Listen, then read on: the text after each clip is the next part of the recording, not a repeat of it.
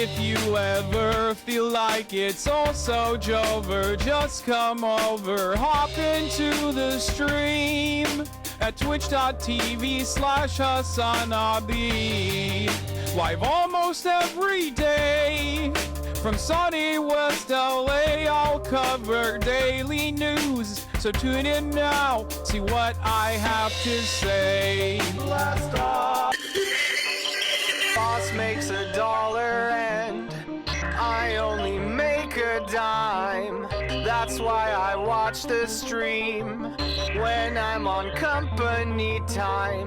Boss makes $1 and make a dime. That's why I watch the stream when I'm on company time, like now. I'm from the chat right now.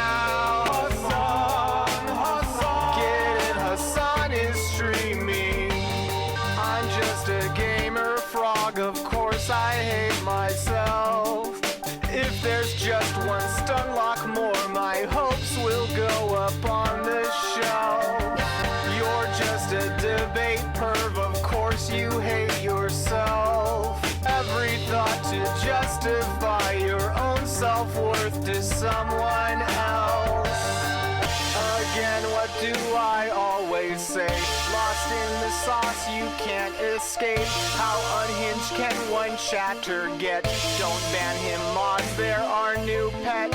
Show me the light and set me free from this black-pilled reality. Can I find hope? Can I debate for this top of the hour break? Boss makes $1 and make a dime. That's why I watch the stream. What's going on, everybody? I hope everyone's having a fantastic evening, fantastic afternoon, fantastic pre-noon, no matter where you are in the world. I'm Hassan Pike, and this is the Hassan broadcast coming to you live from sunny California, Los Angeles, folks. We're live and alive, and I hope all the boys, I hope all the girls, and I hope all the MBs are having a fantastic one. I'm live and alive, folks, from yet another day out here in partially sunny, partially cloudy California, Los Angeles. That was Cam Kardashian's Hospilled. Absolute banger intro song from Cam. Shouts out to Cam Kardashian. Spotify Wrapped has been dropped for everybody. I know, for me, there's nothing. This is part of the broadcast where I tell you about my personal news. I don't listen to Spotify. I don't have a Spotify account. I still use my cousin's Spotify account, and he's in Turkey. So we're just usually using Spotify on the opposite times, and I don't really even use Spotify in general. So anyway, I'm a no music listener, but if there was a Spotify rap for me, it would probably, honestly, it would, if you're keeping $1.50, this is what my Spotify rap would be. Nothing else matters. Everything matters.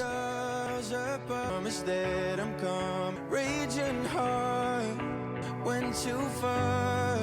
I will never lose myself again, alright.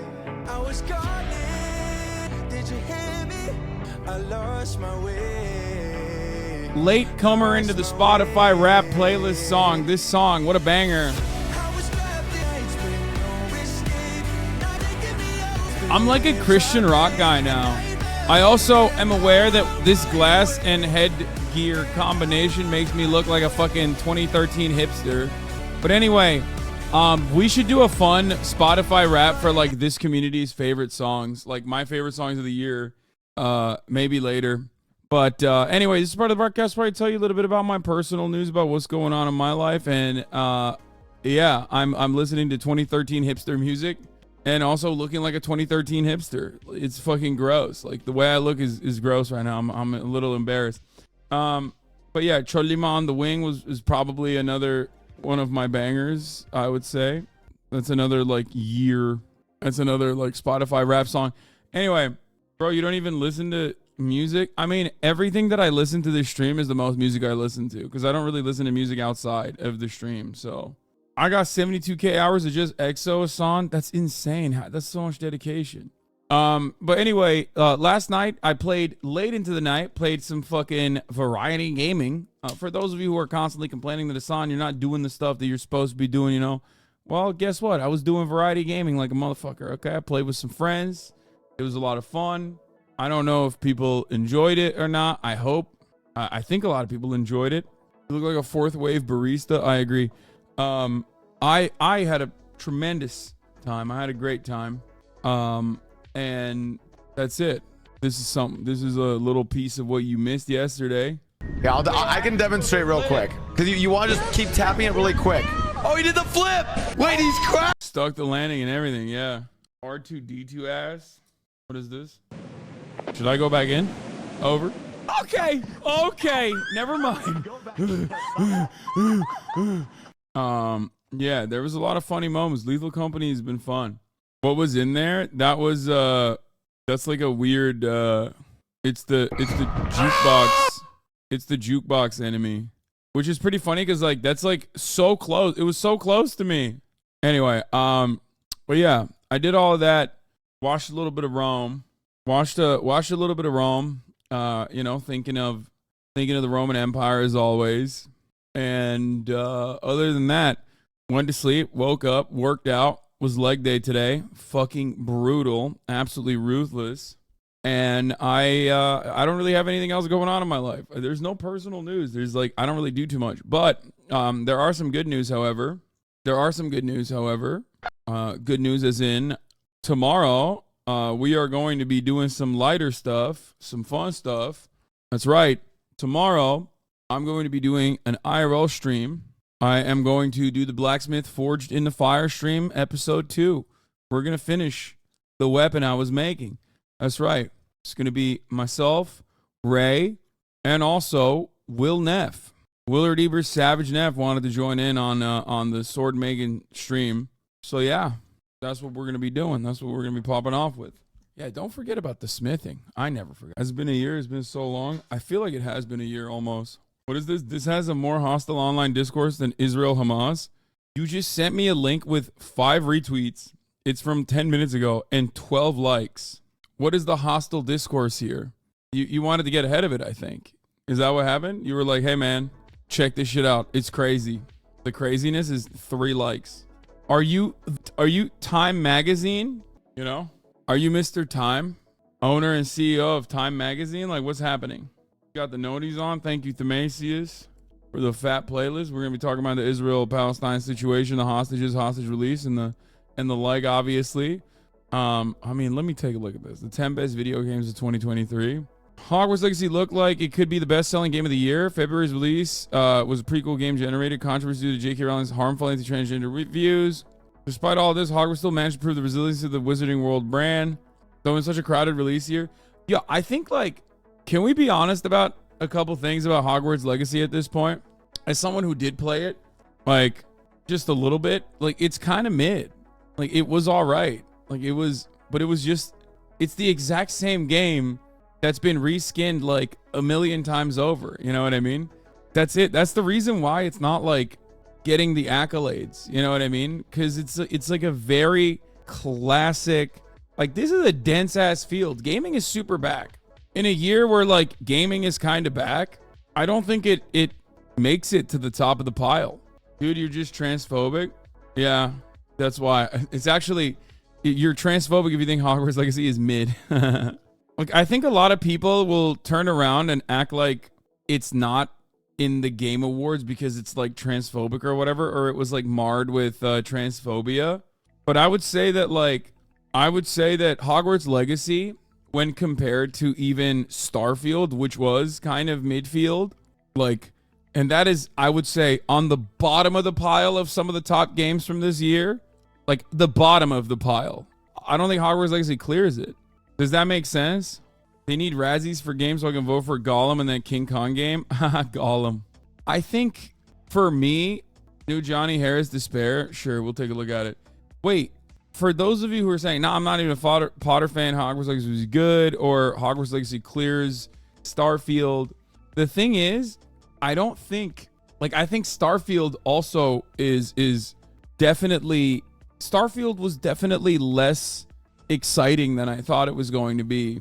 But it was still a jam-packed, super slammed, major Bethesda production, which elevates it no matter what happens. You know what I mean? Like, even if you're repackaging, even if you're reskinning Oblivion in space, it's still so fucking dense that there's so much to do. There's so many side quests. The main quest is ass cheeks, classic Bethesda. But like there are like the Crimson Fleet side quest is so fire. It's so sick. Like it's undefeated.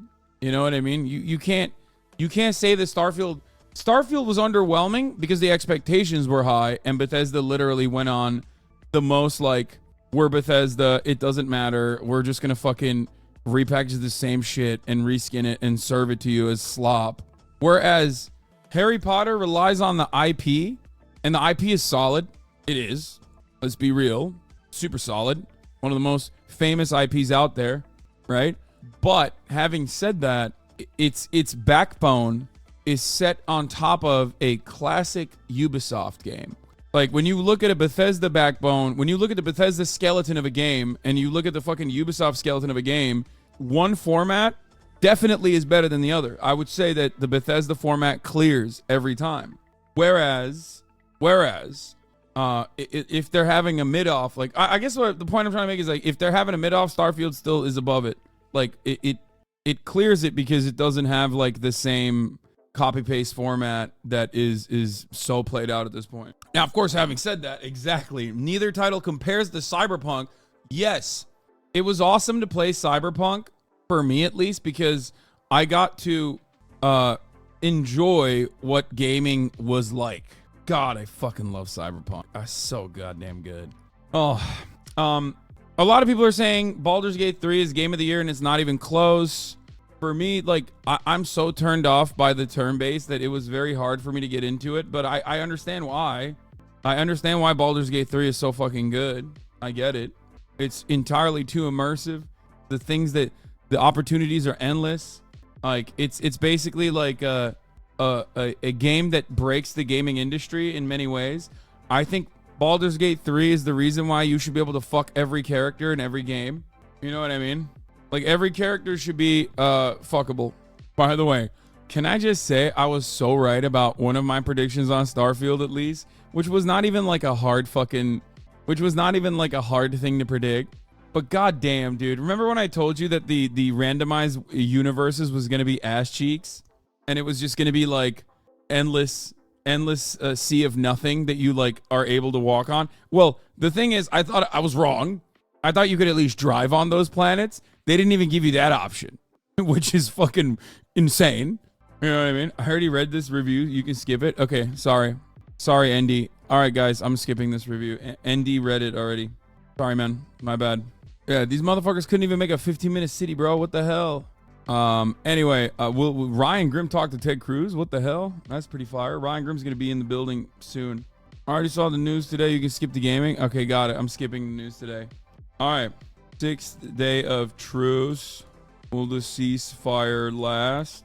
Hostage releases. Dude, that fucking Alan Wake song is stuck in my goddamn head. Oh my god, I hate it. I hate it. God damn it, dude. Where did I get this shirt, you handsome devil? That's funny you should ask. This is another one of my banger merchandise that's coming out soon, actually. I think we're going to be doing a photo shoot. I think this is a part of the new wave. That's right. Right in time for the fucking holidays. Are you wide awake? Because we got new merch coming out, and you better be wide awake. Better be wide awake for that. A socialist selling merch? How convenient. I know. Well, I thought we established I'm a fucking capitalist, baby. I'm a capitalist. I love capitalism. I love making money. It's my favorite thing. I love exploiting. I love extracting surplus labor value. When you think about me, I want you to remember, like, I love extracting surplus labor value. Yeah. Warrior, not your Empire shirt out and got several compliments. Thank you, Haas.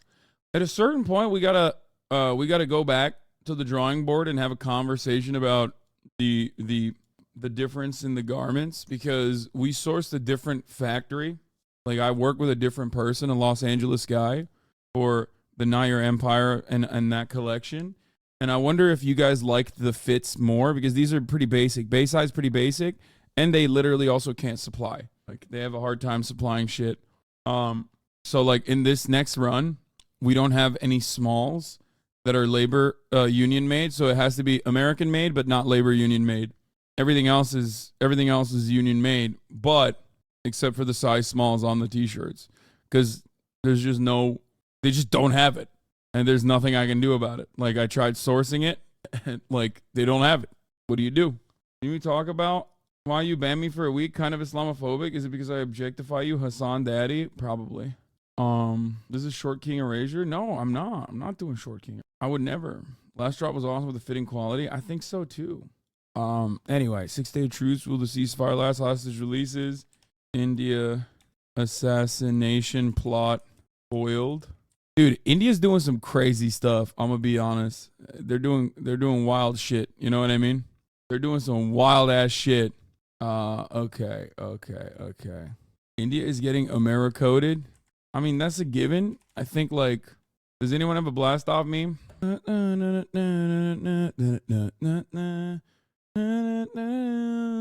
should collab with the Chinese house with a mountain-inspired drip and make it easier for us Western Hemisphere to get that sweet attire.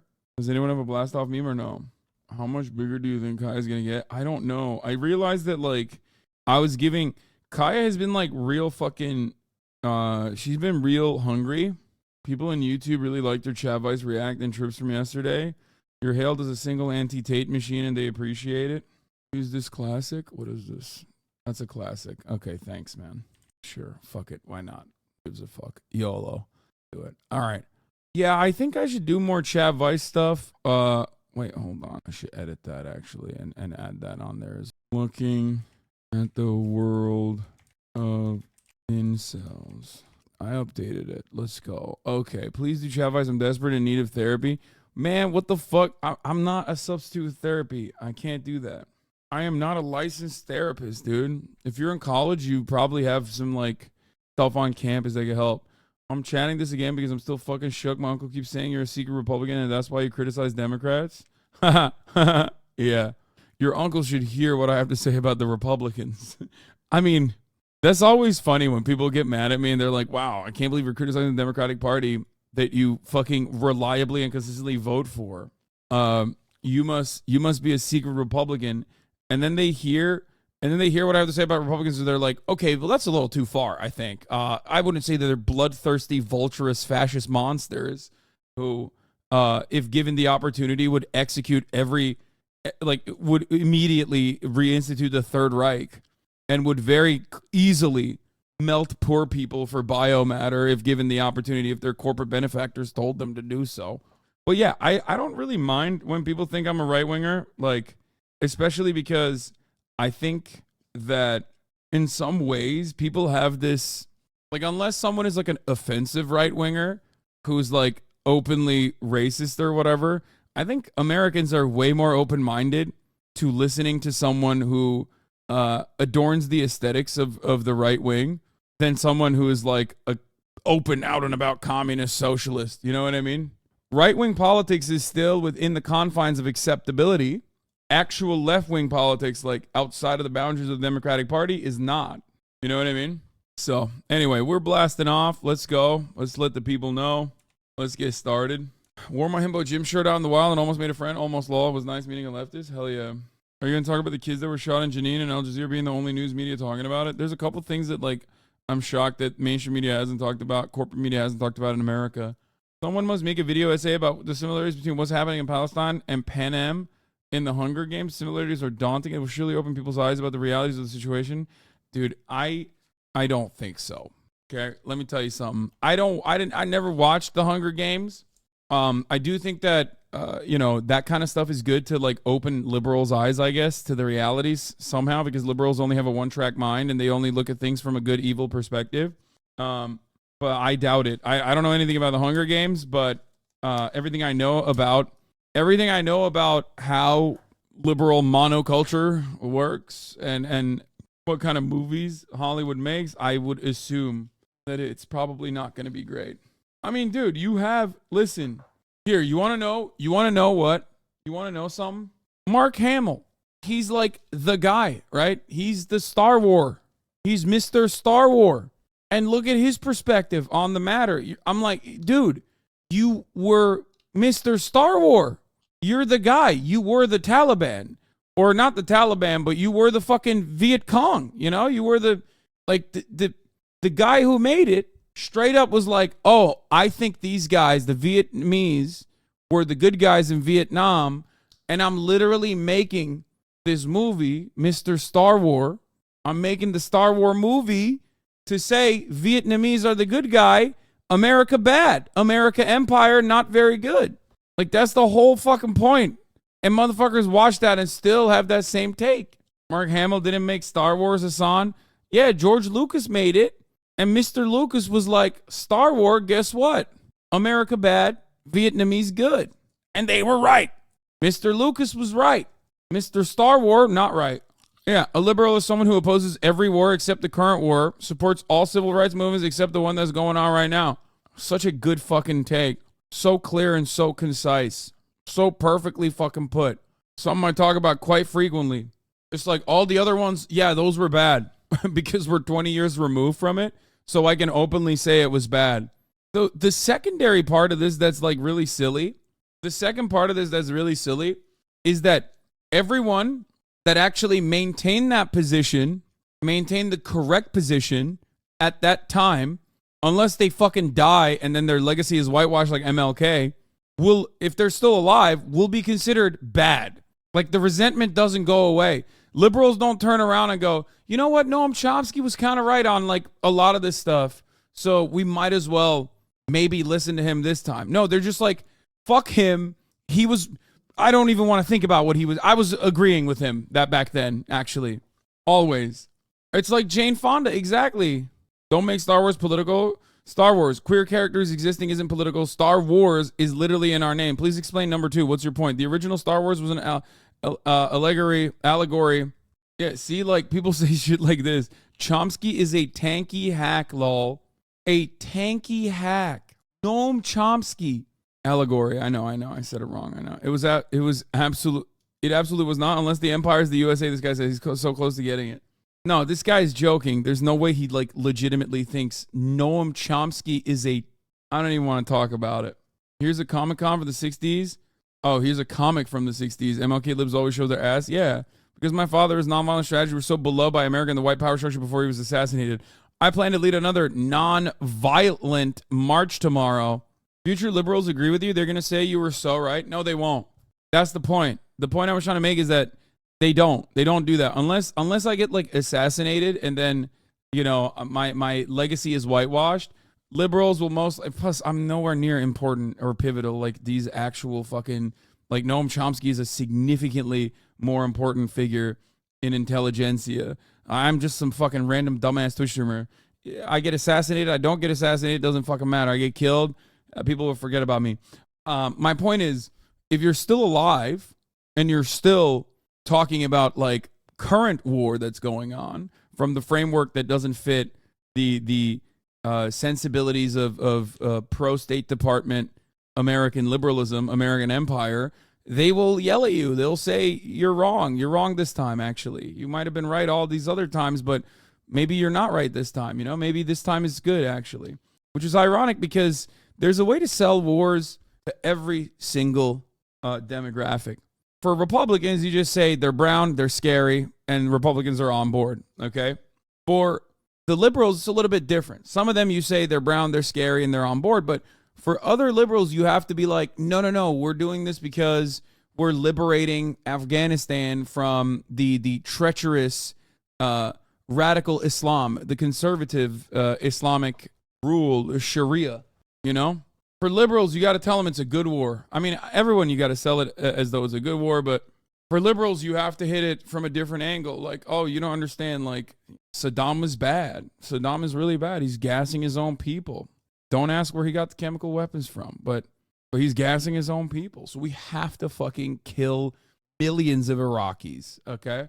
We're spreading democracy, that sort of thing. That's why it's always shocking because, like, Human Rights Watch, Amnesty, these organizations, in many instances, operate alongside the boundaries of the U.S. State Department. America's foreign adversaries do engage in criminal acts. I'm not going to say that they don't. Of course they do. But Human Rights Watch will regularly monitor that stuff and give ample reason for liberals to feel comfortable about America's involvement in those countries, even if America's involvement is infinitely worse at the end of the day. But that's why it's additionally important to understand like how fucking devastating the situation is in Israel. Because even the motherfucking Human Rights Watch is like, yeah, dog, these things are, this is like incredibly bad. I mean, these are just war crimes across the board. That's why I think it's like really important. That's why I use, that is why I talk about Human Rights Watch and Amnesty International. HRW doesn't criticize. No, they do. They do. They do. They have to. Otherwise, they can't be seen as like a legitimate institution. But remember, their operation has to rely on maintaining an air of credibility, so that because liberals will pick and choose when they want to listen to it, they'll use Human Rights Watch when it's China time, you know what I mean, or when it's Iraq, Afghanistan, whatever. But then when it's Israel, they turn a blind eye to it, and they'll just be like, yeah, no, those guys are just anti-Semitic. They're actually Hamas. It's ridiculous. But ultimately, it doesn't really matter because America controls all of that. There's no mechanism of pushback. There's no way to stop if America wants to violate international humanitarian law, as they do all the time. Never got a Discord notification? That's interesting. I wonder why. Maybe the Discord noti is not working. No, it is working. It just 10:55. It came out. You're right, lol. What is this? A James Raywald TikTok? No, don't get me wrong. I support the cause. I just don't agree with the rebels' use of violence. But trust me, I'm a big supporter of Stormtrooper reform. And Palpatine, worst emperor by far. That's why I voted for a Sith of color and a female apprentice. Besides, they were absolutely rocking those black cloaks in the inauguration ceremony. Did you see that? Okay. All right, let's get started. More Israeli hostages released as details of captivity emerge. Hamas, the terror group, handed over 10 more Israeli hostages to the Red Cross last night, and another group is set to be freed this evening. I don't know why Yasha was saying, like, they're jeering at these people. Like, I don't think they were. I mean, that shit went viral on Twitter again, but, like... After that, the truce between the two sides is set to expire. Holly Williams has been speaking to relatives of Israeli hostages, and she joins us now from Tel Aviv. Holly, good morning. What are they saying? Show the fake broken hands, please. What do you mean fake broken hands? I love the idea that like a child will literally go and say, "Hey, my hands were broken in prison, okay? And I get no fucking medical attention," which implies that like, yeah, he doesn't have a cast on it, and until I got to the Red Crescent, at which point the Red Crescent like wraps him up, and then you're saying. And then you're still saying like, oh, show the fake broken hands. Like, I don't understand. Yeah, I don't know if you know this, but even if your hands are broken, you can still, or if your arms are broken, if your hands are broken, you can still like move them around. You know what I mean? You only know, you said Pallywood? Wait, what? Liberals hate winning. America controls everything. I hate everything. I hate America. Liberal equals liberal logic. Pallywood? Whoa, that's weird. You're right. Actually, you're right. That kid is actually operating as with a terrorist mindset. And his hands were definitely not harmed. Israel has never been known to break the hands of children. And also on top of that, it's a lie. The 14,000, 15,000 people that were killed, all a lie. It's all Pallywood. They all made it up. Israel actually didn't kill a single person. You're right. Thank you. Thank you for coming in here and offering. You're so biased. You keep talking about how Palestinian prisoners, but honestly, you talk about how Palestinians in the West Bank reportedly pulled massive rips right before exiting Israeli Ubers. Yeah, I'm not gonna ban that guy. Good morning, Gaia. Well, the temporary ceasefire, originally 4 days, is now in its 6th day. And this morning, Hamas told us that they are working to extend it even further, which will require them to keep on releasing hostages. A total of 81 hostages have now been released since the pause in... Bro, it's kind of crazy. It's kind of crazy because, like, we have the world's greatest CGI workers, the world's greatest special effects workers, the world's greatest CGI workers. We have the world's greatest practical effects workers, literally all trapped inside of Gaza, inside of the Gaza Strip. And they are working in real time to make it seem like the entirety of the Gaza Strip is just destroyed. It's so crazy because, like, if you go there, it's beautiful. There's hotels, like everyone's just like high-fiving each other. And it's nuts to think all of that death and destruction that we have watched over the course of the past 2 months, that like every single human rights organization has declared to be one of the most gruesome scenes. The UN calls it a graveyard of children, okay? Israeli human rights organizations consider it to be absolutely unacceptable, and it's all fake. It's all fake. It's all fake, but also somehow simultaneously it's all very real because Hamas is there and also worth it and totally valid to kill tens of thousands of people. 73% of the dead are elderly, women, children.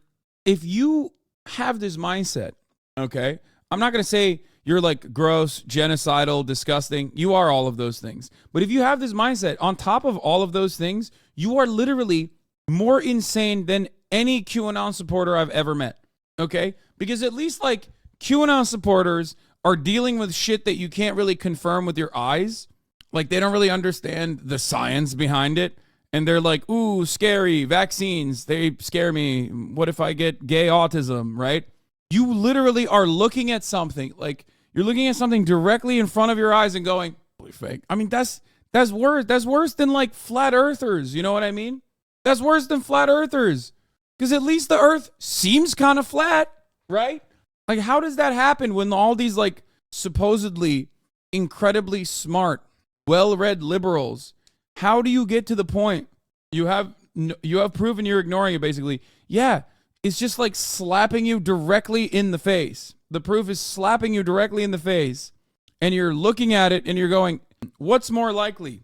Israel has dropped like 2 nuclear bombs worth of munitions into a densely packed area that has led to the killing of 15,000 civilians, 73% of which are men, or 73% of which are elderly, women, and children.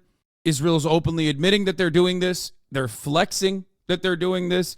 They're creating TikTok trends about how they're doing this. Is all of that real? Is all that death destruction real? Or maybe it's fake. Maybe it's actually not real. Maybe they have all of the greatest minds, all the greatest CGI people, all the greatest actors, all the greatest makeup, practical effects people working in unison to make it seem like Gaza has been destroyed. That sounds like Holocaust denial. It is. It is operating on a similar basis. Holocaust denial is genocide denial. This would be genocide denial. It's just odd because you never think that people will look at a situation right in front of their eyes and just deny the reality. You know, you never think that that'll happen until it does, and you're like, wow, there are people who are just comically deluded to this degree. Crazy all the things Israeli cabinet are saying, people still think it's Pallywood. It's because people pick and choose what they believe. When the Israeli leadership says things, they listen to certain things and they close their ears and their eyes when they say other things. What do I mean by this? The Israeli Knesset, like numerous members of the Israeli Knesset, will literally go around being like, we're destroying Gaza, but not hard enough, and we should destroy it way harder. We should kill every single person. We should kill every single baby. There are terror babies. They're all Hamas, right? And they go, la, la, la, la, la, I don't hear you. I don't hear you when they say that.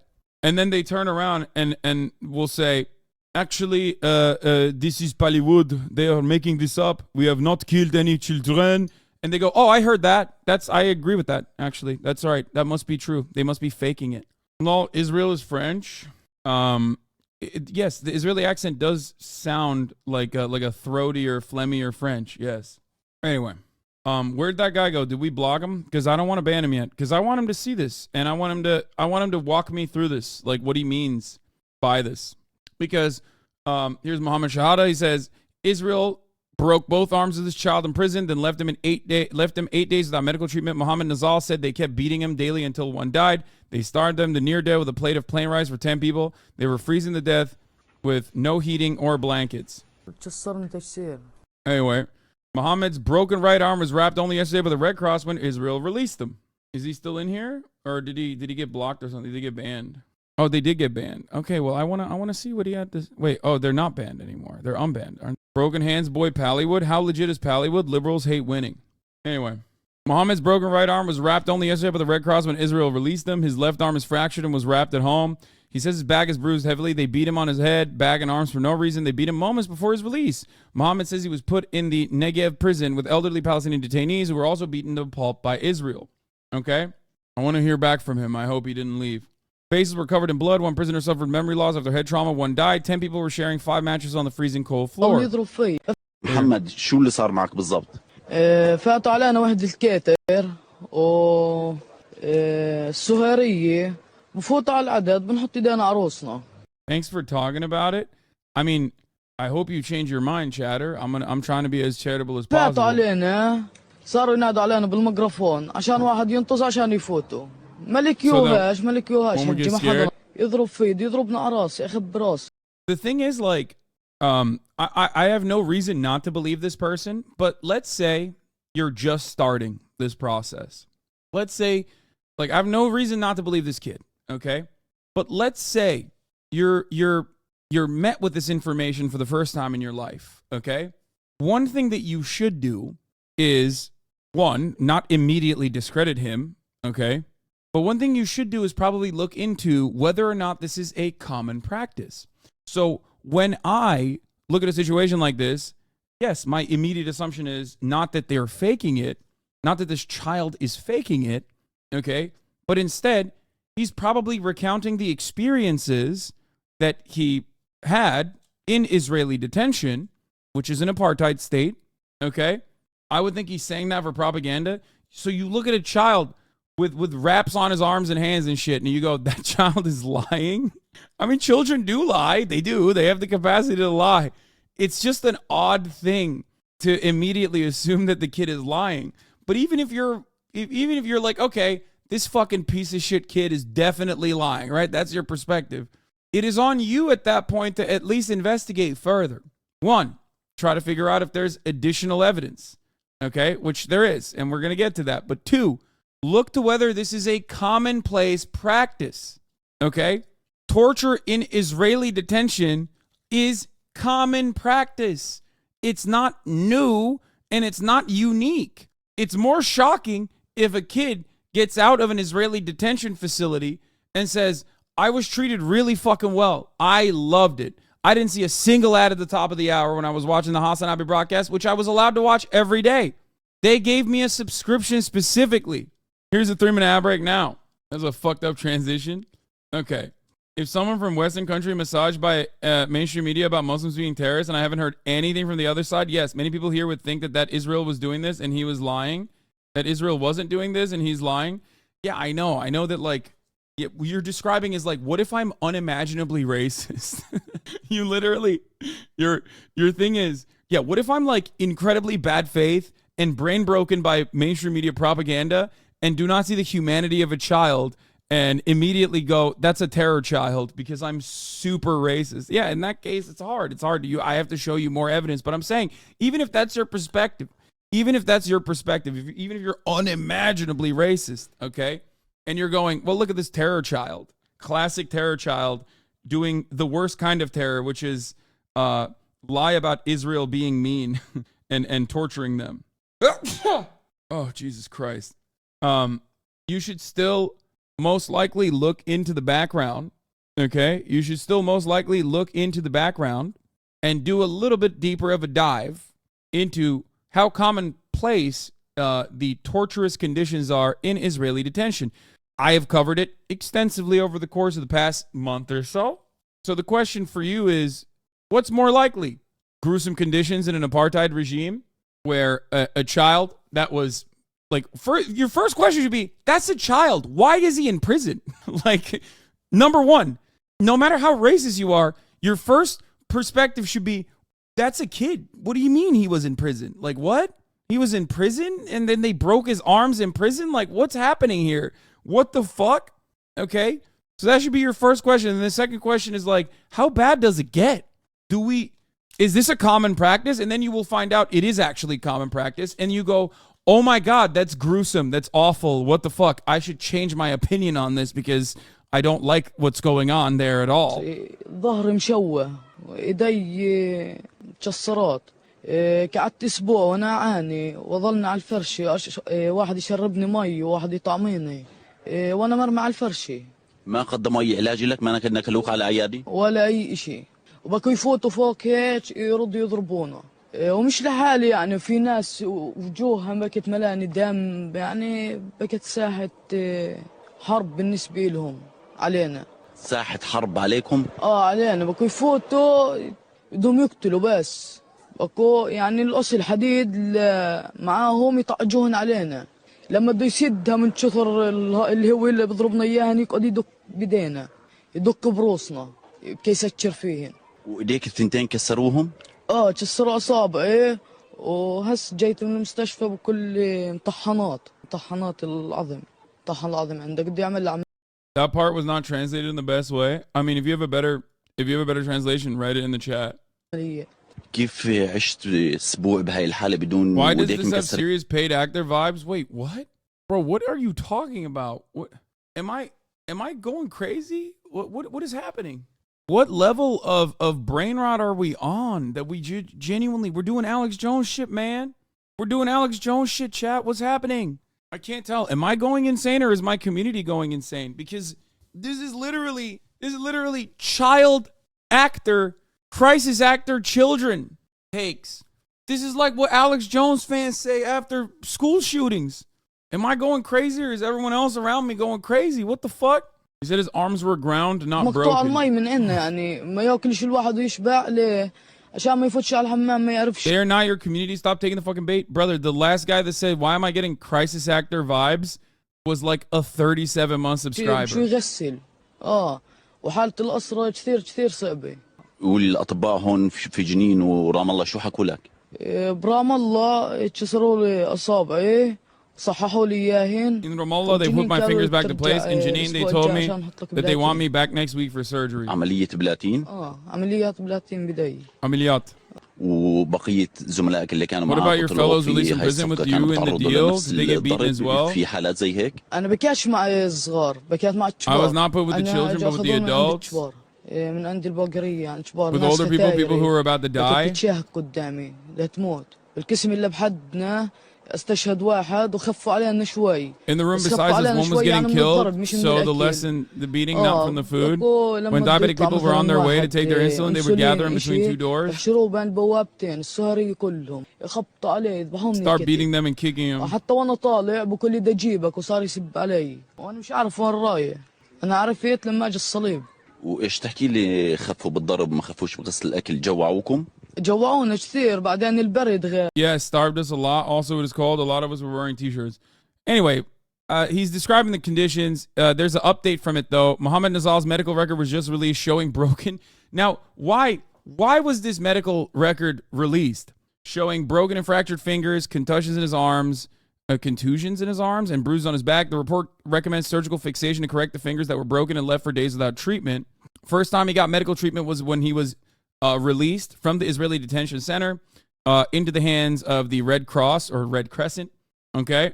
And Mohammed Nazal's medical report says he's 19 years old. He was mistakenly referred to in the Palestinian media as a child, possibly because he was underage when he was detained. It's also possible there's an error in the medical report. So here it is. There's no way that kid's fucking 19. Holy shit, really? That's the most baby-faced 19-year-old I've ever seen in my life. Why do Democrats say hashtag Me Too until they see a brown child and then they become Alex Jones? I don't think these guys are Democrats, maybe. No, usually Palestinians look much older due to the malnutrition. Mohammed Nazal's preliminary medical records leads X-ray showed second metacarpal head displaced fracture and left second metacarpal shaft minimally displaced fracture, trial of reduction in bilateral below elbow splint in positive hand plus position applied. Mohammed Nazal's back shows bruises consistent with his testimony that was beaten by prison guards. Nazal, a child, said they were beaten daily until a prisoner died. They were given a plate of rice with 10 people to share. The report isn't even of a hospital. It's directly from Hamas. A fractured finger doesn't correspond with the reports of beating. Definitely doesn't require both arms to be casted. You don't even lie properly. I've been saying this since fucking day one, but I do legitimately think, I think like how gross defenders of Israel get when trying to talk about how like Palestinians actually deserve it. We'll really be off-putting to so many liberals. Like at a certain point, like liberals that see this, they have two options. They go, okay, I don't see the humanity in Palestinians either, and I think they're terrorists and I'm scared of them.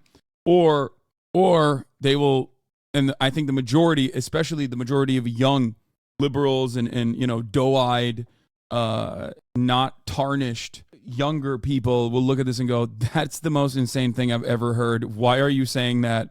Get the fuck away from me. You are a disgusting freak. I don't think it's as many.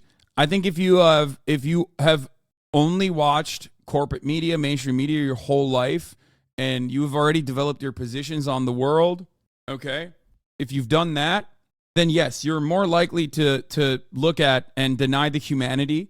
Like if you were already an adult, if you were already a full-blown adult in the post 9/11 universe, your brain was hardwired in a way where you are just like, it's impossible for you to see Arabs and Muslims as humans ever again. And it's very easy to slip back into that Islamophobia, especially because it usually is like tied along with white supremacy, which is an ever-present fixture in American politics, right?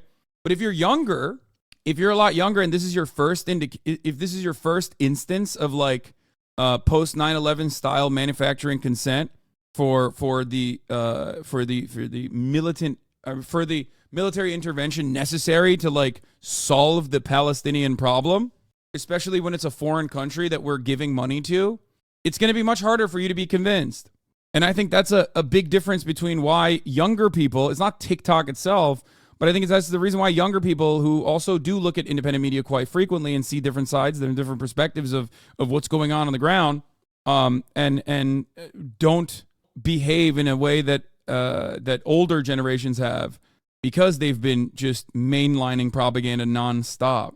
I'm not trying to LARP as a freedom fighter, but when you're seeing it, utilitarian taking the hostages that prevents even more death now, I mean, that was the goal originally. Mohammed Salhab Tamimi, 18, was returned to his family on Tuesday as a part of the ongoing prisoner exchange deal, right?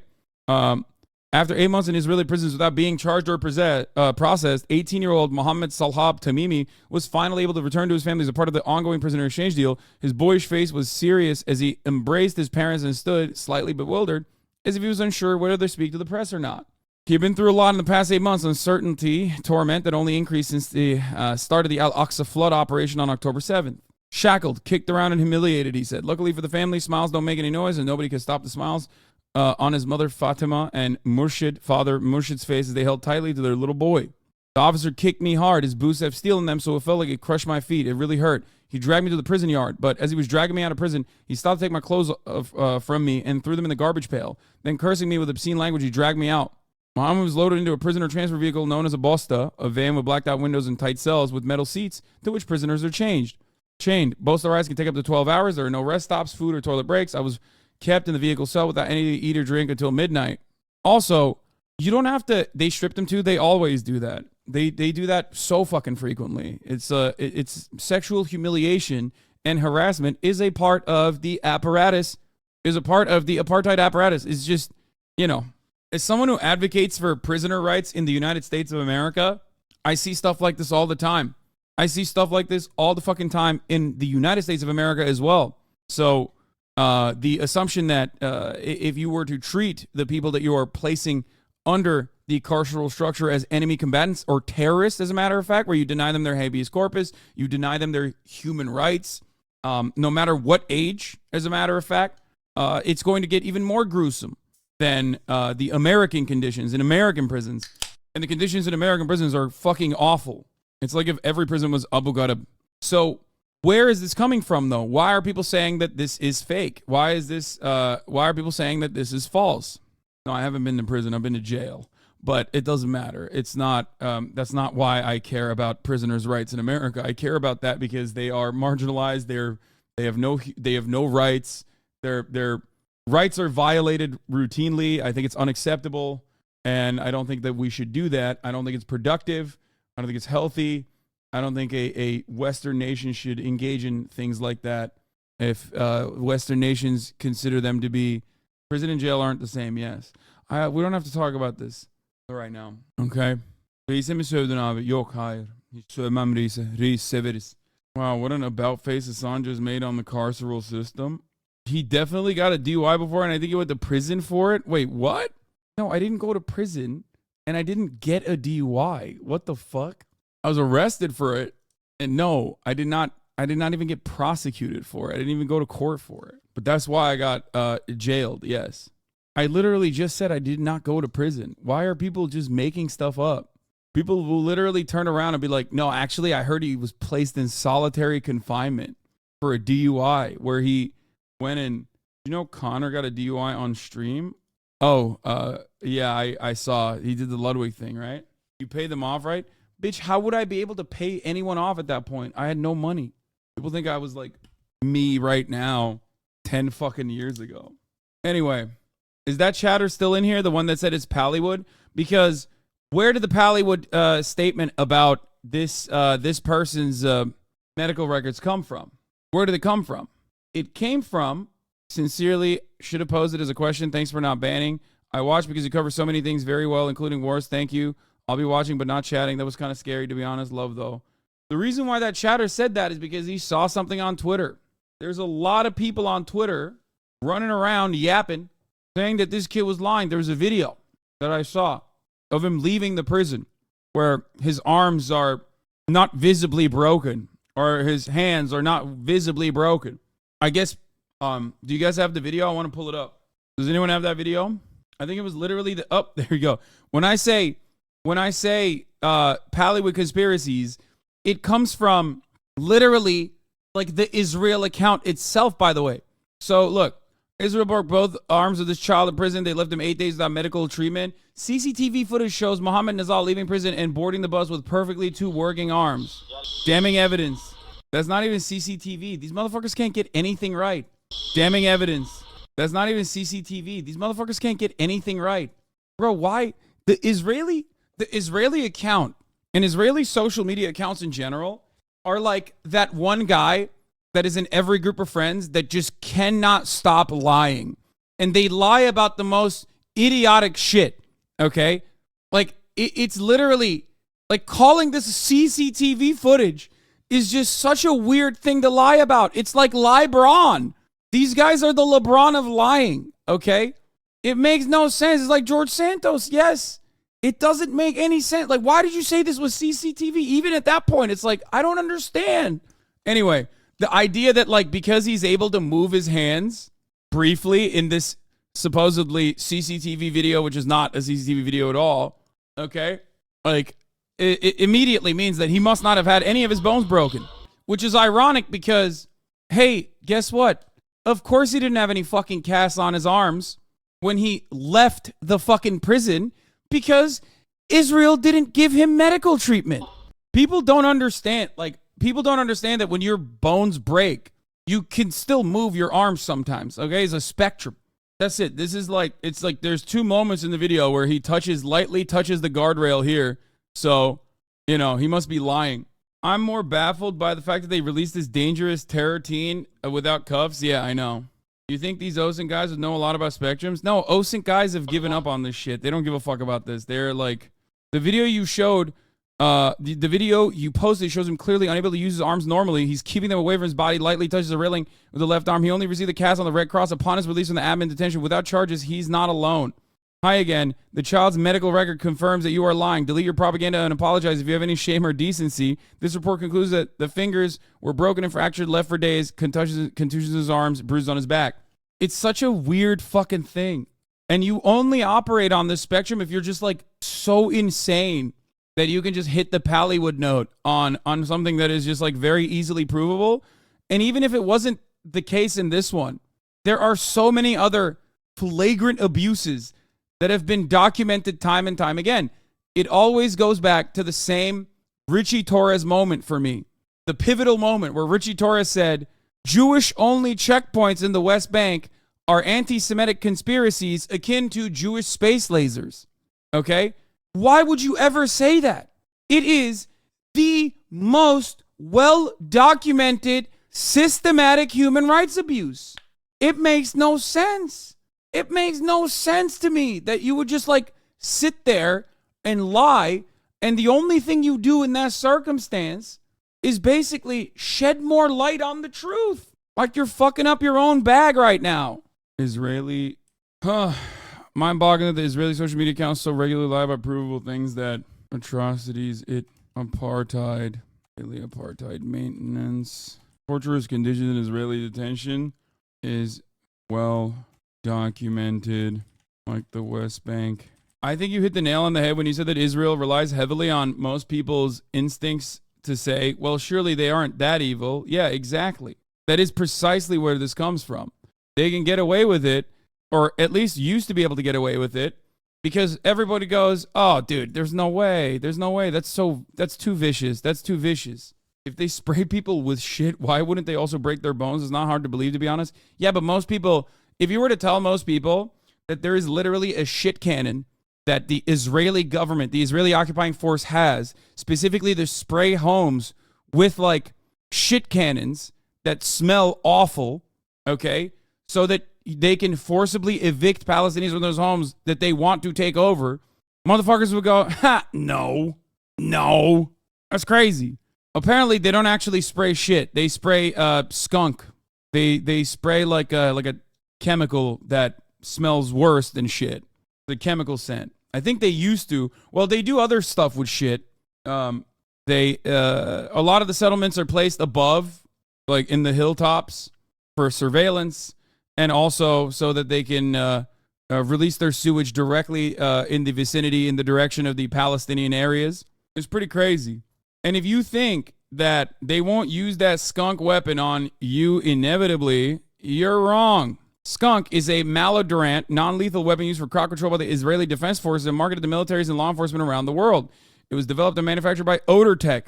That's the stinkiest shit ever. These motherfuckers call themselves Odor Tech, dog. What the fuck? With two supporting companies, Mon and Bait Alpha Technologies, the liquid strong odor is marketed as an improvement over other crowd control weapons, such as rubber bullets, tear gas used by IDF against Palestinian protesters. The IDF is criticized for its tactics during deployment, including common use against people, businesses, and neighborhoods not involved in protests as a form of collective punishment. The material used is said to be an organic, non-toxic blend of baking powder, yeast, and other ingredients, deriving its name from the animal of the same name, which is known for its ability to spray a foul-smelling fluid. Imagine taking a chunk of a rotting corpse from a stagnant sewer, placing it in a blender, and spraying the filthy liquid in your face. Your gag reflex goes off the charts, and you can't escape because the nauseating stench persists for days. However, when tested in India, the product failed miserably. We were used in a captive crowd, but they managed to tolerate the smell without much difficulty. Those who can ignore the smell can drink the liquid also? What the fuck? Skunk is liable to cause physical harm such as intense nausea, vomiting, and skin rashes, in addition to any injury resulting from the powerful force of the spray. The company also sells a special soap available to authorities, but not the general public, that neutralizes the smell of skunk water if officers are accidentally sprayed. It has been suggested that rubbing a surface contaminated with skunk with ketchup and then washing it off will diminish the smell. For the record, they use it against the ultra-Orthodox Jewish protesters, and someone in the chat said, and I don't know if this is correct or not, but I believe they might have even used this against the Israeli Jews protesting in Israel proper against the Supreme Court decision, or against the neutering of the Supreme Court, rather. For the record, I hope you understand, you know, this is the same exact shit. This is the same exact shit that they did. No, these are the Palestinians being sprayed with it, but they even used it on Israel proper as well, not just enemy combatants. This is the same exact concept with, what was it? The LRADs, okay? Long-range acoustic devices and microwaves as well. The American military creates a new crowd control weapon, uses that crowd control weapon in Iraq, tests it out on enemy combatants, and of course the civilian population that is understandably protesting their illegal occupation. Then they turn around and use it in America. LRADs are now used in America. The American police force uses the long-range acoustic devices on its own citizens now. What goes around comes around, motherfucker. What goes around comes around. Okay?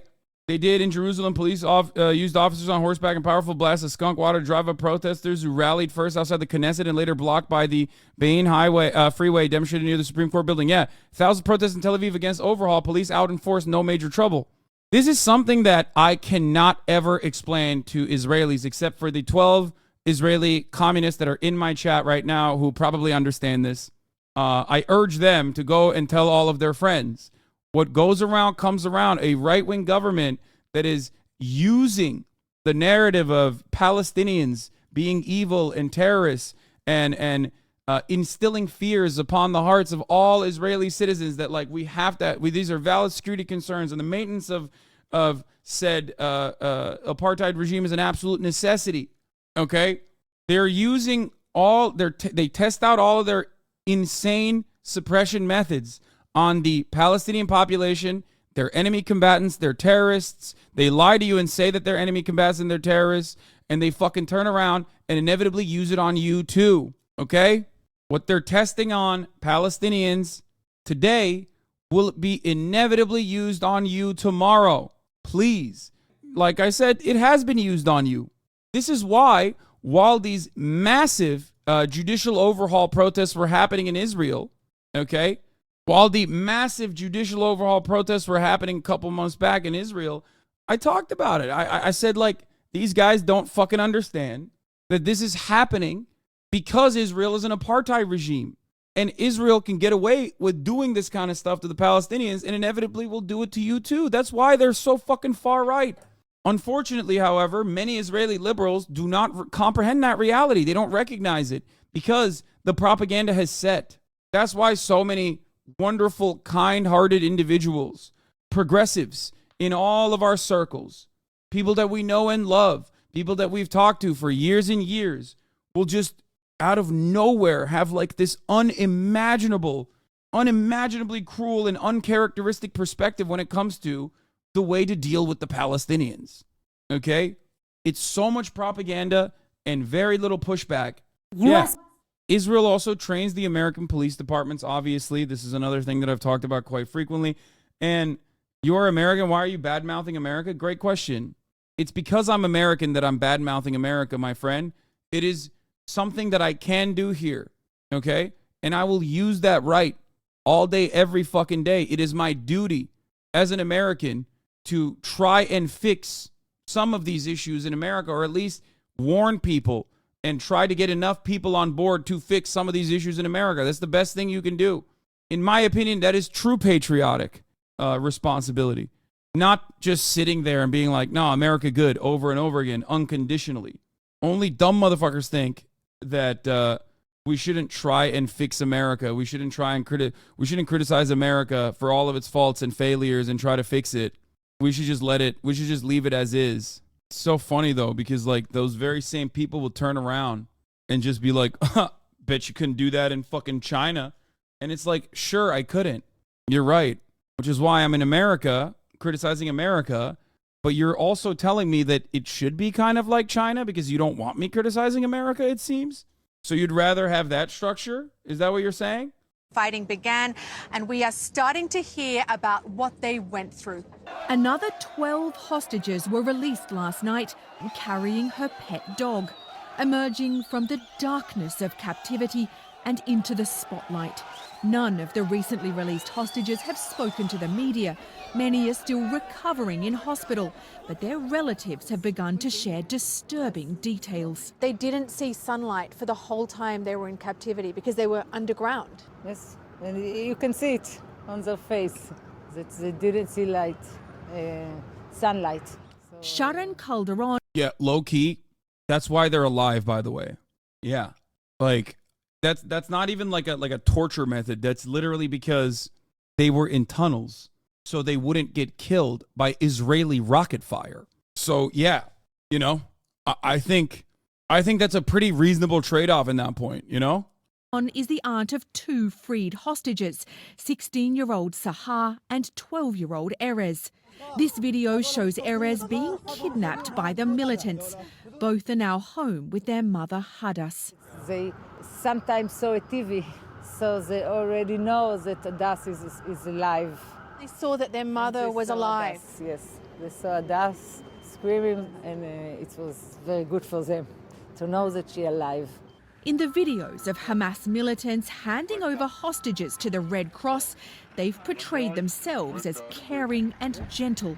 Some what a fucking... Dude, why won't Israel do that? Actually, this is a good question, okay? Here's a question for everybody. Like, yeah, they're doing propaganda, And yeah, of course, they have a rational reason as to why they don't mistreat the hostages, because that's their fucking bargaining chip. So here's a question. Why won't Israel do that? Why? Why won't Israel do that? Like it's like, this is the classic media covering foreign adversary, foreign militancy, okay? It's like, even if they're doing something good, well, they're doing something good, but in a menacing way. But when our allies are doing something bad, well, they're doing something bad, but we shouldn't really think about that. Hostages have said they were treated with decency, but more distressing story. When the Israeli occupying force is imprisoning children, men, women, elderly on land that they do not have any business being on top of, okay? For even actions that some of these civilians are taking against settlers and security forces in areas that they have no business being in, they are engaging in illegal acts, okay? If I come to your house with a military and I take your house with said military and I start living in your house and there's a constant presence of the military and I relegate you and your family to the backyard, and one day you come at me with scissors, okay? And then my military shoots you, doesn't give you medical attention, and then places you in indefinite detention. Absolutely zero people will look at that situation and go, well, that's perfectly fine. He shouldn't have come at you with scissors. Well, the story didn't start there, did it? The story didn't start with you coming at me with scissors. The story started earlier, I think. It started when I took your fucking house and pushed you into the backyard. And in many circumstances, that's not even the case. That's the worst aspect of it. The worst aspect of that pushback is usually when someone is grabbing a hold of scissors or some shit. Looks like after the last of the civilians are released, the fighting will resume and no soldiers will be released until after the war, so there will be nothing left to negotiate. That's terrifying. Your characterization is the exact same scenario that has led to October 7th. Yeah, it's not shocking that that is the exact same characterization, which is just an accurate assessment of events. But yeah, that's why I say October 7th did not happen in a vacuum. That death and destruction was inevitable. Okay? You're in the backyard. I shot your brother, and your brother's in prison. Now, on top of that, I have a security concern. You and your whole family are possibly terrorists. I'm scared. I'm scared your brother came at me with a knife, with the scissors. So now I'm actually limiting your movement even more. Now you can't even move out of the backyard. You can't even move into the lawn, for example. Okay? I'm making your life worse. Places that you were able to go to before in your normal life, in your own country, in your own house, okay, that would take 10 minutes to go to, you now can't go to because I have checkpoints. I set up checkpoints. You have a different classification, a different identification, okay? And I've decided you can't move. Yeah, you can't use the side gate anymore. You can't use any of the gates. Now, when you're near a gate, I arrest you. I arrest another family member of yours. I mean, how far back do you go in history? There have been many, many land grabs over the last 10,000 years. So many ownerships here. I would love a two-state solution or make it a UN heritage site and do away with all the current governments. How far back do you go in history is an incredibly silly way to try and cope away from the matter, okay? Because what's going on is right now unfolding in front of our eyes, okay?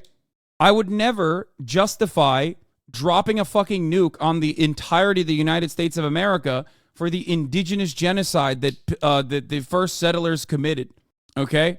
And that is infinitely closer to our contemporary history than the Jewish claim to Israel, okay? Which, by the way, is not even a Jewish claim to Israel. It is simply a Zionist claim to Israel. It is a justification.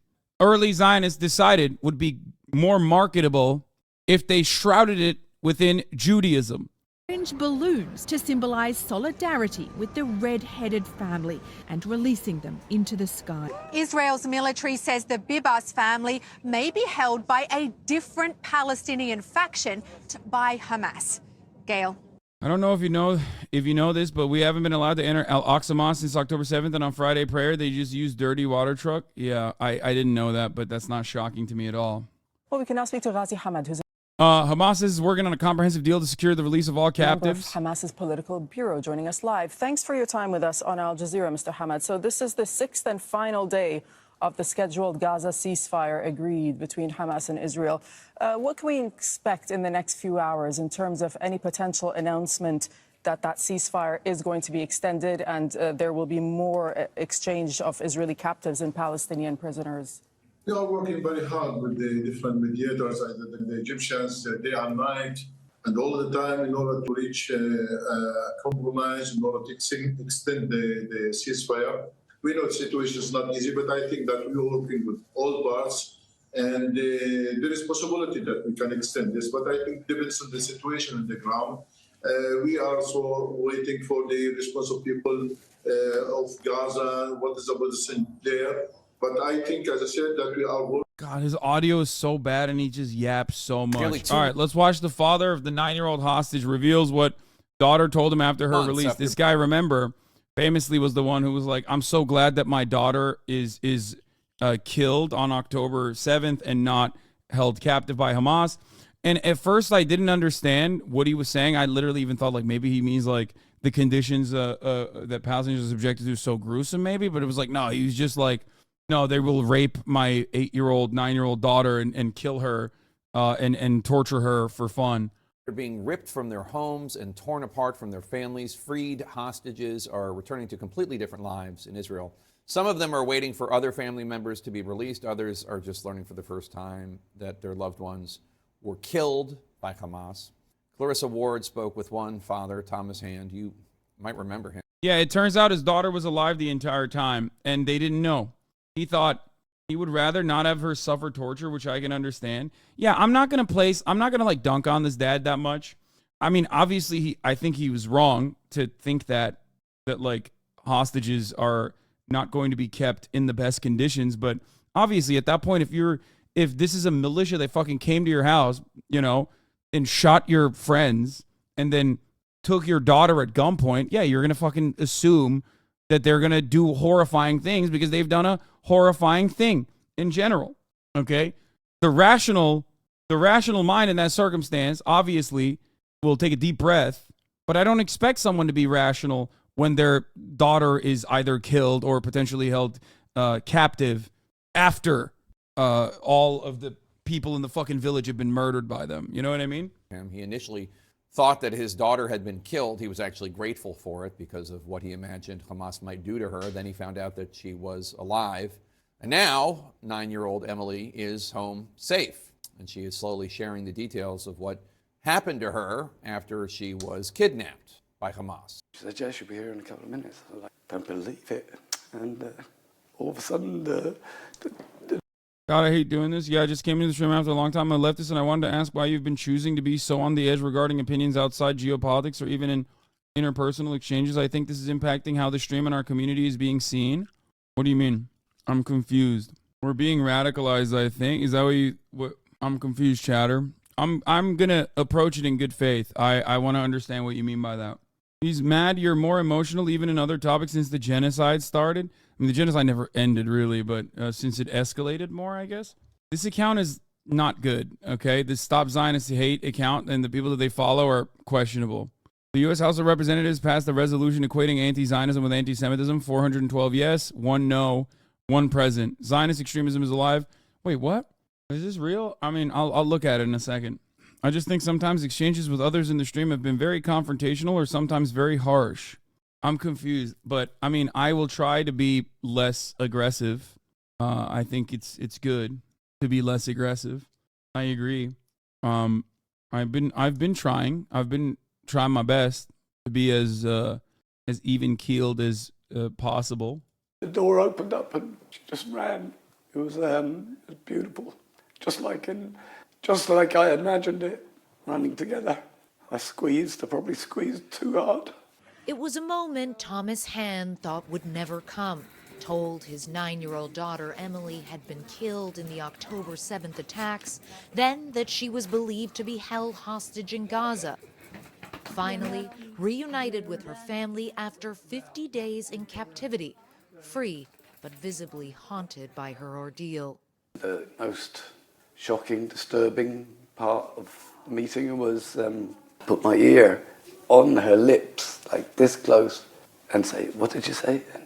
She said, "I thought you were kidnapped." She thought I was in captivity. And what has she told you about what she's gone through? I thought she was in the tunnels. She wasn't in the tunnels. They were actually fleeing from house to house. She doesn't like it to be referred to as Gaza. She says the kufsa. So you have to say, like, how long were you in the box? The kufsa. She said a year. Apart from the whispering, that was like a punch in the guts. So just to react to this father of a hostage, the way people react to a Palestinian child being interviewed, does this guy have proof of his daughter's experience? How can we be sure that he's not a crisis actor? Where's the CCTV footage of her whispering? Yeah, I mean, obviously, if you were to fucking behave like a monster, this is what I always say when there's a double standard. The Israeli accounts and Israeli official arms of the government can be as callous and as ruthless as they want to. Obviously, you can't do that same thing, and you shouldn't do that same thing. No, this person is making a fucking point, chatter. Do not misunderstand what he's saying. This is more so a point about how Israel reacts to this kind of shit and how fucking monstrous it is, okay? Understand, this person is deserving of empathy, okay? They are. I don't give a shit what their, like, ideological positioning looks like, okay? I don't care. I don't care what his actions are. I don't care what his background is. Like, his 8-year-old daughter, I mean, his entire fucking friends and family wiped out. 8-year-old daughter kidnapped. He thought she was dead until literally like yesterday. Yeah, he's going to be fucking emotional. And the point that Krifke is making here is that we recognize the humanity. Can't believe people still go to Hassan for political opinions. No, don't ban that guy. I want to know why that person is saying that in this moment. Why is that person saying that in this moment? Let's investigate, please. Like, what have I said so far that is so offensive to you? Okay? Is it that there's a fucking 3-minute ad break at the top of the hour? Is that what it is? Which I'm running now? I hear this all the time, but I just don't understand what it is. I don't get it. I personally don't understand where that comes from. Because half the time when people say stuff like that, they're saying in the midst of me quite literally describing something is probably against their preconceived notions of me. So what was it? People are emotional, Hassan?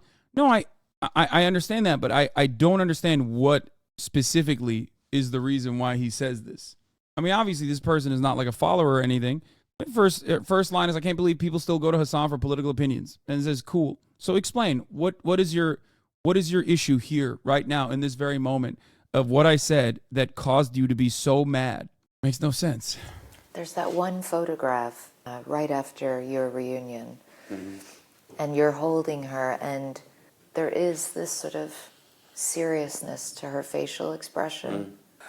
Yeah, she's almost staring, isn't she? A little bit of a disconnect with everything going on around her. Has she cried? Last night. She cried until her face was red and blotchy. She couldn't stop. She didn't want any comfort. I guess she's forgotten how to be comforted. I just had to wait until she came out of it by herself, and she knows how to do that. I love how much time they spend talking about this, but not the kid getting the absolute shit beat out of him in an Israeli prison. Yes, because Israelis are humans. Israeli children are real children. Palestinian children are not. I mean, I hope we've established that, right? You will never get this level of coverage from the experiences on the Palestinian side, a Palestinian kid in the West Bank. That's it.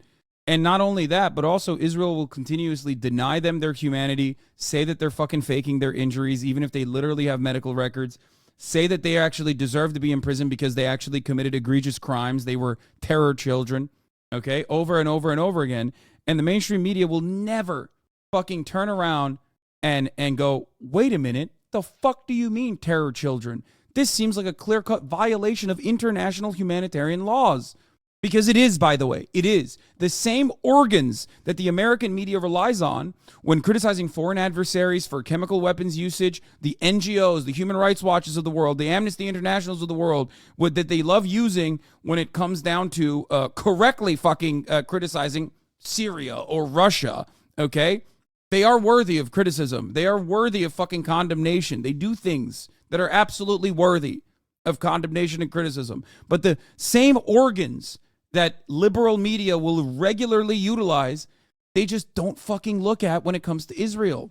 Because Israel is not an adversary, but an ally. Okay? Now, here's the thing. Sometimes sometimes they'll, at the very least, like cover the Palestinian side a little bit, just a little bit, not a lot. Okay. But they rarely will turn around. They will rarely turn around and fucking say, hold on, why are there 10,000 people in Israeli detention, many of which were apprehended in the West Bank under conditions that are in direct violation of international humanitarian law? Why is there never a real investigation into their actions? Why is there no real due process here? Hundreds of children in detention, in indefinite detention, a process called administrative detention, but in indefinite detention because they are declared terrorists. Why? Everybody loves grabbing on to whatever inconsistency they can find on the Palestinian side, and there's inconsistencies. Okay, there's lies being told on that front from time to time. Okay, and they use that as the only thing to talk about. Circumstances that are circumstances that could be considered questionable. Immediately, people jump on it. The Gazan Health Ministry fucked up and said 500 people died, okay, in that Al Ahli hospital explosion, okay? In the heat of the moment, they most likely did not make the perfect assessment. And ever since then, they said at the end, they said 471, yes. And I don't know if it was like wounded plus dead or if it was just straight up dead. They actually said 500 deaths and injuries. Yeah, I think it most likely was 500 deaths and injuries, which was, misunderstood or mistranslated. However, it doesn't matter. What ended up happening was the impact of that led to the American media and even our president, the president of the United States of America, utilizing that in the most cynical way to say, these guys are wrong, they're lying, we cannot trust their numbers, when their numbers have been cross-verified time and time again, and the atrocities are clear. We can see it with our own two eyes. Remember that. One fucking circumstance, as opposed to every day, the Israeli media and the Israeli government and Knesset members regularly lie about atrocities that they are committing, and on top of that, go the extra way, go the distance, and even say Palestinians are lying about what they are subjected to. And yet, nobody in the media turns around and openly says, this is unacceptable. Here are all of the documented instances where the Israeli government has lied since October 7th. This is unacceptable. Why can we ever trust this government? How can we ever trust this government? It blows my mind. Very determined little girl. I knew that her spirit would get her through it. There have been glimpses of the old Emily, happily walking the family dog Johnsy, but many moments of pain when Thomas was forced to break the news to her that his ex-wife Narkis had been killed. Does Emily understand what happened on October 7th? Yeah, unfortunately she does. Even when the October 7th death count decreased by 200 people, no one would discount the Israeli government for this error, because that is understandable. Just like on the ground, the Palestinian authorities and the doctors saying there's 400 wounded or 471 wounded or 471 casualties, totaling, even if they said they all died immediately, they all perished, okay? In that circumstance, them going back on that and changing those numbers is perfectly permissible. It happens all the fucking time. Just like the October 7th death count being reduced from 1,400 to 1,200 because the 200 people that died on October 7th, they counted, was actually Palestinian militants, okay? That makes sense. Wait, they dropped it down to 900 now? Wait, what do you mean? That makes sense. I don't think a lot of people understand this, but like, it's very difficult to make accurate assessment of the damage in real time. It totally makes sense. It happens in the fog of war all the fucking time, okay? That makes sense. So, yes, I do not actually get mad at the Israeli government for saying 1,400 and then reducing the number to 900, okay? I do not get mad at that at all because that's normal. That is perfectly valid. It happens. It's a regular part of the process, okay? 9/11, 3,000 casualties, 3,000 dead Americans. We never fully found every single body. We never did. It took years and years and years to get the accurate assessment, to get the full-blown assessment of the situation. And there are still thousands that we never fully confirmed, okay? That part is normal. That happens all the time. It's more so the double standard of the matter. Palestinians can never be wrong, okay? They can never be wrong. If they're wrong even for one moment, then they will harp on it and they will change the entirety of the fucking coverage. They will change the coverage. The mainstream media will change their coverage in the way that they look at the Palestinian Health Ministry, even though the Gazan Health Ministry has consistently been reliable. So consistent, so consistent that the State Department has used their numbers and still continues to use their numbers. Hey, Hassan, it's me, the guy who said this is giving paid actor vibes. I meant to type a S at the end of that, but I was feeling pissed at the injustice of it and hit enter too fast. Okay. How do you tell her, you know, your second mum is They did not dead, reduce the count to 900. Yeah, I don't know where people got that from. killed? When we got back to the hospital, I asked the psychiatrist, you know, what do I do? What should I do? What should I do? He said, you've just got to tell her straight. It's the best way. Okay. So, yeah, that was very hard because we told her and, you know, her little eyes glazed up and she just went, took a sharp intake of breath. Terrible thing to tell the child, but they recommend that you have to close the book. It sounds cruel, but you have to stop that hope. So you've got to stop that. It has to be final. Our kiss is dead. And so what is the next step now? How long do you stay here? How do you start a new life? The future is obviously get Emily back to health, and we will do that. Am I the only one who believes this is somewhat manufactured? Everything the media does is obviously done with a reason, with a purpose, especially stuff like this. Okay? Yes. It's like, this is like the hostage posters, okay? They play a role. They play a role. The original role, or the role that it plays in Israel, is very different than the role it plays in America, okay?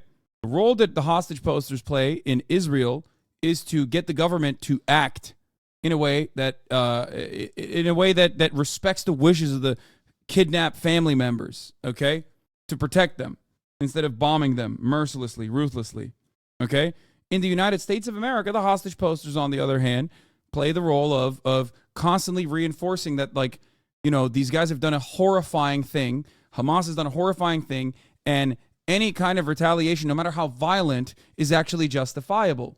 It is a way to recycle that atrocity on October 7th so that people don't start thinking, okay, everything that happened since October 7th is like pretty fucking violent. Maybe we should dial it back a little bit, okay?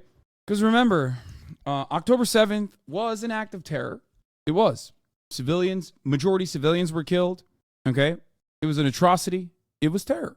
However, October 8th, October 9th, October 10th, October 11th, and every day since then has amounted to a significantly larger amount of terror unleashed upon the Palestinian population in not only Gaza, but also in the West Bank, okay? I do not even and by the way, October 6th as well, and October 5th as well. Don't misunderstand me, of course. The reason why I'm mentioning this is because there is no moral equivalence, in my opinion, between the actions that Hamas takes and the actions that a nuclear state that has a massive military takes against a population of majority civilians, okay? In the maintenance of an apartheid regime. These are not on the fucking same moral spectrum, but we can't even get West politicians to see the morality, even if you fucking reduce it to Hamas and Israel are operating on the same moral playing field. We can't even get them to analyze the situation from that perspective. Because if we do that, all of a sudden you realize that Hamas's actions, even in their targeting 900 civilians, the rest, or 800 civilians, if I'm not mistaken, and the rest being security forces and IDF soldiers, like their targeting and the ratio of enemy combatant to civilian casualties is far better than Israel. It's true. Their targeting is significantly more moral in that situation. And that's not to say that Hamas is good. It's to show you that Israel is even worse, much worse. thing is older children, obviously, older women, older men, all the hostages have to. Now, Jake, you heard Thomas talking about getting Emily back to health. Now, she is in good physical condition. There's no indication that she was physically abused in any way. She lost a lot of weight. She was very, very pale. She said that they didn't have enough to eat. But obviously, there is the psychological component here. The very fact that she was only able to whisper because she's so frightened of raising her voice. He said that the only word she appeared to learn in Arabic was the word for be quiet, which gives you an indication of the fear that she was living through. He also talked about how she has very bad head lice, but all things considered, she is in reasonably good health physically. And one other important thing, when he talks about bringing the hostages back, he's very focused at the moment on the mother of Emily's very good friend, Hilla. This is the girl he had gone to the play date with. She had gone to the play date with, spent the night with, was kidnapped with, was held with, along with Hilla's mother, Raya Rotem, who acted like a second mother to her. And then in Isn't it hard to invite civilized discussion between the two sides if we keep trying to compare Israel and Hamas's morals? Killing civilians is immoral. I don't think that Hamas is even relevant in this. Israel is the oppressive force, and what Hamas does is reactive. Morals isn't playing a role in this at all. Yeah, I know. The reason why I'm mentioning that, like, there's I don't think you understand. The reason why I mention bringing up the morality to, like, to just basically create a base level of morality here, where, like, saying targeting civilians is unjustifiable and a war crime, which is literally true. It is a war crime and it is unjustifiable. It is also immoral. Okay. I can't even get, and many of us that have been talking about this for the past 2 months can't even get our friends or the media or our politicians to look at it from that same framework, even though that's just the base level. We can't even get that conversation started. You can't even start that conversation, which is crazy. You don't want to get canceled? What do you mean you don't want to get canceled? I've said time and time again, 10/7 wasn't an act of liberation. 10/7, October 7, was a retaliation for an ongoing apartheid. Okay? That's it. It is out of sheer desperation and not because of like the unjustifiable anti-Semitic feelings that people have. We try to moralize the actions of enemy combatants and militias with incredibly Western frameworks. Like these guys are all, you know, they're living in Connecticut and they're going to school, and then like a girl at school tells them that you're unfuckable, okay, and then they shoot up the school. Like that's not how this works. Or these guys didn't get radicalized on 4chan, okay? They didn't learn European-style anti-Semitism or Western-style anti-Semitism in fucking Discord circles, okay? They got radicalized against the state of Israel when their parents were killed, when they became orphans. They got radicalized against the state of Israel when they were born into a concentration camp. That's it. The mothers of 2 of the 3 Palestinian... None of that makes the 7th justifiable. I never said it was justifiable. There is no justification for killing like 800 civilians, okay? There is no justification for that. I did not say it's justifiable, okay? But there's 2 things you can do when you see an atrocity, okay? When you see something that's horrifying, when you see an act of terror unfold in front of your eyes. One is to try and understand how this happened so you can offer a permanent solution. The other is to go with the same exact treatment and just simply engage in ethnic cleansing and try to justify it by utilizing October 7th, turning it into atrocity propaganda, atrocity porn. As an American, I know that really well because we did that with 9/11. We used 9/11 to destabilize the entire planet, to further destabilize the entire planet. How did the retaliation work? It didn't. It failed. Unless you think the war on terror, unless you are the unique chatter who thinks the war on terror was good. I'm tired of pretending like there are a lot of people who are pro-Hamas just so I can argue better with liberals. What? If 75 years of oppression aren't a justification for October 7th, then October 7th isn't a justification for the Gaza siege. So do you condemn Israel? I think you're not asking me that, right? Because people literally think that I'm like anti-Semitic and and the number one hater of Israel, and you know, a ton of progressives and liberals have been shocked and horrified of my coverage because it's like so outside the boundaries of reason for them, because it completely goes against all of the American coverage, American media coverage that you see from all of these outlets, these organs, these bodies that are important. College students who were shot and wounded in Burlington, Vermont, will soon be reunited with their children. 48-year-old Jason Eaton is accused of attempted murder. Police say he approached the three men who were out for a walk on Saturday night and suddenly opened fire. Eaton has pleaded not guilty. Tamara Tamimi is Keenan Abdelhamid's mother. She traveled here from Jerusalem, and Elizabeth Price is the mother of Hisham Awartani. She traveled from the U.S., from Ramallah in the West Bank. Both of them are joining us this morning from Dulles Airport. And ladies, first of all, let us just say we're so sorry for what happened to your sons. It's absolutely heartbreaking to know that they were just minding their own business, walking down the street, and what the alleged suspect did to them is just absolutely horrific. Elizabeth, let me begin with you. How is Hisham doing now? Reports are that he was the one that was most seriously hurt. Yeah, no, he was very seriously injured. He is still in critical condition. He's having an operation today to repair his clavicle. From what we are speculating, the bullet hit the clavicle, which slowed it down, so that when it hit the spinal column, it embedded itself but didn't break it. So ultimately, we're just incredibly grateful that he's alive. We could have lost our child, and I think that's the thing that I think devastates us most every time we stop and think about that. So he should be having an operation today, and he may, in the next week or so, be moved into a rehabilitation facility because he has an incomplete spinal injury, which means that he currently can't move his legs. And Tamara, Keenan, he has been... The thing that people can't wrap their minds around is that Israelis are indoctrinated by a meticulous propaganda structure. Palestinians are radicalized by the product of that structure. Exactly.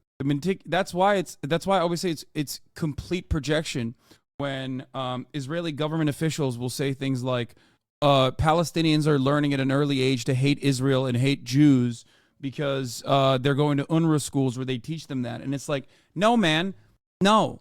They don't have to go to fucking UNRWA schools where they tell them that, like, Israel is bad. They learn Israel is bad when the school is bombed, okay? When the school no longer exists because Israel blew it up and killed a bunch of the fucking teachers in it.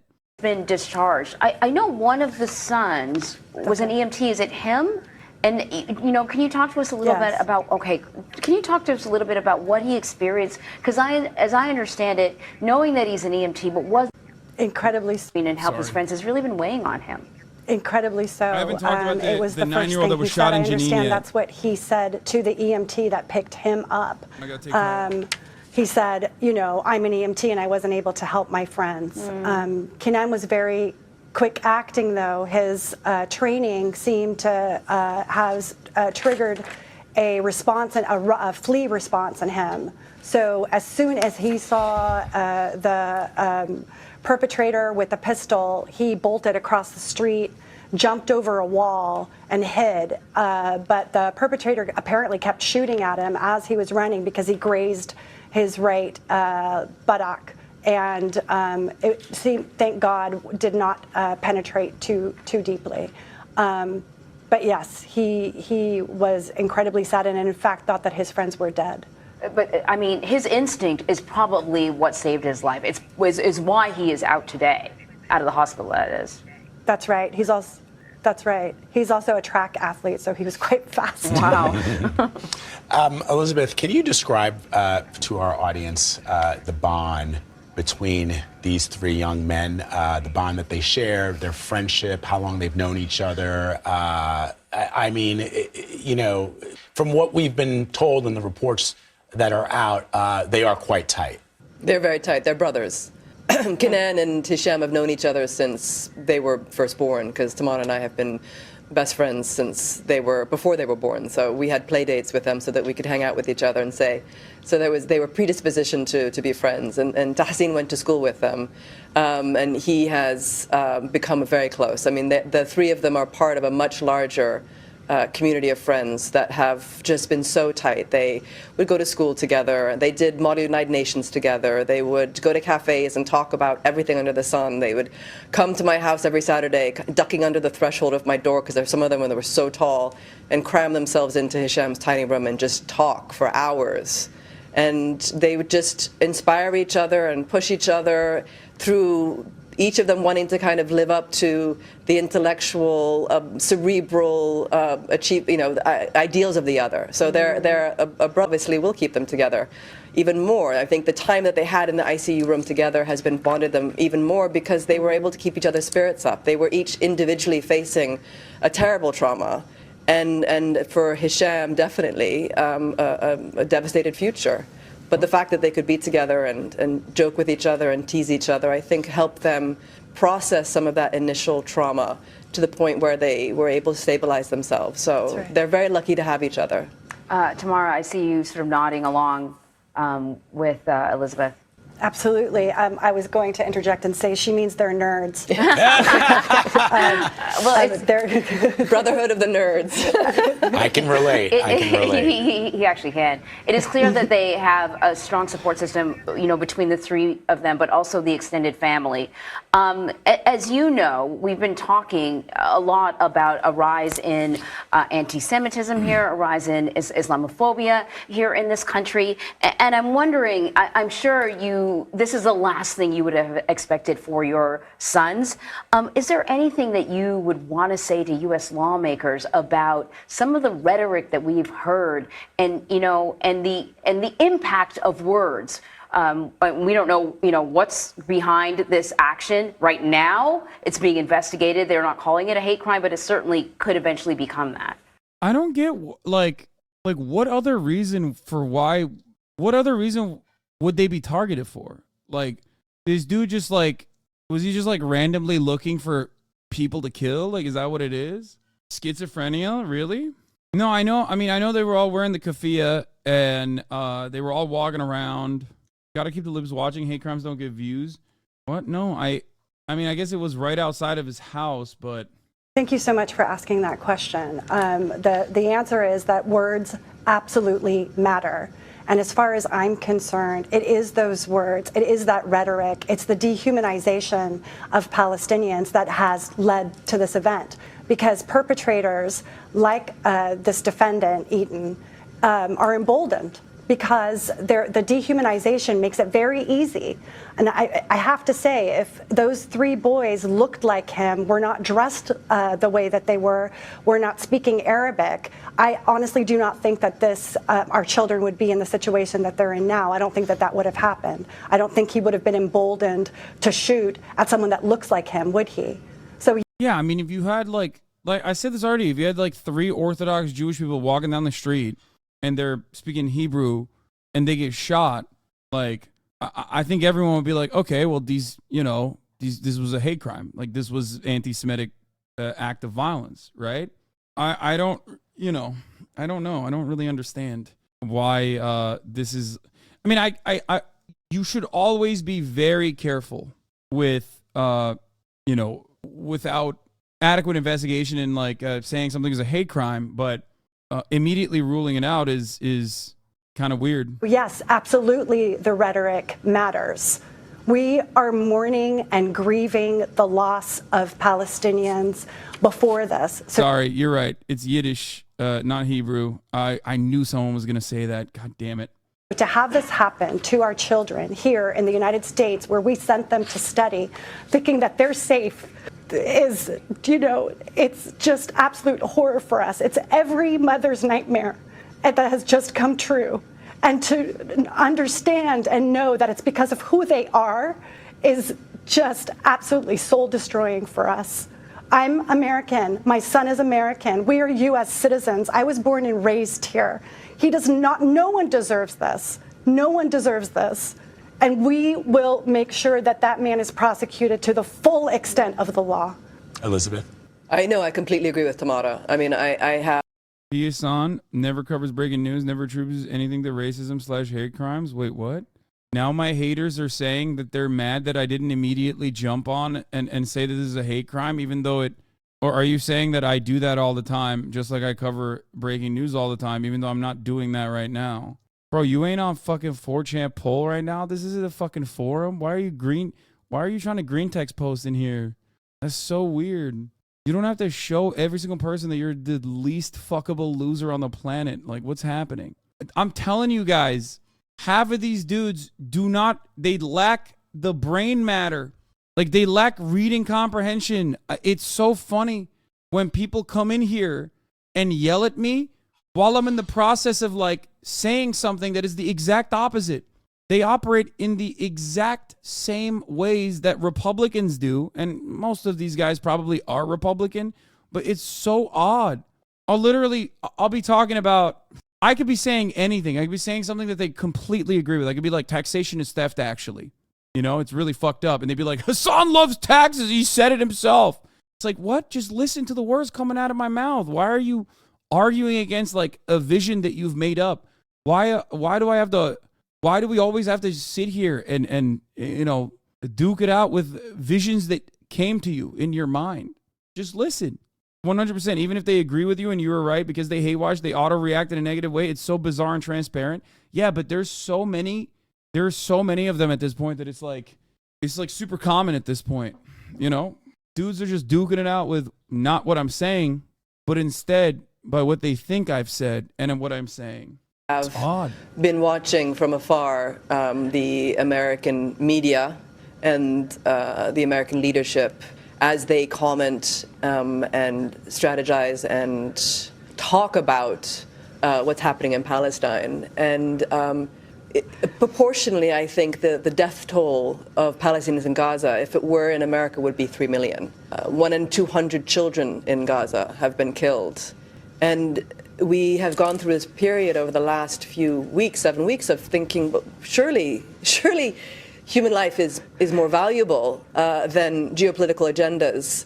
And there will be a moment where it'll trump the political considerations. I mean, my friends in Gaza were desperate to think, they won't continue bombing us, will they? Really, they can't. And yet in America, we see politicians and former staffers of the White House calling for a complete eradication of those in Gaza. And then you have people who are just complicit by not even talking about it. I mean, I applaud Senator Welch and Representative Balint for calling for a ceasefire. Senator Welch recently called for an unconditional ceasefire.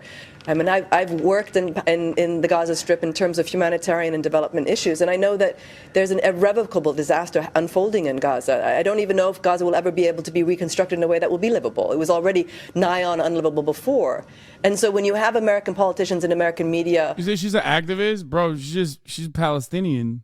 Every Palestinian is an activist. They have to be. They literally, especially when they're in front of the media, especially when they have a unique opportunity to be presented in a humane light in the media, you know they have to be, except for DJ Khaled. Exactly. Every Palestinian is automatically an activist except for DJ Khaled. Saying that it should continue, we are not ready yet. I'm going to keep watching, but this is the Cry Sanabi broadcast now? Wait, what? Why?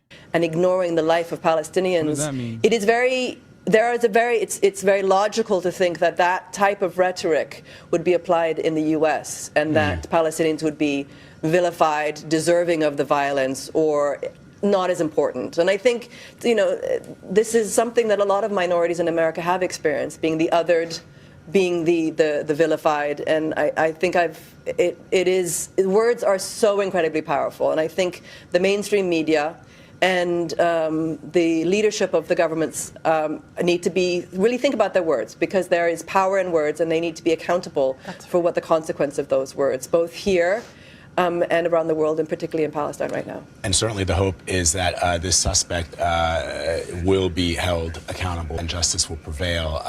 Because as you say, Tamara, it is shocking for us here in the United States to see something like this happen to your sons. But the perhaps silver lining is that justice will be rendered.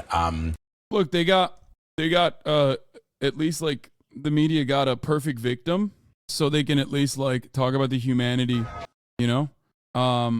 Anyway, New York high school students protest teachers pro-Israel stance Yeah, I saw this shit, which was crazy. Videos capturing moments of chaos in the halls of this New York City public school. Students New York marching City's through going Hillcrest High crazy School with in it. Queens, phones out recording as they dance in a circle and wave Palestinian flags. After approximately 400 students acted disruptively, roving the school and calling for the removal of a Jewish educator. The reason that teacher was targeted, this image, which circulated on social media in the days prior, allegedly showing her at a rally supporting Israel. The teacher at Hillcrest High School was targeted based on her support for Israel, expressed in a permissible way outside of school hours, and her Jewish identity. The NY This is like funny because, again, teachers, doctors, nurses, students, literally getting fucking doxxed. Private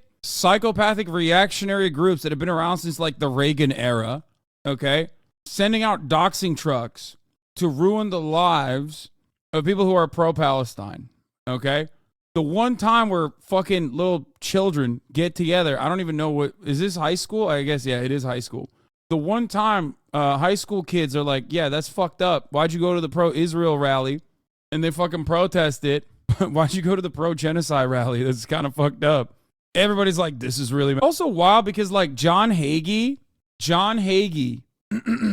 talked about him already. He's a psychopathic televangelist guy who is like a Omega Zionist, right? Christian evangelist, crazy fucking crazy ultra Zionist, right? He spoke at that rally. If this teacher had gone to a John Hagee rally, okay, like if any teacher would have gone to a rally of a dude who is straight up talking about how like Hitler was half Jewish or that Hitler, was God sent so that the Holocaust could happen so the Jews could get to Israel. Anyone that goes to a fucking rally like that would get owned. They get fired. They get owned. But because it's a pro-Israel rally, then it's like, well, it's really fucked up that this person went to that rally and was criticized for it. Yeah, Hitler was necessary to give the Jews a land, to give the Jews Israel. It's crazy. And were able to disperse the crowd without incident. New York City Mayor Eric Adams. They wouldn't get fired. That's quite literally illegal. I mean, sorry, that's right. They wouldn't get fired. However, teachers still do, for the record, when there's a role reversal. That's number one, regardless of how unconstitutional it is. Come on. AIPAC has literally made it impossible to fucking protest the state of Israel and Israeli products are made in the West Bank. In 36 states, AIPAC has lobbied Congress to push for anti-BDS laws in 36 American states as a direct violation of the First Amendment. The First Amendment doesn't mean shit, okay? AIPAC also doesn't even fucking get considered as a foreign lobby for a foreign nation, even though it is. It absolutely is. Calling the video of the protester, quote, vile show of anti-Semitism, motivated by ignorance-fueled hatred, plain and simple. A couple of days later, the school receiving another warning from a student that more protests were planned unless the teacher was removed. The school was able to deploy school safety agents. It's pretty funny that they just cannot deal with children. They cannot deal with a bunch of kids. And put the school under lockdown. The chancellor of New York City Public Schools insisting the situation at the Queens High School is under control and the teacher was never in direct danger. I think a lot of what has happened has been overblown. This sense that the kids here are being cast as a bunch of anti-Semites throughout the school. There are 2,500 kids that go to this school. That's overblown for sure. Other city officials not convinced. City Councilwoman Vicky Palladino is calling for the school to be shut. Well, first of all, they're black and brown. Okay, so right off the bat, we don't like that. Okay, let's be real. Right off the bat, it's like, yeah, these kids should not go to school anymore. Okay, shut down pending a full investigation. She wants to shut down a school. Where is the principal of Hillcrest High School? Want it done. Palladino releasing this cell phone video of a separate, unrelated incident at the very same school just days earlier. A fight between 3 students erupting into another case of people who are pro-Israel thinking that you can behave like it is Israel. They're like, yeah, we should blow the school up, you know, deal with it Israel style. Oh, yeah. Yeah, of course that's going to be your attitude. If you're so used to the fucking carnage, and defending blowing up schools, then you're going to be like, I don't know, guys. They're all babies. Jesus Christ, dude. I can't believe this American public high school is having a fight. Blow it up. To an all-out brawl, students seen beating a uniformed security officer as his colleague tried to pull them away. The NYPD says 4 students were taken into custody and issued juvenile reports, and 3 school safety agents were injured. For its part, Hillcrest High School says it's conducting a full investigation and working to educate students on why their behavior is unacceptable. We could not simply allow this entire school body to be demonized. We have to be careful in the way we talk about our children as well. The chancellor said this incident happened while students were changing classes and many did not know what they were participating in. Due to privacy and confidentiality rules, the school cannot comment on disciplinary actions for individual students, but the By the way, over Thanksgiving, I used the blowing up a school analogy with my mom to try to convince her that what Israel was doing is wrong. I asked, would you support blowing up the school if one gunman was holding me hostage in the school? She said, it depends. I knew then and there it was hopeless. Wait, your mom literally said that she would possibly be on board with blowing up the school that you're being held hostage in? That's crazy. What the fuck? That's wild, though, because, like, she knew. She was onto you. You know what I mean? Also, how shitty of a child are you? What the fuck? Your mom was like, yeah, get dunked on. No, I'm kidding. Hassan is a bi. I'm joking. God damn, dude. Maybe you could try to convince her next time you see her. Okay. Chancellor said just a short while ago. That's a wild thing to say. Have been suspended. Thanks for watching. Stay. Her mom went full Omni-Man. Yeah, what the fuck? I rise in this chamber. Hey, Schumer condemning brazen and widespread anti-Semitism in the floor speech. Scoop, Biden warned Netanyahu Israel can't operate in southern Gaza the way it did in the north. Bibi said Israeli public opinion won't accept stopping the IDF operation. My story on Axios. Yeah, oh, dude, sorry. Hey, guess what, dude? Oops, no more fucking weapons for you, okay? Hey, take the fucking L. You're going to go to jail anyway. They hate you. Just do the right thing, I guess, or do the only thing you can do. Also, I love the notion that Israeli public opinion is guiding Benjamin Netanyahu. Dog, 85% of the Israeli public wants you to resign. Since when have you followed the Israeli public opinion? Man who 85% of the public wants fired only cares about public opinion when it's continued ethnic cleansing. Maybe because of this? Yeah, I mean, that's the funniest thing is, like, these guys that are protesting Netanyahu are protesting him because they don't appreciate, like, the actions that he's taken so far. A lot of the people protesting Netanyahu, at least in this circumstance, like the family members, if you see a hostage family member or if you see photos of hostages in Israel, if the protest has photos of the hostages that are being kept by Hamas, that is most likely a protest for a ceasefire. The numbers have grown dramatically, for the record. These guys are the ones who are pushing for the end to the bombing campaign, not to, like, permanently end the bombing campaign, but at least to end the bombing campaign so that, like, they can get the hostages out. That's what's, like, so crazy about the situation, because the people in Israel that are protesting against Netanyahu, the largest coalition protesting against Netanyahu, are protesting because they're like, dude, fucking stop bombing our family members. Like, what the fuck are you doing? It's very different than the way that it's being perceived in America.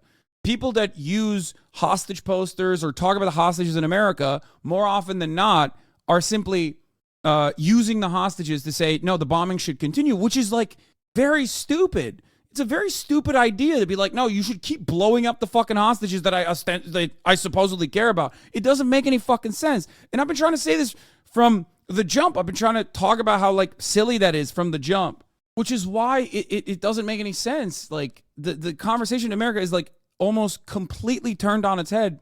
than the conversation being had about the hostages in Israel. Okay? And I guess it's a testament to like how violent Americans are across the board.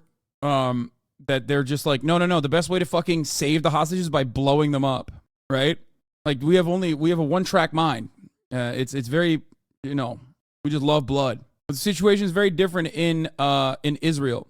Harvard University faces federal civil rights investigation for anti-Semitism amid Israel-Hamas war. Nice. Yeah, no, totally. This is totally reasonable, totally valid. They should definitely do that. Meanwhile, every single one of these motherfucking campuses have like hosted Richard Spencer and Milo Yiannopoulos and many other like actual anti-Semitic neo-Nazis. And of course, that was defended because, like, guess what? These guys are important. They're free speech advocates. You know what I mean? What's happened to the college campuses and free speech on college campuses?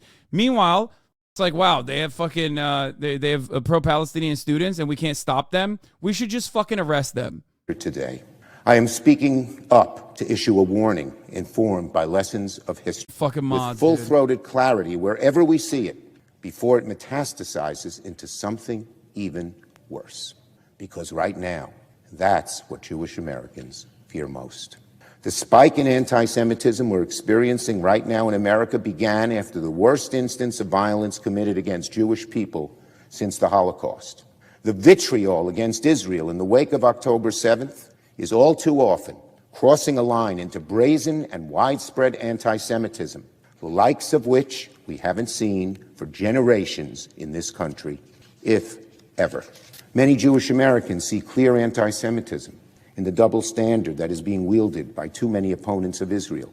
And we see it in attacks on Jewish people for simply being Jewish, apart from having anything to do with Israel. And maybe worst of all, many Jewish Americans feel alone to face all of this, abandoned by too many of our friends and allies in our greatest time of need, as anti-Semitic hate crimes skyrocket across the country. I implore every person, every community, every institution to stand with Jewish Americans, not to ignore it, not to shrug your shoulders, to denounce it, anti-Semitism in all its forms. Are we a nation that can defy the regular course of human history, where the Jewish people have been ostracized, expelled, and massacred over and over again? I believe, truly believe in my heart, that the answer can and must be a resounding yes. And I will do everything in my power, as Senate Majority Leader, as a Jewish American, as a citizen of a free society, as a human being, to make it happen. Cain, Yehi, Ratzon. May it be God's will. Thanks for watching. Does Dwight Schrute wear a cool jacket? I think not. There you go. You're owned. No, I did not go and get a cool jacket to wear specifically because you made fun of me and called me Dwight Schrute. Shut up. How dare you? Yeah, I don't know. I mean, look, anti-Semitism is a horrifying bigotry. And it certainly does spike at times like this, especially, okay? It's just odd that Chuck Schumer and many others bring this kind of stuff up specifically as a way to, I don't know, specifically as a way to just like shelter from criticisms of Israel. And it's so fucking, it's so annoying and it's so stupid. Yeah, here, The Intercept literally covered this story, I think first, before Reuters even got to it. The jacket that you need, brother? What is this? The Lands Between printed bomber? No, I don't need that jacket. Silence dissent against actions of Israel. Yeah, I want to know more about this new thing. I want to know more about what's going on with the with not the Harvard University civil rights investigation, but I want to know more about the potential. Posted another Thanksgiving story, but Fossilbot clapped me. Another Thanksgiving story I recently bought and read 10 minutes, so I figured I'd get my dad to read it while I was home.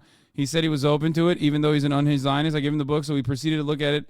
Everything Ilan Pappé has said in the past and found one thing he disagreed with, Israel releasing all Palestinian prisoners in exchange for hostages, and was like, yeah, I actually think this guy's anti-Semitic, so I'm going to pass the book.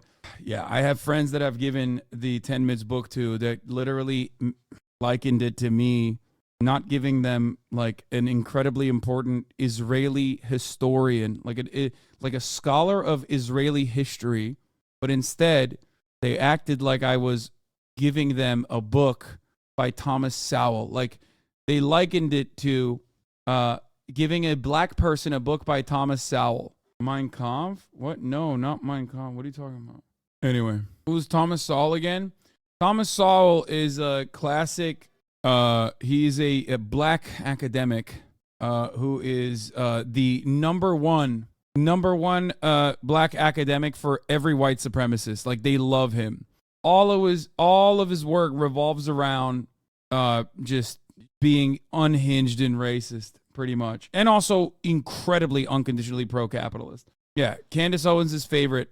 I'll tell you this much: Thomas Sowell is what radicalized, according to his own personal statements on the matter, Supreme Court of the United States Justice Clarence Thomas.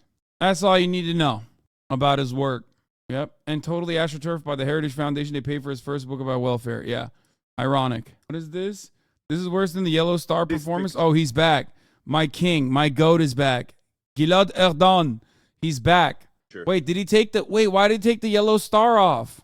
This picture tells you everything you need to know about this conflict. Yeah, I mean, he's not wrong for that. Yeah, the British-backed fucking mufti talking to Hitler when many more Palestinians unironically died fighting in fucking World War II. Yeah, it's a pretty good way to describe the conflict. I agree. This is Haj Amin al-Husseini, the Grand Mufti of Jerusalem, and one of the founding fathers of Palestinian nationalism. Al-Husseini dedicated his life to...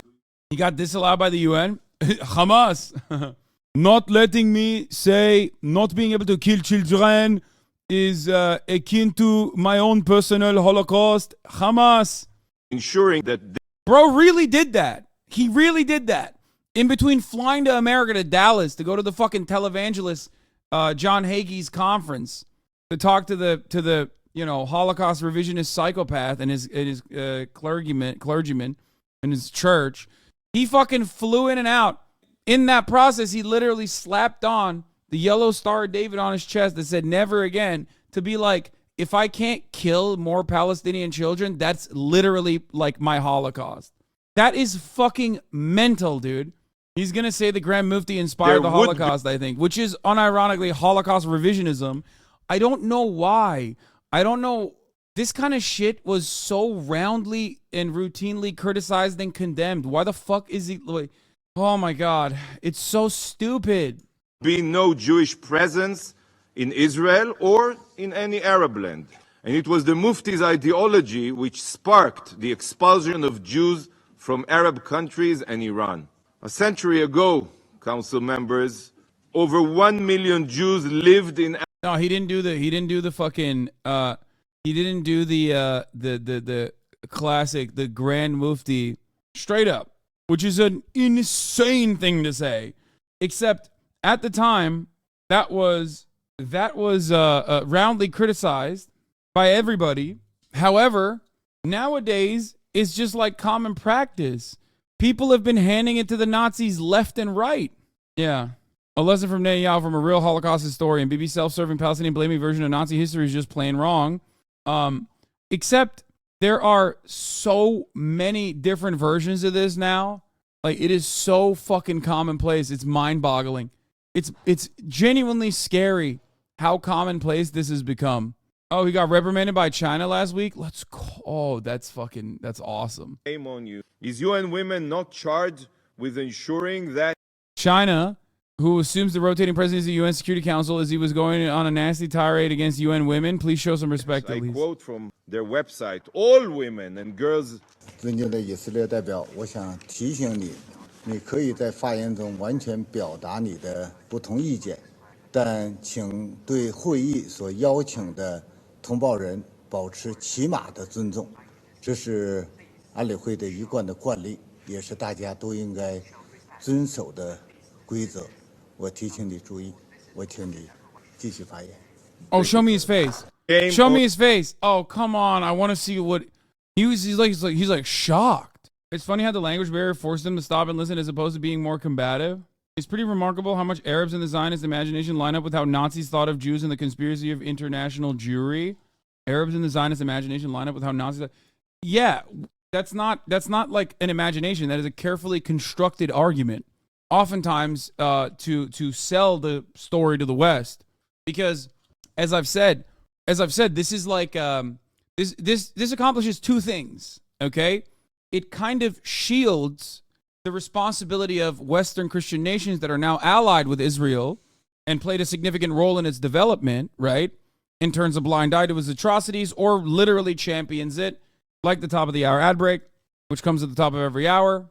And of course, if you no longer want to see those ads, all you need to do is subscribe for $5 or for free with Twitch Prime, or by getting gifted a sub if you're lucky. Okay, here's a 3-minute ad break now.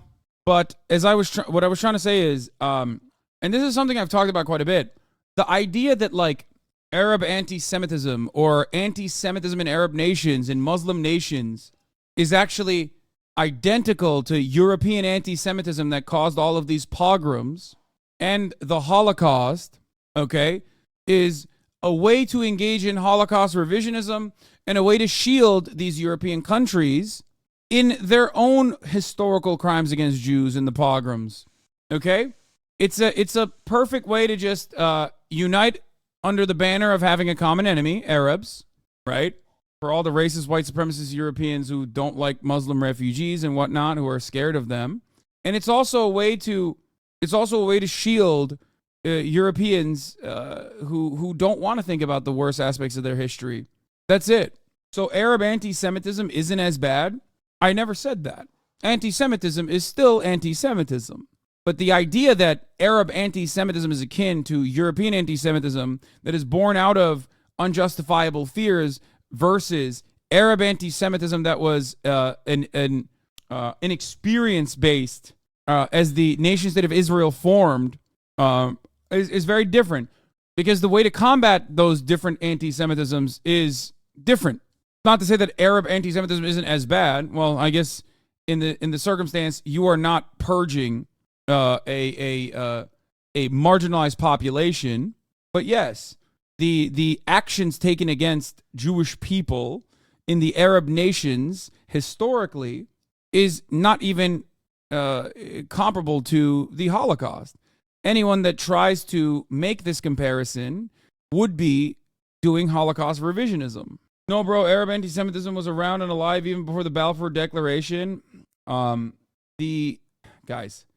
matter of bigotry is completely not permissible and yet, of course, existed in every part of the world. What you are supposed to do in this circumstance is to look at the conditions and look at the anti-Semitism that occurred in these nations and compare it to the historical counterparts. Okay? Jews, under the Ottoman rule, were held to a much better condition than Jewish people escaping European pogroms to come to the Ottoman Empire. Okay? This does not mean that it was like completely peaceful and everybody fucking sang kumbaya together. Okay? But the idea that Jewish people and Christian people and Muslim people in general did not live in that region peacefully or peacefully cohabitated that region for a very long time is silly. It's ahistorical. It's not true.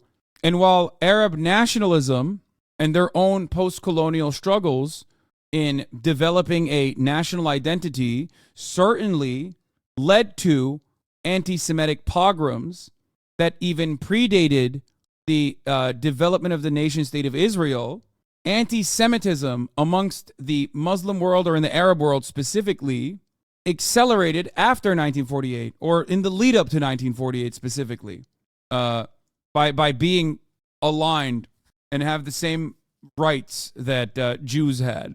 Anyway, also, that's from Sanford J. Shaw. He's a psychotic Armenian genocide denier with no credibility. Wait, who? What did I click on? Where was Sanford J. Shaw? The tweet that I clicked on? Zionists have been sharing a list of pogroms in the Muslim world, but when you cross-reference the list, most of it is military conflicts and Orthodox Christians. Yeah. The Orthodox Christians did all the Jewish pogroms in the Ottoman Empire? Oh. I didn't say all of them, but wait, what do you mean? That's not from Sanford J. Shaw.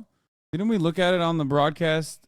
The UCLA professor of Turkish history, the Christian anti-Semitism in the Ottoman Empire by Sanford J. Shaw. That's what you're talking about. I don't think we got this from Sanford J. Shaw. I think we got it, I hate to admit this, but from Wikipedia. Like, there were I read a Times of Israel article, and also, most of these sources are from Wikipedia, not from Stanford J. Shaw at all, that compile information from newspaper clippings at the time and whatnot. So the Constantinople massacre, authorities of the against no, not this one. Where is it? Turkey under Caesar's sword. Like the Ottoman Empire's treatment of Jewish populations.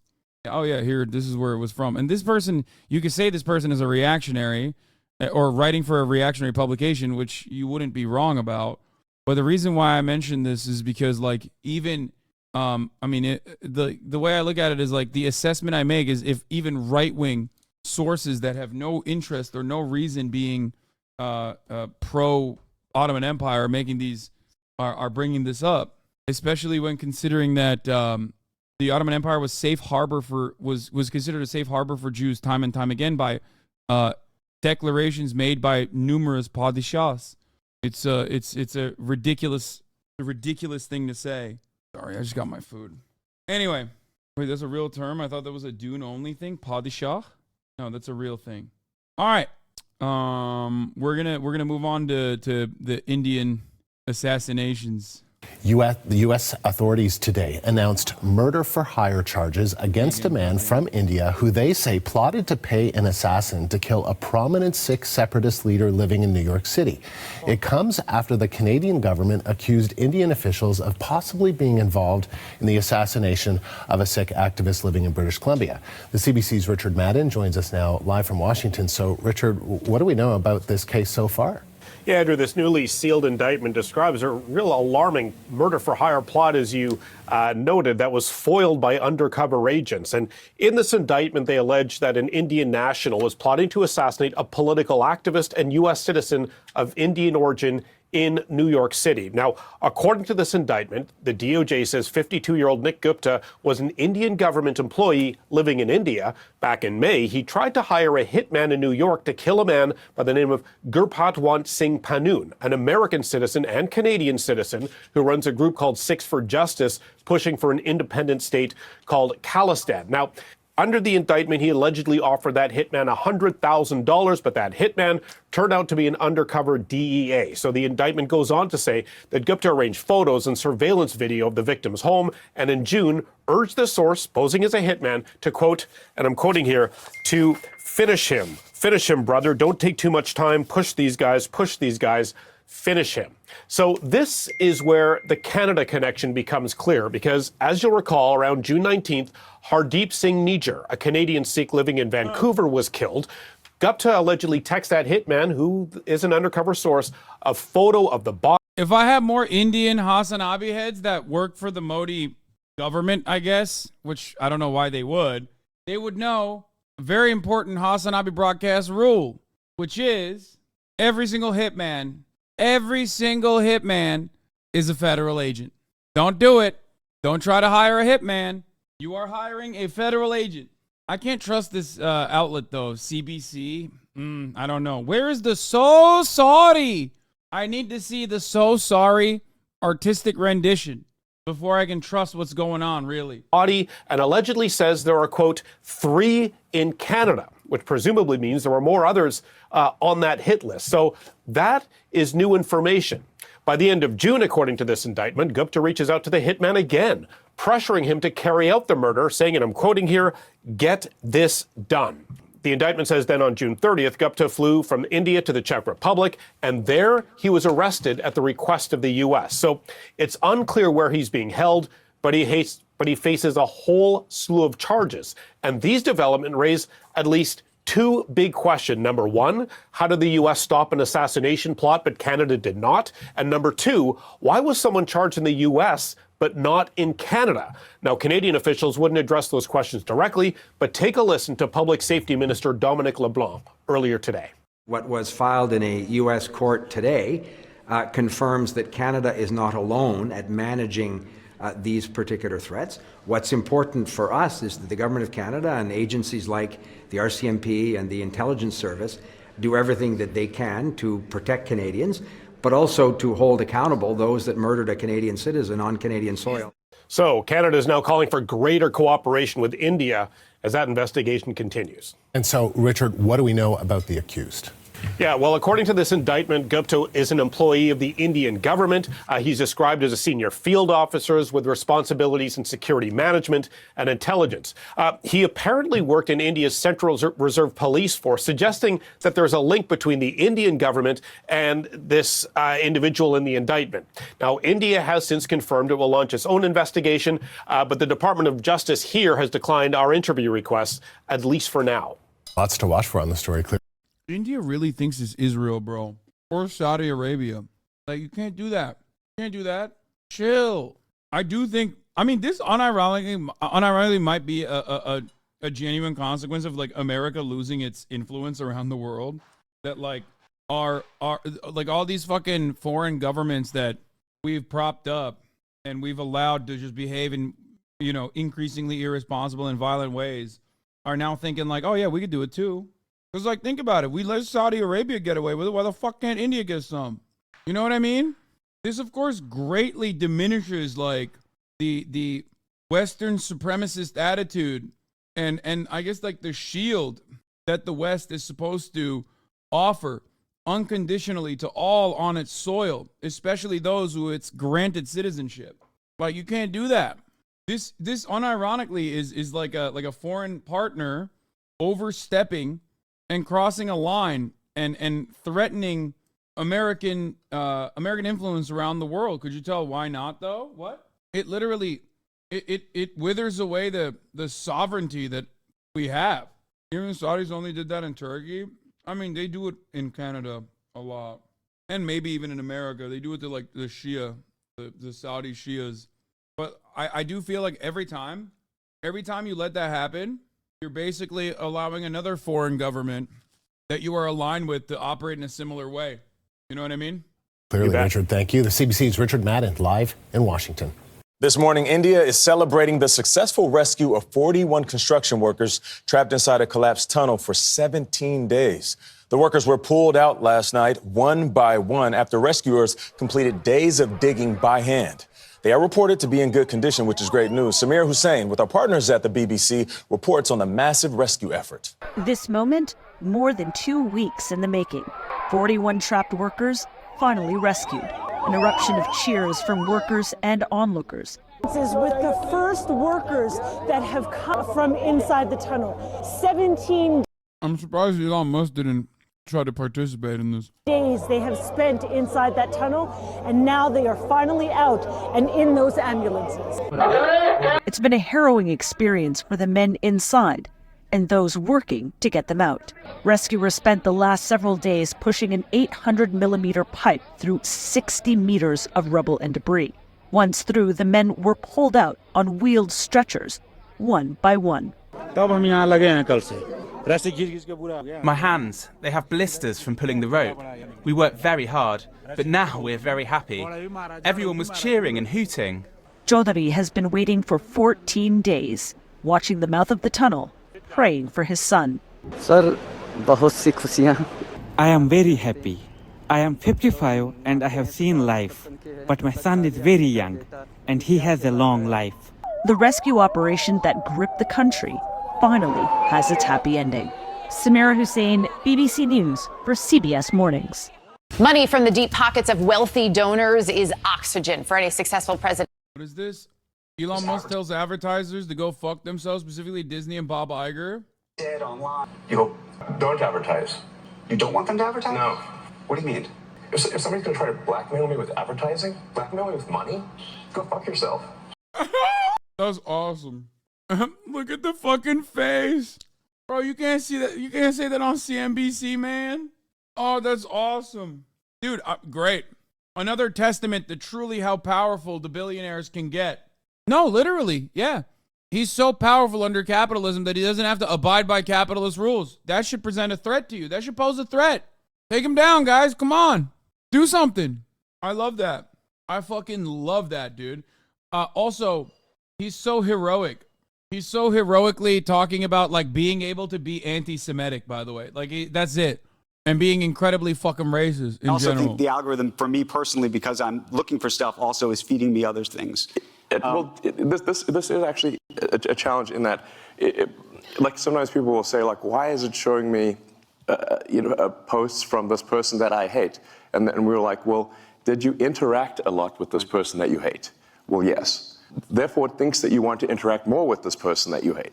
That's like a reasonable. Let me ask this: you kind of want to have an argument. When you tweet, yeah. Do you ever post? Let's say post. When you post, I mean, listen, I'm open, if anyone can come up with a better word, that would be great. When you post, though, but the least bad word I can think of is post. When you post, though, are you trying to rile up either a base or an audience? Do you recognize the power you have in that? And also, by the way, not just rile up one version of side of it, but also rile down, which is to say, as I said, there are people who are demonstrably anti-Semitic on the site. I get Jew boy things and all sorts of things that come my way. Hey, for a while they thought I was Jewish, so they would, I'd get it too. But the question is, my name is super Jewish. Do you ever think to yourself, you know what? I'm going to go online and I'm going to say, these people, I condemn these people that are on my site. There ain't no way he just said that. Because I have. You say I've condemned anti-Semitism, but do you ever go? Yeah, I said I literally posted I condemn anti-Semitism in all its forms. Like that is a literal post that I made. I mean, I'm like, listen, if I can get out the thesaurus, if you and we could, Let me ask you a different question. You compose it, I'll post it. Okay, let me ask you this. No, ask him. Ask him if he thinks Jews have participated in white genocide. About a month ago. And you said something that struck me, and it struck me as accurate, came out of your mouth, so hopefully it is. But I'm hoping we go deep on this. Just because it came out of my mouth does not mean it's true. No, but you said my mind is a storm. I don't think most people would want to be me. They may think they want to be me, but they don't know. He's so sexy. They don't understand. He's like a fucking 14-year-old hormonal teenager. Your mind being a storm. I think I have known you for quite some time. I think it is a bit of a storm. Yes. Yeah, I mean, most people don't know a weather metaphor makes sense. Most people don't know how crazy my mind is. like a very wild storm. I mean, I have a fountain of ideas. I mean, I have more ideas than I could possibly execute. All of them bad. Of ideas. Innovation is not the problem. Execution is the problem. I've got a million ideas. I mean, I've got an entire design for an electric supersonic vertical takeoff jet, but I just can't do that as well. I've had that for 10 years. And there's a million things. But is your storm a happy storm? Dude, I love when people are so fucking narcissistic, bordering on mania at this point, that they think all of their ideas are the best ideas that ever I think come that to actually, fruition. When people try to really understand you, I think that there's a lot of this comes from some other place. And I want to when you're a billionaire, what do you think that most is? people do treat you like you're fucking brilliant. What was that? we need like a psychiatrist couch here or something. What was that noise? I think to some degree I was born this way, and then it was amplified by a difficult childhood, frankly. But I can remember even in happy moments when I was a kid that it just feels like there's just a difficult range childhood of forces in my mind constantly. Beneficiary of fucking now this, productively manifests itself apartheid in mining operations, technology, and building profoundly things, wealthy father, for the most part. So, and I think on balance, the output has been very productive. It's so funny. I think the results, as we, that like my haters love earlier saying with like, SpaceX. Hassan, you hide that you come from an affluent background. It's like, first of all, my beginnings are broke boy shit in comparison to Elon Musk's. And secondly, I've never hid that. He always does. And in fact, we wrote some of the software for the New York Times website, and we helped bring online several hundred newspapers that previously were only in print. Now this is in the 90s, which at this point is I'm like a grandpa basically. The 90s and internet feels like a Precambrian era when there were only sponges. So anyway, I feel like a lot of productive things have been done, and you can also look at Tesla as being sort of many companies in one. Like our supercharging network is, if the Tesla supercharging network were its own company, it would be a Fortune 500 company by itself. Just the supercharging system. We also make the cells. We that part's not wrong. power electronics in the powertrain from scratch. We have the most innovative structural design. I don't know if it'd be a Fortune 500 company, but it'd be very we have successful. the best manufacturing technology at Tesla, better manufacturing technology than companies that have been doing it for 100 years. So these demons of the mind, are for the most part harnessed to productive ends. Okay, so let me ask a but that doesn't mean that once in a while they, go wrong. And this is a question I think a lot of people, are always trying to figure out about not just you, but sometimes themselves. Meaning, what is driving all of this? You're doing all of these things. Do you think that you would be as successful, whatever success is, if it wasn't being driven by I think that there's something you're trying to prove, either to yourself or to somebody. I don't know. We're all trying to prove something. Maybe I'm trying to prove it to my mother. I don't know. I think one of the worst aspects of interviewing billionaires is that because they're the least touchable, the most untouchable members of society, there's never like an interesting interview out there that even challenges them remotely. I read the religious texts. I read the philosophy books. Especially the German philosophy books made me quite depressed, frankly. One should not read Schopenhauer and Nietzsche as a teenager. But then I read Douglas Adams' Hitchhiker's Guide to the Galaxy, which is a book on philosophy in the form of humor. And the point that Adams was making there was that we don't actually know what questions to ask. That's why he said that, the answer is 42. Like, basically, Earth's a giant computer, and it came up with the answer 42. But then to actually figure out what the question is, that's the actual hard part. And I think this is generally true also in physics. At the point at which you can properly frame the question, the answer is actually the easy part. So my motivation then was that, well, my life is finite, really a flash in the pan on a galactic time scale. But if we can expand the scope and scale of consciousness, then we are better able to figure out what questions to ask about the answer that is the universe. And maybe we can find out the meaning of life, or even what the right question to ask is. Where did we come from? Where are we going? Cotton Eye Joe. Aliens? Are there aliens? These questions. And is there new physics to discover, or is this because there seems to be some real questions around dark matter and dark energy, and so the purpose of SpaceX is to extend life beyond Earth on a sustained basis, so that we can at least pass one of the Fermi great filters, which is that. Dude, Elon Musk always speaks like a fucking anxious teenager. Like, I feel like he's so stunted permanently. Sure, people could say the same thing about me because of the style of commentary, like because of my rhetorical style, which is definitely not invoking a cultured person. But the things he says are they're just so boring. They're so, I feel like I'm talking to a dumb guy trying to present himself as a smart guy in high school or something. Like, oh yeah, I read all the German philosophers. My mind is a deep, dark storm. You can't comprehend it. It's so vicious in there. Like, no depth. So fucking insecure. I don't know. I look at this and I just read it as like incredibly insecure.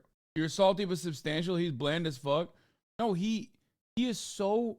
It always feels like he's so desperate to present himself as like this deep person, empathetic, has profound thoughts, and like there's virtually nothing underneath that. It's skin deep. You fucking scratch the surface a little bit, there's nothing underneath it.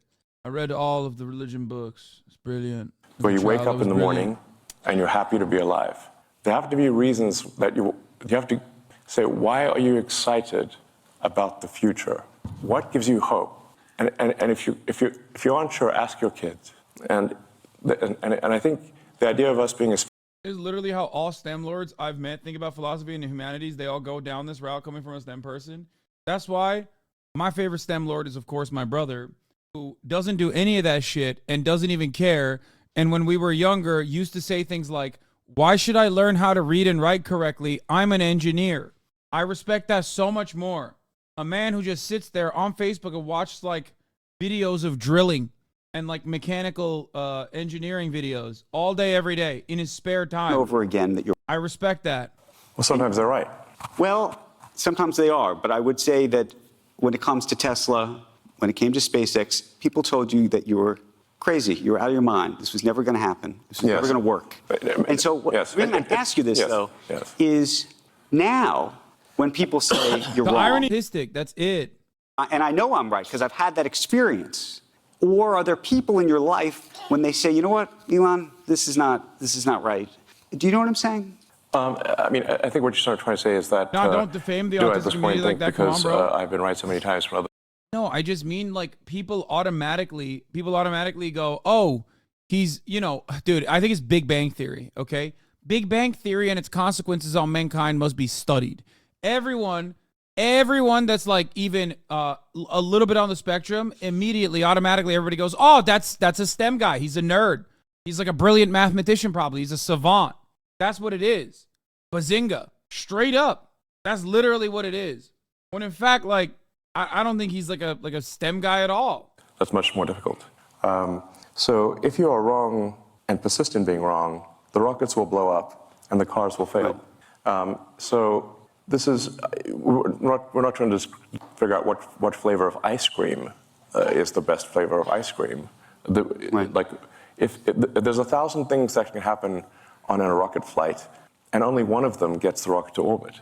And so being wrong results in failure when dealing with physical objects. But that's the interesting part. So now you've built these great companies that physically, the physics of them are enormously successful. So successful, arguably, that you have leverage over everybody else, right? Nobody else can do Starlink. Nobody else can get the rockets in space yet. Amazon and Jeff Bezos are trying, but they haven't yet. I hope he does. You hope he does? Yeah. I mean, I think, you know, but I actually agree with a lot of Jeff's motivations. I mean, I think, you know, he's, and so let me put it this way. If there was a button I could press that would delete Blue Origin, I wouldn't press it. So I think it's good that he's spending money on making rockets too. You know, it's just perhaps he spend more time on it, but you know, it's up to him. But I should make a point here. Yeah, bro, there's no fucking competition. Both of you guys are government subsidized to the fucking wazoo. And it's like any kind of technological improvement is going to help either of you guys or both of you guys reach the fucking asteroid mining operation that you're trying to arrive at, or you're trying to get to.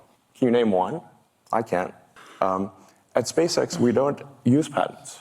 So, I mean, just once in a while, we'll file a patent just so some patent troll doesn't cause trouble. We're not stopping any. We've done nothing anti-competitive. We've done nothing to stop our competitors. I'm not suggesting you are at all. No, I just want to clarify for the audience because some companies have done anti-competitive things. I think the strange thing or the unusual thing about SpaceX and Tesla is that we've done things that have helped our competition. So at Tesla, we have made our supercharger system open access. No, you didn't. You didn't. We made you didn't. You were forced by fucking European governments to do so, and you still haven't done it. The reason no walled garden. We could have put a wall up, but instead we invited them in. The reason I mention this, though, is because you've had this success in the physical. They only made it open world, access because of federal subsidies. I hate that he's fucking lying. He was forced to do all the things he said so far. Yeah, you know what's really funny about that? That is like, that's not even unique to Elon Musk. That's just like every capital owner.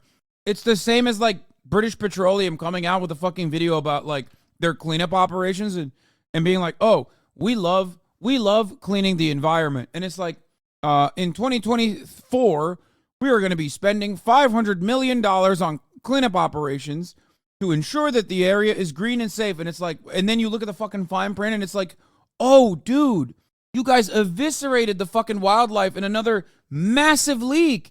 And then the government forced you to do that. But now you're making marketing off of it to make it seem like you're not fixing up your oil spill, but instead you're actually doing this on the basis of the virtue alone.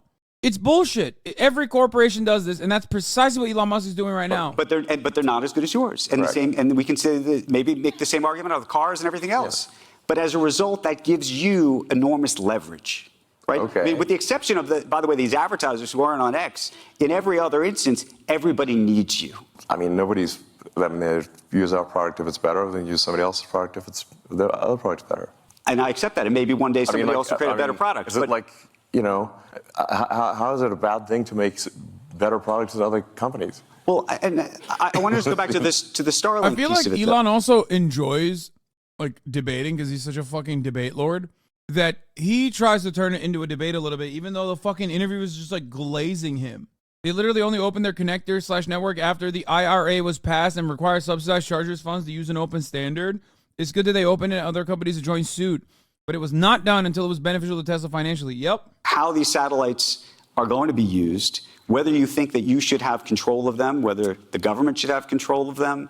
Do you trust the government? The prior example of the supercharger network being opened up literally happened in Norway because the government forced them, by the way. Right? Am I wrong? I have the two biggest fucking EV nerds in the chat, but if I remember correctly, Elon Musk was forced by European governments to allow supercharging to be accessible for all. So he never wanted to do that. He wanted to maintain control over it and not open it up to anybody else. In America, of course, you can't have the fucking federal government actually force an American car company to like follow the best practices.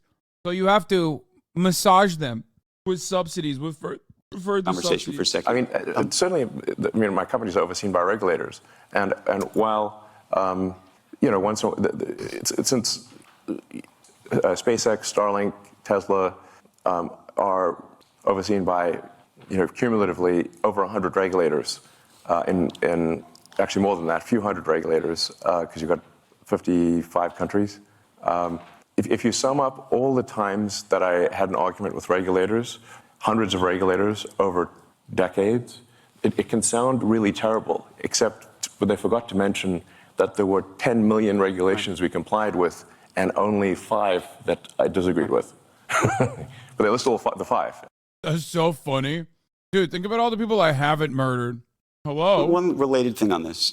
Guys, think about all of the days. Your Honor, I know I murdered 5 people, but I've probably in my lifetime, over the course of 32 years, have not murdered millions of people, tens of millions of people that I've encountered on a daily basis.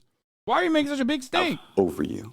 And do they have leverage over you? And how do you feel about, some people would say, is it hypocritical for you to be doing business in China, or frankly in other countries as it relates to X and other things, that don't follow this free speech path you have espoused? The best that the X platform can do is adhere to the laws of any given country. Do you think there's something more we could do than that? I think it would be very hard, but I just wonder, given the sort of strong philosophical approach that you've been vocal about, whether you say to yourself, maybe I shouldn't be doing business in that country. Well, first of all, Starlink and SpaceX are no business in China whatsoever. Tesla has one of 4 vehicle factories in China, and China is, I don't know, a quarter of our market or something like that. So it's a quarter of the market of one company. The same is true, by the way, of all. I don't think he means that. I think he means India. To have something on that order of a quarter of that. I think he means fucking India, where you have abided by the free speech restrictions that the government wants to apply against like political dissidents, or Saudi Arabia, or fucking Gulf nation countries. I think one has to be careful about not conflating the various companies, because Turkey. I can only do things. Oh my God, I forgot. Turkey, motherfucker. You did this for Turkey, you fucking asshole. You did this for Turkey. He literally did this for Turkey. Okay? Erdogan told him right before the election to, clamp down. Big fan of yours. And he literally did it. Jensen's awesome. Talked about bringing you the first box, by the way, yes. With Ilya, interestingly enough. Yes. Back in 2016, I think.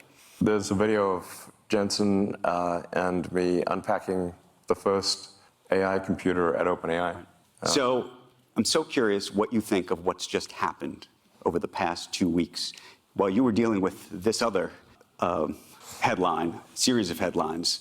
There was a whole other series of headlines OpenAI, so far. at OpenAI. What did you think? Well, you founded it, co-founded it. Co-founded it, yeah.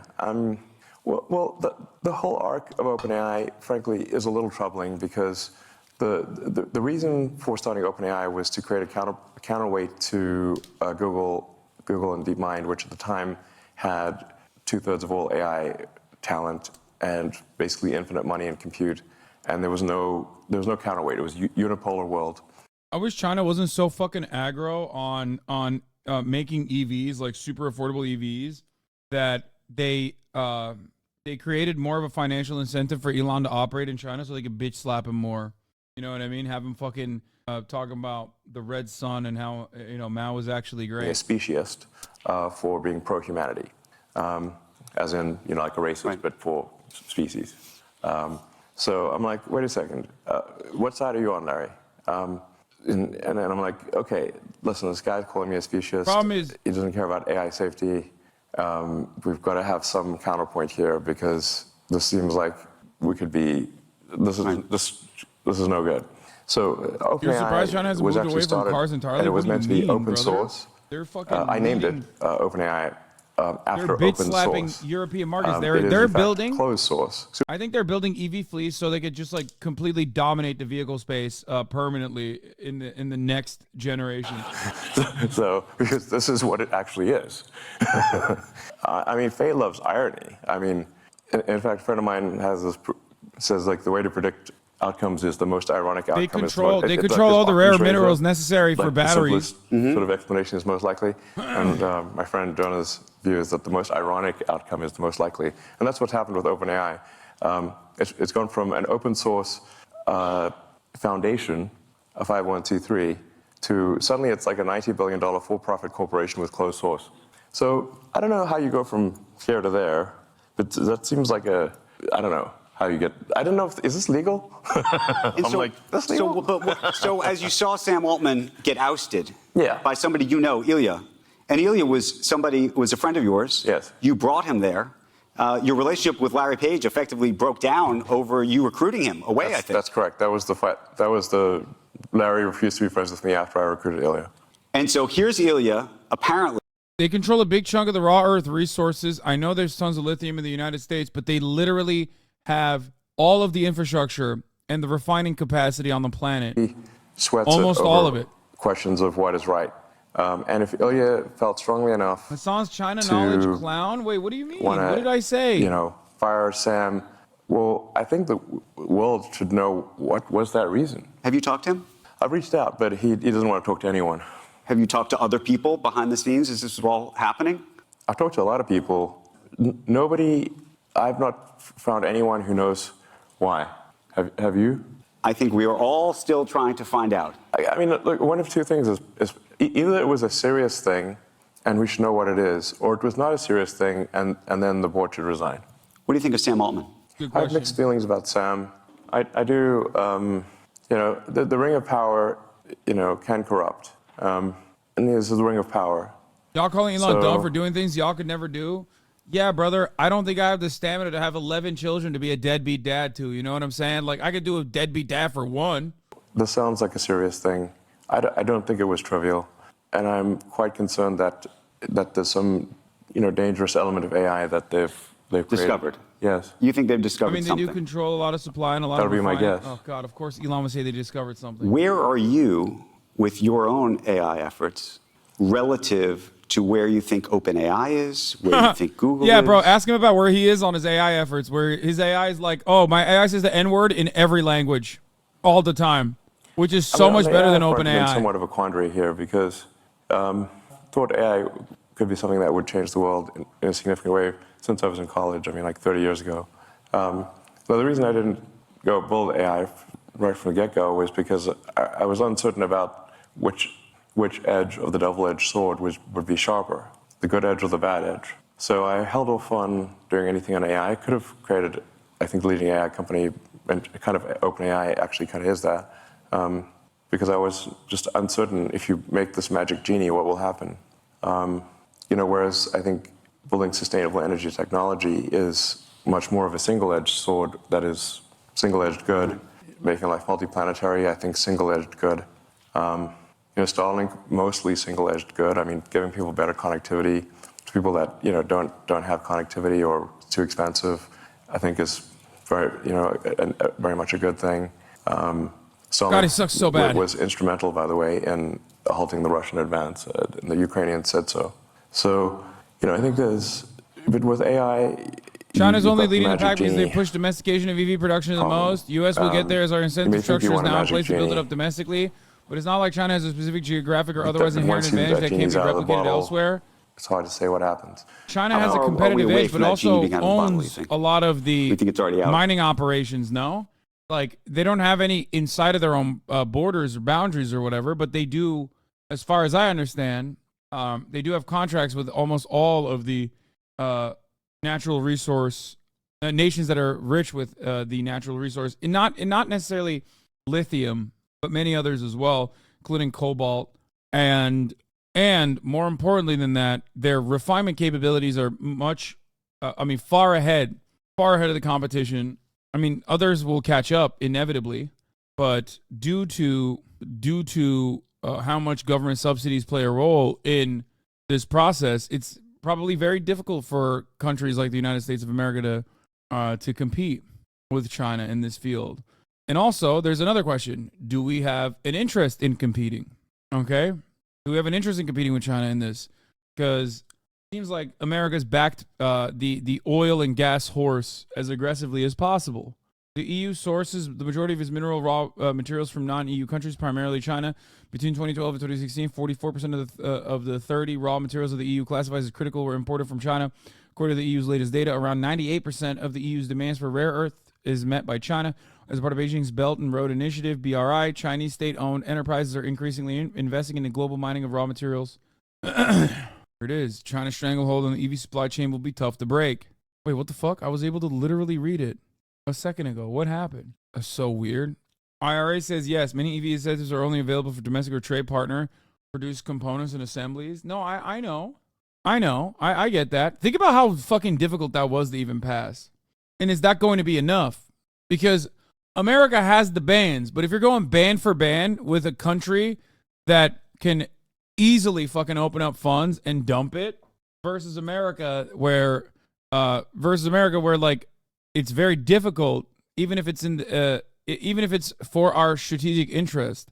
What I mean is America has a far greater budget, but China has the means to do it way faster.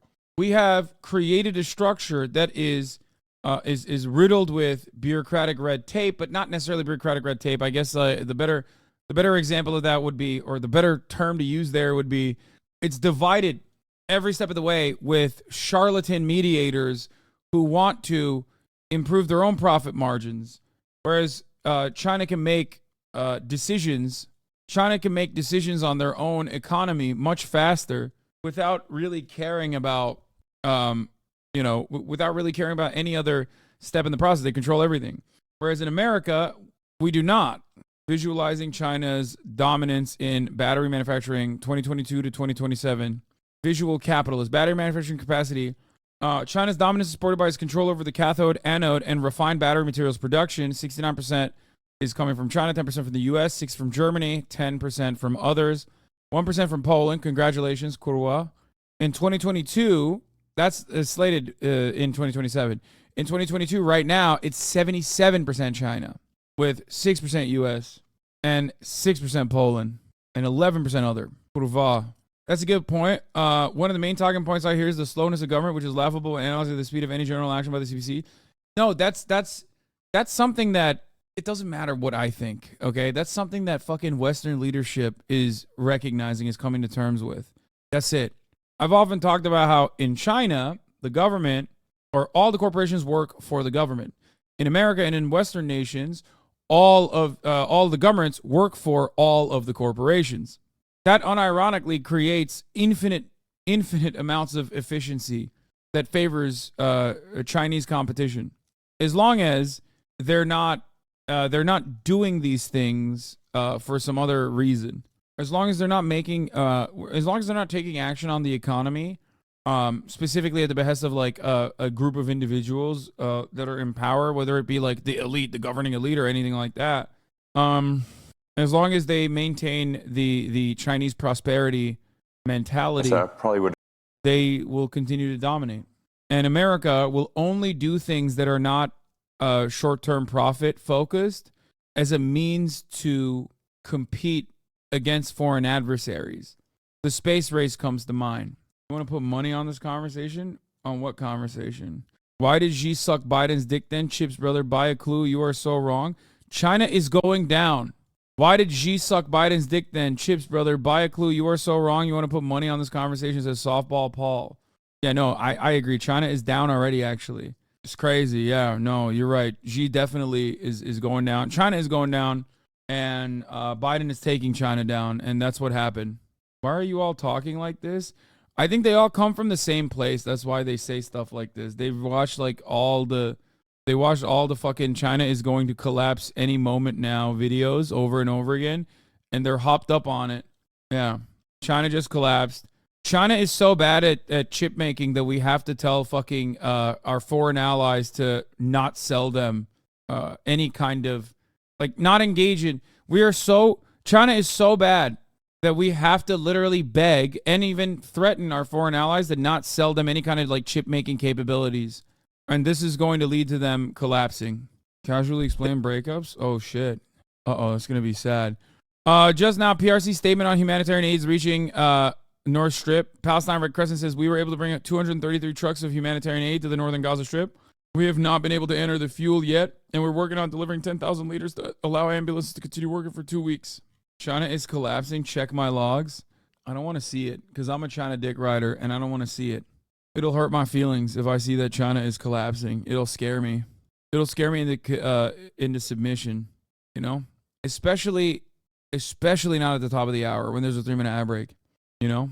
All right, let's get to freaking Will Koch's endorsement be enough for Nikki Haley to beat Trump? The answer is no. But find out after the ad break or during the ad break as long as you're subscribed. Here's the 3-minute ad break now. Presidential campaign, and Nikki Haley just got a big old dose of it on Tuesday. The Koch-backed group Americans for Prosperity announcing it is backing the former South Carolina governor's bid for the White House.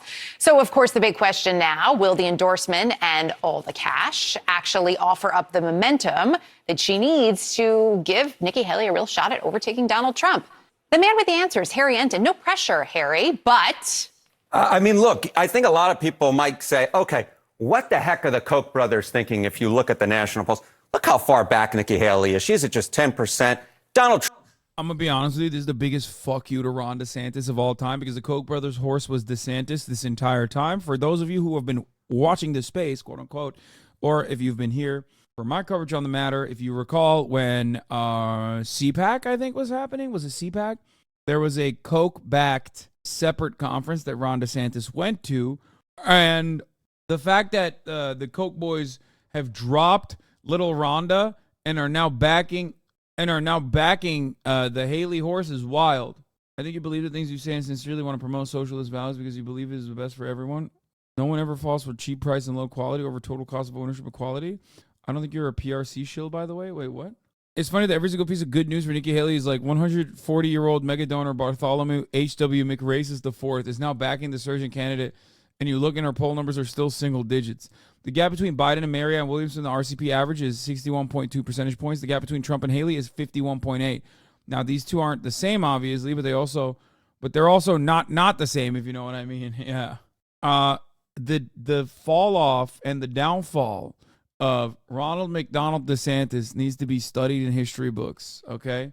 I've never seen a man so fucking propped up by the instruments of power within the Republican Party and fail so fucking hard, specifically on his own volition.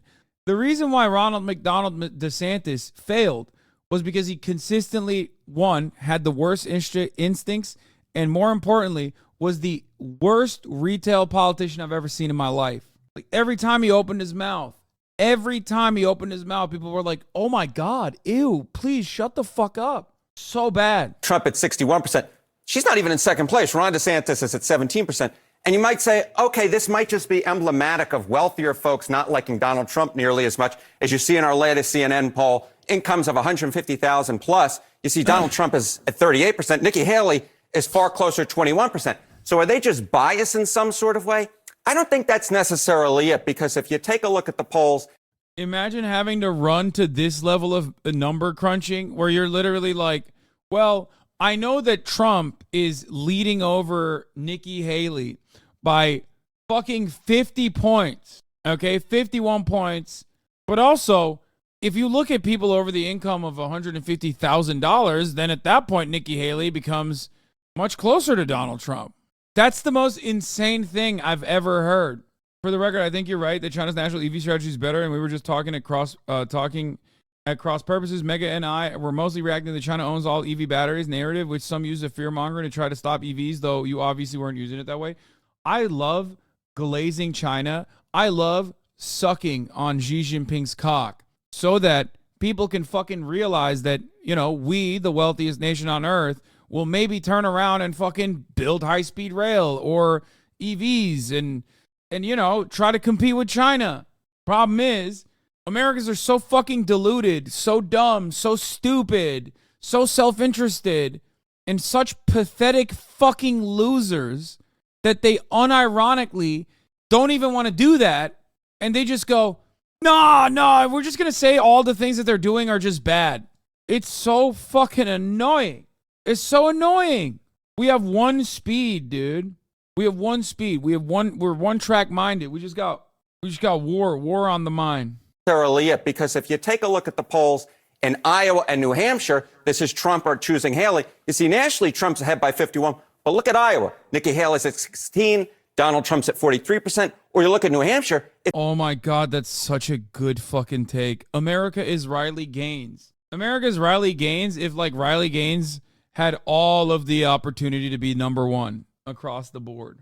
I love this. Look at this. Look at this incredibly favorable poll. Well, where Nikki Haley is still 20 points behind, 20% behind. It's only a 22-point difference. So 22, Pog.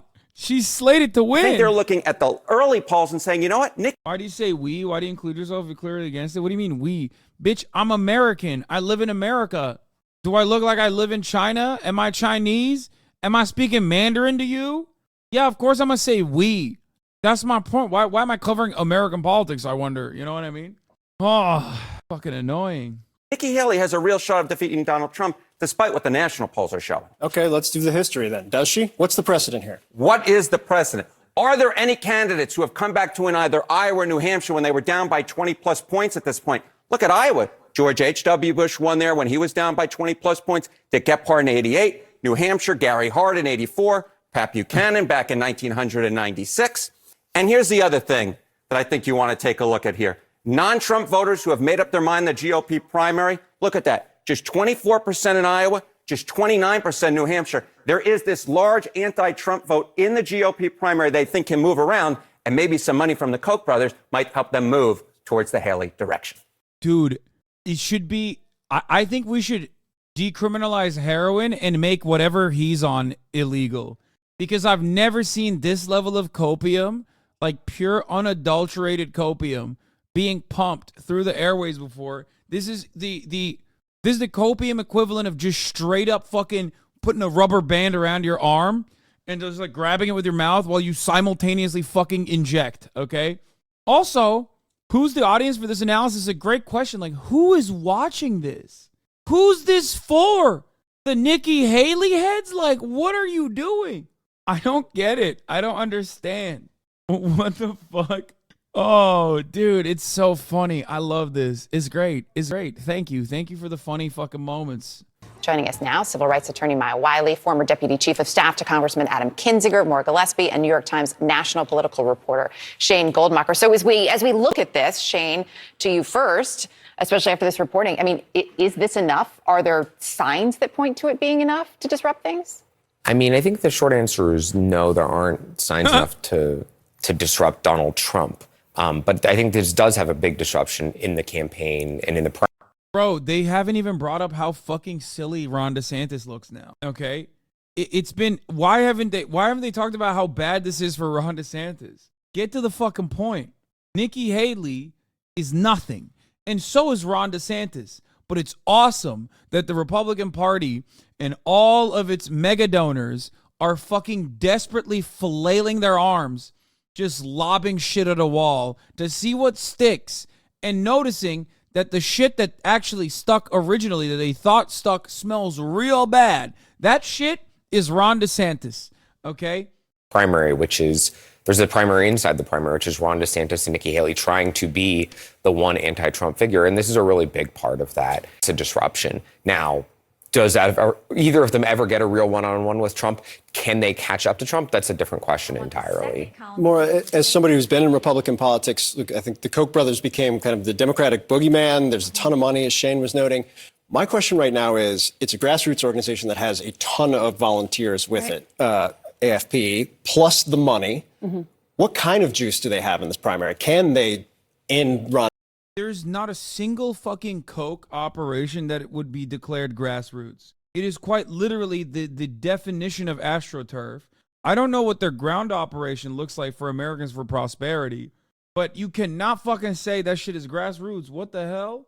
The grassroots Koch brother lobbying arm? Like, there is no reason for the term AstroTurf if you're going to call the Koch brothers, any operation Koch brothers has, to be grassroots. I actually don't get why he said that. I mean, I guess like the reason why he's saying that is because like they have like a ground operation. Oh, is he saying it was before the donation? On DeSantis, can they elevate Haley to be the clear number two? I think what it shows us is that... he said AFP is grassroots. They're putting their money and their team and their volunteers behind her because, again, what they started telling us earlier this year was anyone but Trump. It can't be Trump.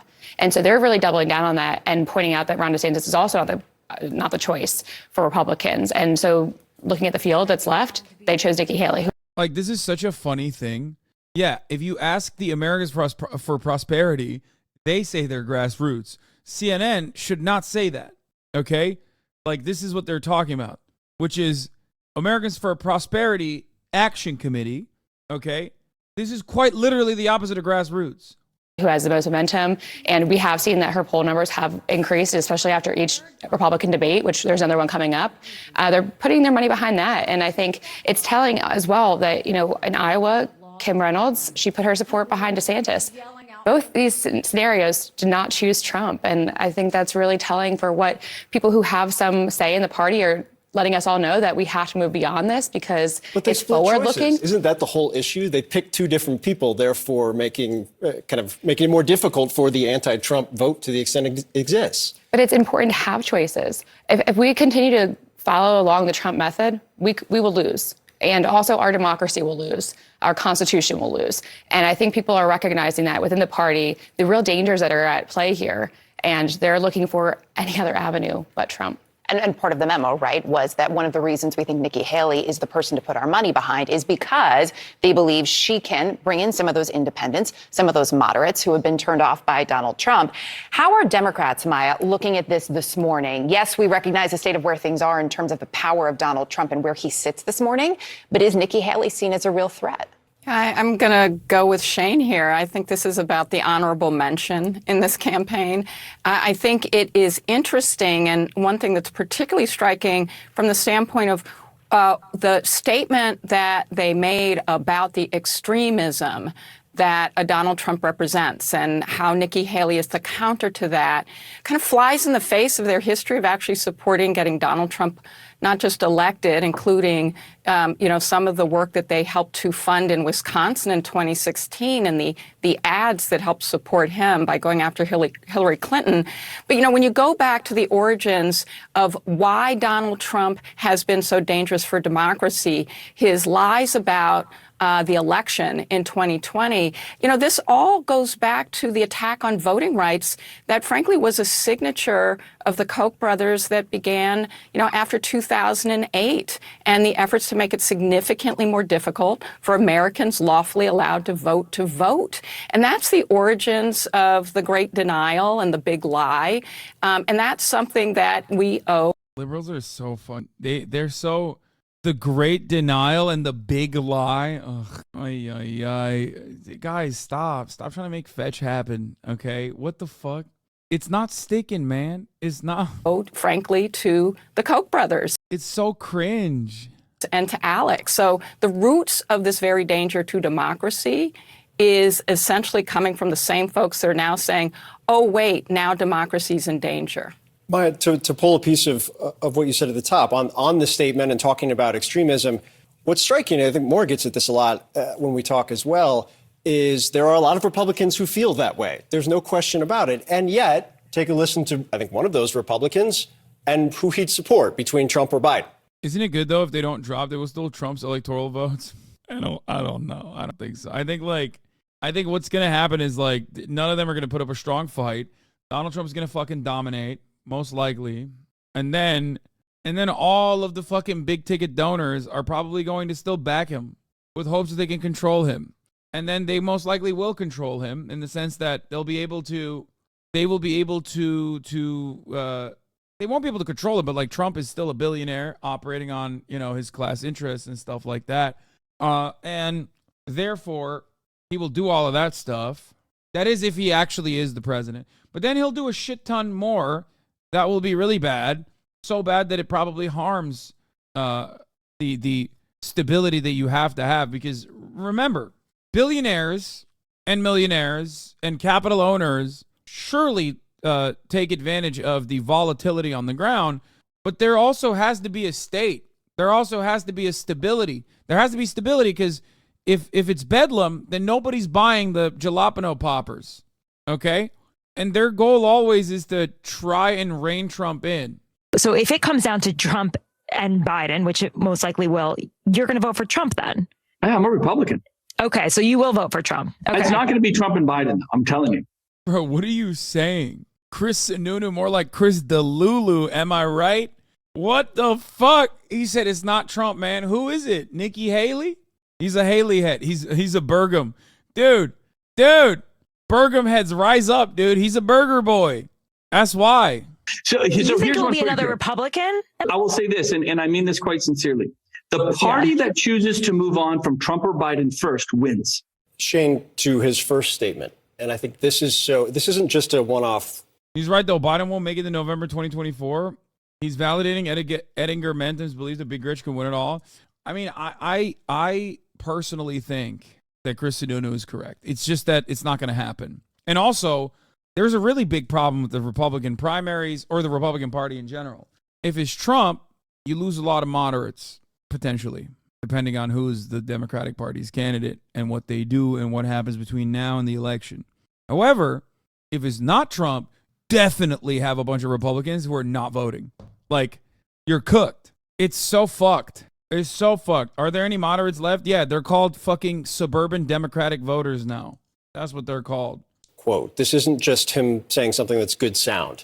This is at the root of everything. If you're not willing to say, if it's not Trump, I'm going to the Democrats, doesn't that undercut what Moore is talking about here, coalescing behind anybody else? I mean, this is just an ongoing challenge for a whole slew of Republicans, right? You have the former Attorney General Bill Barr, who said that Donald Trump was, not a good president and maybe a danger to this country. But if presented a choice between Bill Barr and a Democrat, between Donald Trump and a Democrat, he might go back with Donald Trump again.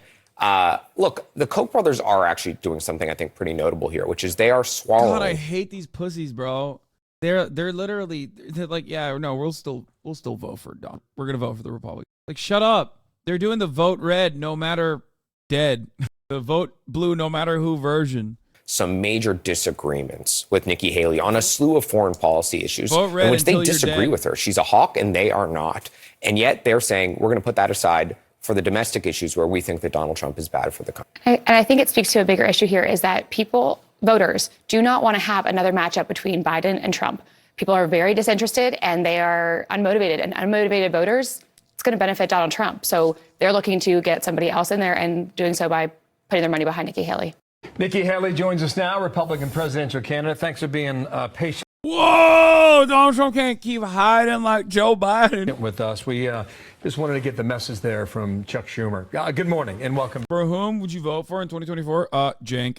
Don't care. Voting for Cenk. Back here. Got a number of things to get through, but just a quick comment on this. We talked to Sabrina Singh from the Pentagon. Told you, man, I'm Uncle Pilled. Gone last hour. We asked her, is the full-throated support of President Biden still intact with regard to Israel going after Hamas? And she said, yes, nothing has changed. Do you see it the same way? It's interesting. What happened to you? Why do you want Trump to win? What happened to you? Why do you want Trump to win? What happened to you is a question you should be literally asking every person that works within the DNC every day. Like, you should be calling up the DNC and be like, what happened to you? Why do you want Trump to win so bad? What happened to you? Why do you want Trump to win? Not me. Not a fucking dying Twitch streamer with a fucking sub 20K live view count, okay? The motherfucking DNC is who you should be asking that question to, who keeps telling us like, no, Joe Biden, he's gonna go across the finish line. I promise he is going to be alive at the next election. Okay? What is this? What do you think you're doing here? What are you doing? The same in perpetuity, but it accelerated greatly under the Hillary Clinton campaign. Okay? Like, it wasn't Hillary Clinton that made any fucking flubs. It was actually those stupid idiots who didn't vote for her. Okay? You know Twitter's going to blame me if Biden loses? I don't give a shit, dude. What do you mean? Twitter is literally fucking poll at this point. Twitter is poll at this point. People are blaming me for October 7th. Okay? Ben maçayım kapıyı. Peki. It's never the Democratic Party's fault. Anne kapı açık. It's never the Democratic Party's fault. It's never the media's fault. It's actually random Twitch streamers. Yeah. People say I am the reason for why Ukraine was invaded. People act like I invaded Ukraine. People act like I fucking did October 7th. I don't give a shit, dude. Interesting, and I appreciate the senator's speech. I think it's important. It's copium. Saying everything is Susan Sarandon's fault. Saying everything is Chapo's fault. Saying everything is my fault. It's just copium. These are people who are babies, okay? They're babies. They're behaving like little children. They don't want to take responsibility. They don't want to take ownership over the actions of the DNC, and then they fucking act like the Democratic Party as an institution is just a small bean. It's so weird. It's so weird. Do a better job. For people to hear about it. But let's look at a few things about what's happening with anti-Semitism and then get into what's happening with Israel. First of all, let's stop talking about the dangers of anti-Semitism and do something about it. You have foreign money going into universities right now from Arab countries and Chinese countries. No, you're so right. If the leftist vote was that important, we would have more of a say in policy. Okay?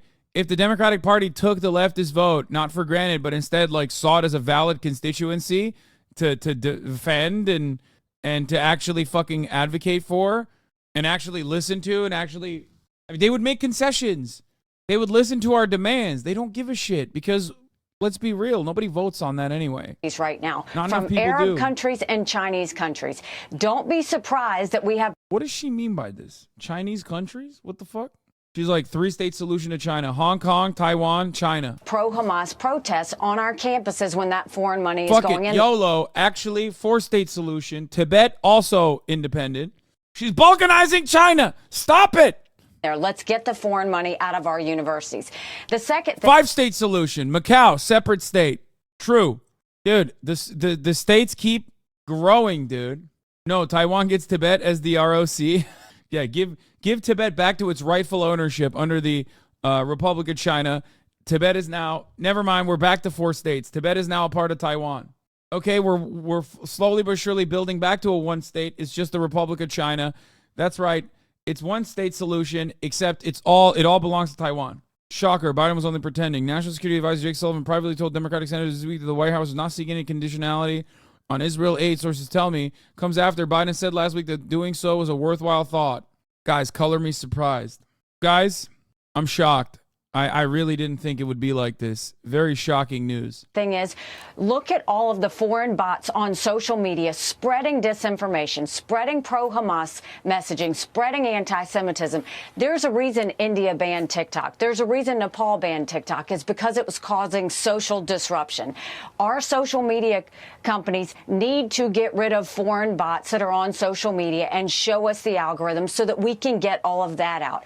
And then thirdly, let's go to our president. When you talk about what the press secretary said about Israel, the president is the one that refused to put anti-Zionism into the definition of. Dude, you can't, there's no one that's a bigger Zionist than Biden. Biden is more popular as a leader in Israel than Netanyahu is. What are you talking about? It's, oh God, it's always a race to the bottom. She literally is saying until President Biden executes a Palestinian child, or even better, a Jewish Voice for Peace activist, anti-Zionist Jew on national television, because that is the greatest enemy of the Israeli state and the Jews across the world, of course. There's nothing more scary than an anti-Zionist Jew. Take one of them college freshmen, wear those not in our name t-shirts, and fucking put a bullet in the back of their head, their they-them Jewish head, to show your real support for the state of Israel. How dare you? What are you doing here? Like, what do you want? What do you want? He literally is just like, no unconditional aid. We love it. Please kill more children. We love it. It's so nuts. It's insane, dude. What the fuck? Of anti-Semitism.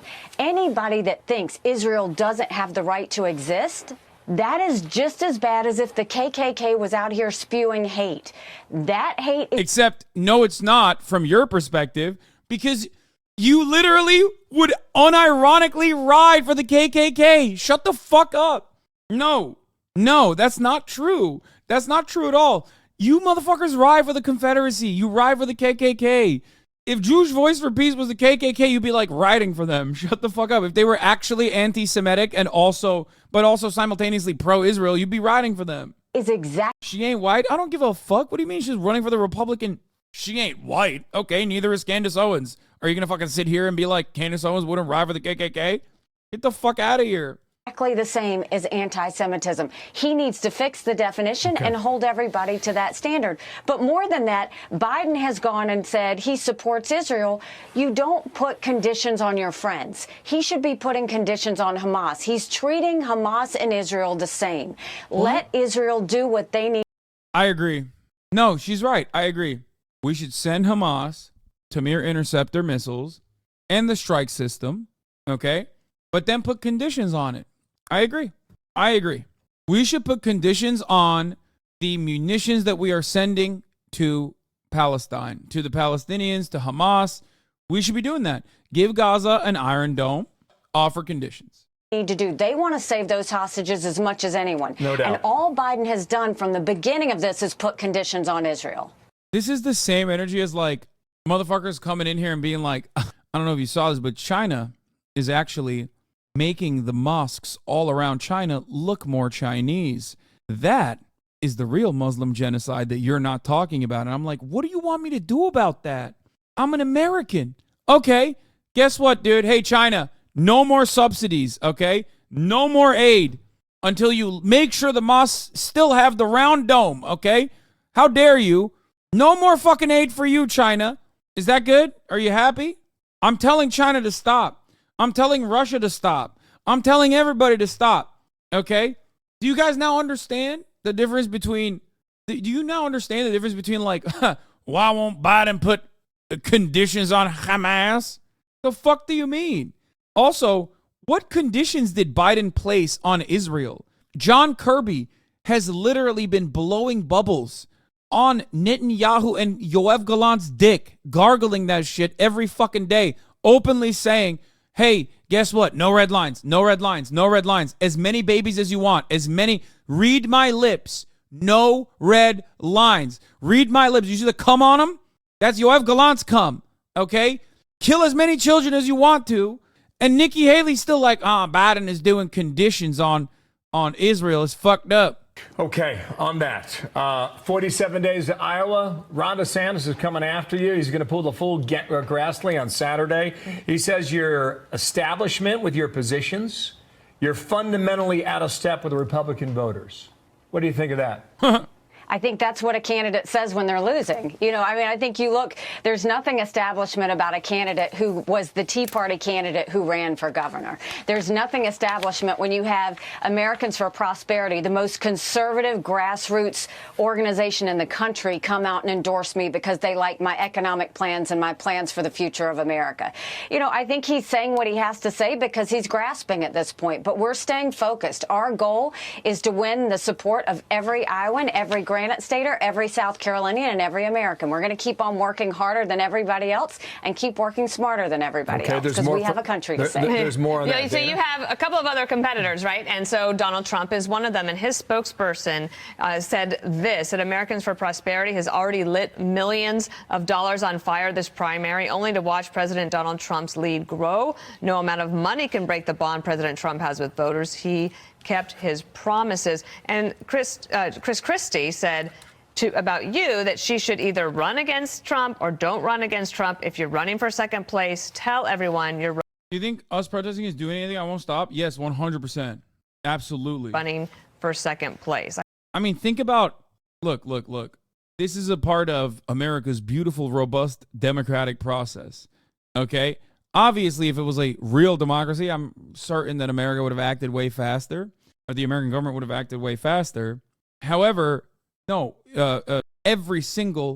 went from every single Democratic and Republican Party politician being like, shut the fuck up, eat this lead, you fucking Palestinian children, you Palestinian babies, you deserve this lead, to, okay, maybe we should do a ceasefire, actually. I know it took 15,000 murdered Palestinians and also a ton of fucking munitions being sent over, both quietly and privately, in an unceremonious way.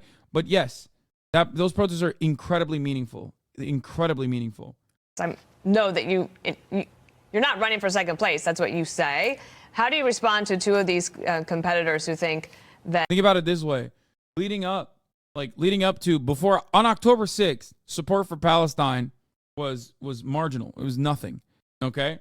On October 7th, it was even less so. Obviously, since then, 2 months have passed, and support for Palestinians have grown considerably. And for the record, people say America's aid is nothing for Israel. America's aid is nothing for Israel. They say it all the time, right? They're like, this is a narrative I hear now as Biden has gone back and forth on whether we should give Israel aid or not, or offer conditions on the aid, and that like it's a minor blip. Oh, it's just like 5% of the GDP, like it's nothing.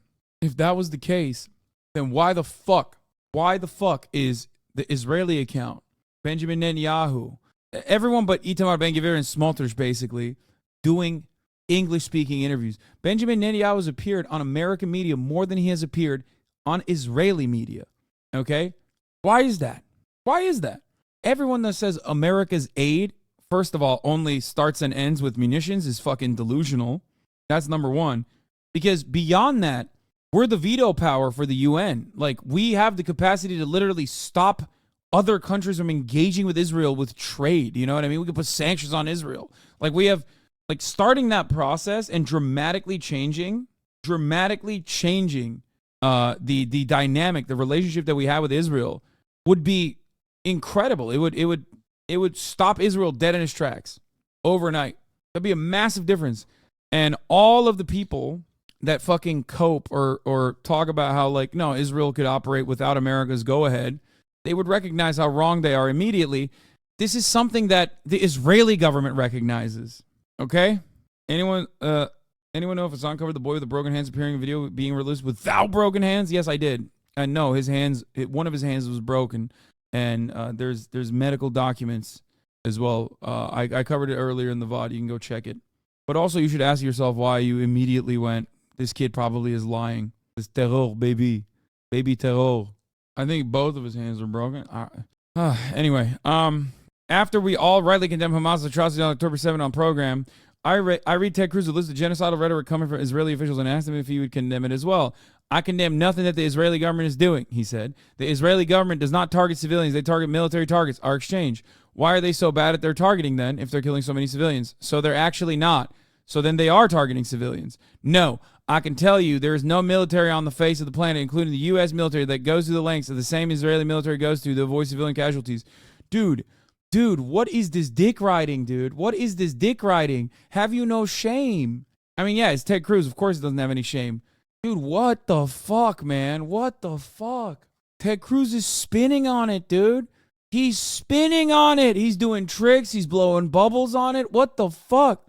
But the IDF says they're focused on damage, not precision. Yes, damage to Hamas, the terrorists. No, they have said the opposite. They keep saying that they're doing this, and what they're intending to do here is in the United States what we say that's not what they're doing. That's simply not true. They're targeting terrorists. Are they lying?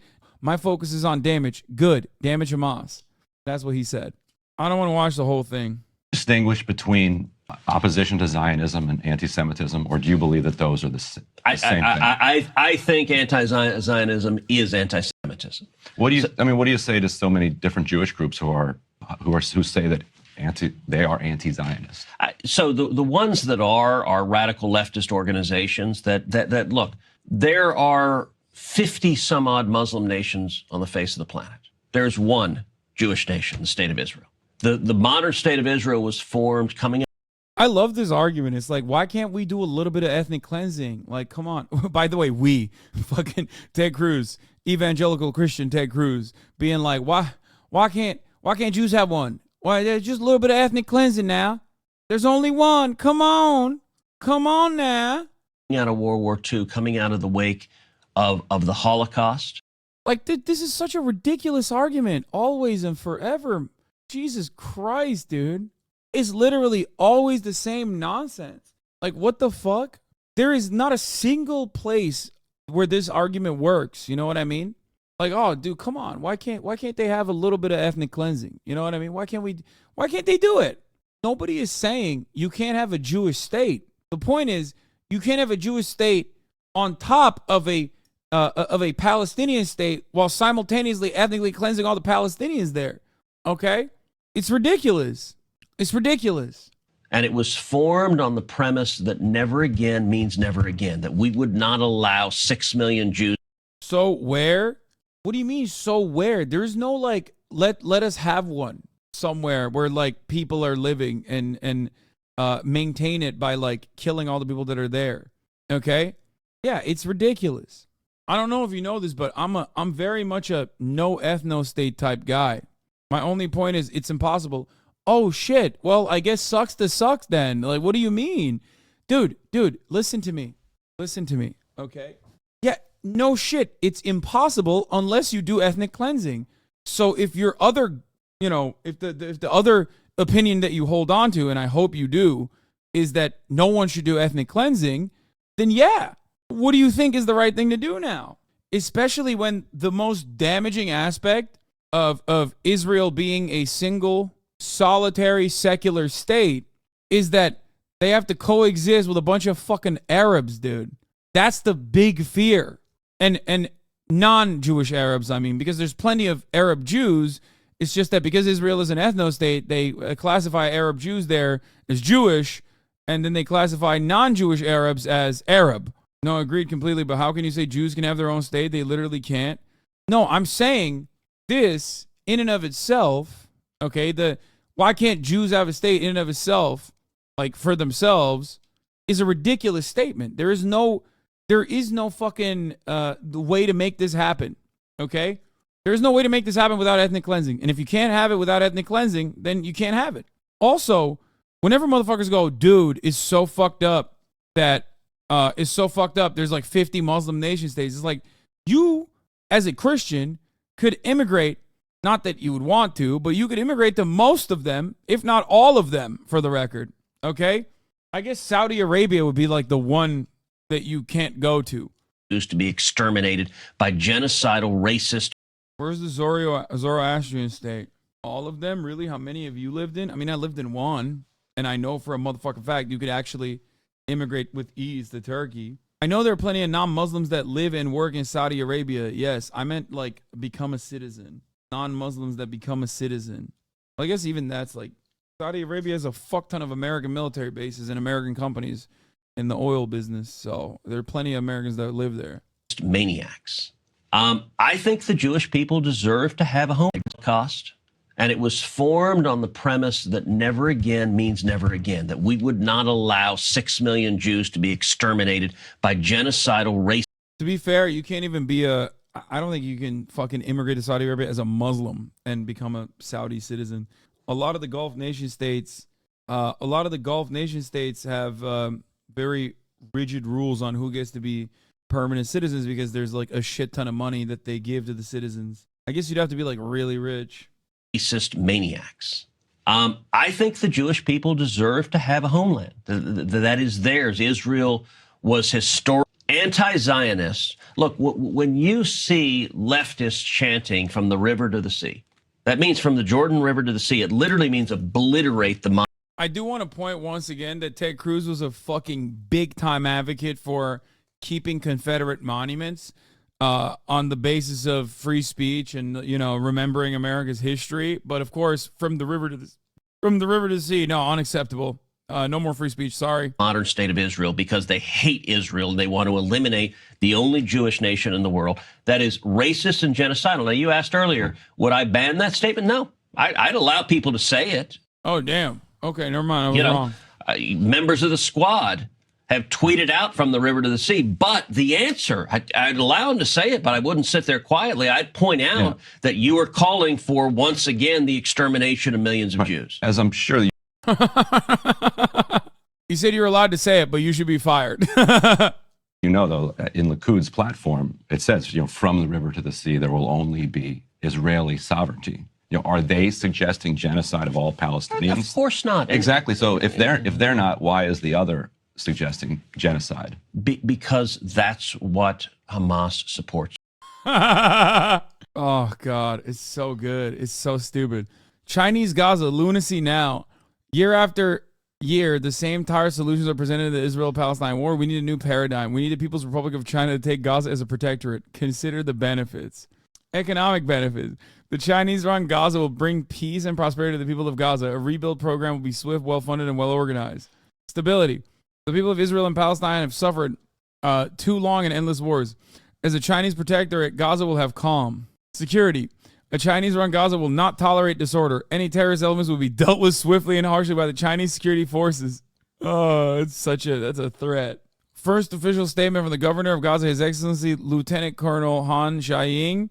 In it, he outlines two priorities, stability and security. Yeah, definitely, dude. That would be so sick. I love that the pro-China account couldn't even hide that they would do Xinjiang. Literally, the third line is straight up, we will do mass surveillance. We will fuck you up. Also, I know there's a joke account. Brandon is so fucking cooked. Wait, what? Uh-oh. What do you do now? Billionaire minimum tax, not even at the highest rate, at 25%, which is a lot of you pay if you're making a family of four making $150,000 a year. Dude, every time I see him recently, because he's been doing more appearances, he just looks so bad. Just 25% is still 10% lower than the top rate, and it would raise $440 billion over the next 10 years. Just paying 25% instead of 8%. Imagine what we could do if we just made these billionaires pay their taxes like everyone else. Wait, I mean, listen. It'd be good. It'd be a perfect world. It'd be a perfect universe. At the top of the hour, nobody would have to worry about a 3-minute ad break. And I mean nobody, okay? Everyone would be getting gifted subs. But if you're not lucky enough at the top of the hour to get a gifted sub, then all you need to do is subscribe for $5 or for free with a Twitch Prime by connecting your Amazon Prime account to your Twitch account, where you get one free Prime subscription a month. Use it on your favorite broadcaster. Hopefully that's me. Here's the 3-minute ad break now. You could use it to strengthen the Social Security and Medicare system instead of cutting them, or like Congressman Trump and Bo want to do. Congressman Trump. I'm sick of Nikki Haley. Oh, an Osprey aircraft crashed off the coast of Japan, by the way. Overnight, a U.S. military aircraft crashed off the coast of southern Japan. Bro, these things love fucking blowing up. What is happening? Why are we still using these? It was carrying 6 people. Do you think he can actually get through a debate with Trump, though? Fuck no. He would need he would need so much better versions of whatever kind of crack he's taking right now. He would need it. People, and one person has been found so far. Let's go to our chief global affairs anchor, Martha Raddatz, with more on this story. Good morning, Martha. Good morning, Robin. This morning, Japanese Coast Guard boats and helicopters are desperately searching for any survivors of this crash. There were 6 on board. One, according to the Japanese, has been confirmed deceased, and reports that others have been pulled from the water. It was an Osprey that went down. That is the aircraft that has a tilt rotor, so it can fly like a fixed-wing airplane or land vertically like a helicopter. This Osprey went down in broad daylight on a clear day Norway near a small Japanese island in southwestern Japan. Japan's defense minister saying there were reports of an engine on fire before the aircraft made what they called an emergency water landing. The Osprey has a troubled past. In August, 3 Marines were killed in an Osprey crash during an exercise in Australia, and last year, 9 Marines were killed in Ospreys, 5 in a training mission in California, and 4 others in Norway during NATO exercises. Nah, man, we can't stop using it, brother. We have to keep using it. Clearly something that the military will be taking a much closer look at after this overnight crash. Guys? Definitely should take a look at that, Martha. Thank you. Okay, there is a kind of funny part of the story, though. What's the name of the guy, the fucking foreigner that always writes about Japan in English? What is it? Jeffu, Mr. Jeffu. Hold up. Here, I got to show you this funny ass shit. This is how I actually found out about the Osprey crashing, by the way. Here is the video of the JCP lawmaker Miyamoto Toru delivering a speech on Sunday, arguing that the American Osprey aircraft based at Yokota were dangerous due to the possible mechanical problems. Fast forward to today, one of Yokota's Osprey have crashed near Yakushima. 私たち国会で繰り返し追及しておりますが、いよいよこのオスプレイの構造的欠陥がこの間明らかになり大問題になってまいりました。昨年ハードクラッチエンゲージメント、クラッチの不具合が起きるということで、米軍はオスプレイの一時的な運用を停止して800時間以上飛んだオスプレイのクラッチを全部交換する、こういうことをやりました。ところがそうした手立てを取ったにもかかわらず、この8月オーストラリアでまたオスプレイは墜落をいたしました。これはどういうことなんでしょうか。もしかしたらクラッチを取り替えるだけでは正せないような大きな欠陥がこのハードクラッチエンゲージメントであるということなのか、あるいはもっと別の構造的欠陥があるということなのか、いずれにしても欠陥は正されていないというのがいよいよはっきりしたんじゃないでしょうか。皆さん、このオスプレイ今年に入っても日本国内で緊急着陸をあちこち。I love the racist dumbasses being like, oh, are you playing anime music because he's Japanese? No, dumbass, this is literally his party. You uncultured swine. I'm unironically playing the music of this man's own fucking party. I know it sounds crazy.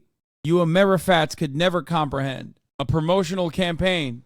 No, this is literally the Japanese Communist Party's new and revitalized image campaign. Look. For the questions about Okinawa, the Constitution, and nuclear power plant issues, please refer to the homepage in the song. In a society where you can live normally if you work 8 hours. It's a society where you can study and raise children without having to worry about money. It's a society where Social Security is so generous so you can live calmly. It's a society where you can have more hope than today. I love that the Japanese Communist Party is pushing for an 8-hour workday, by the way. We are the Communist Party. United front with the citizens. Oh, they were saying 8 hours a month? Wait, what? They should make one for every Communist Party in the world.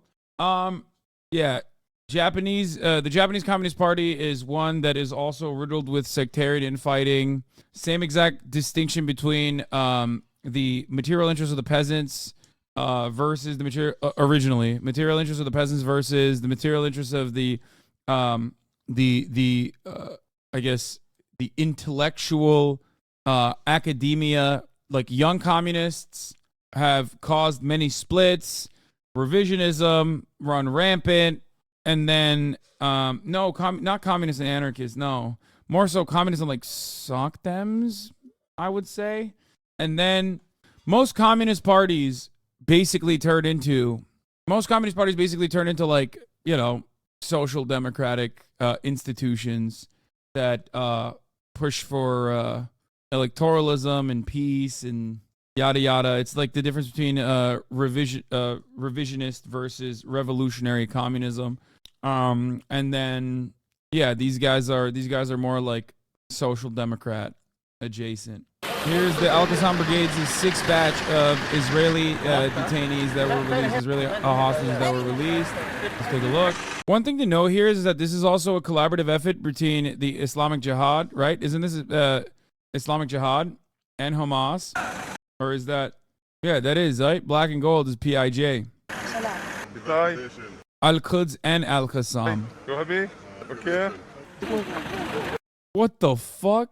Bro, what the fuck? Wait, what? Wait, what did I just fucking watch? Wait. Okay. Bro, Zoomers, dude. I'm not even kidding. Zoomers. Zoomers, bro. I'm serious. We go home. Bye.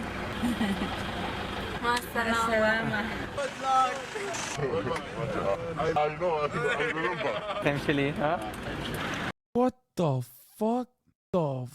Bro, that's too... Dude, there's no planet in which, like... I mean, this is, like, supposed to be a hostile militia, okay?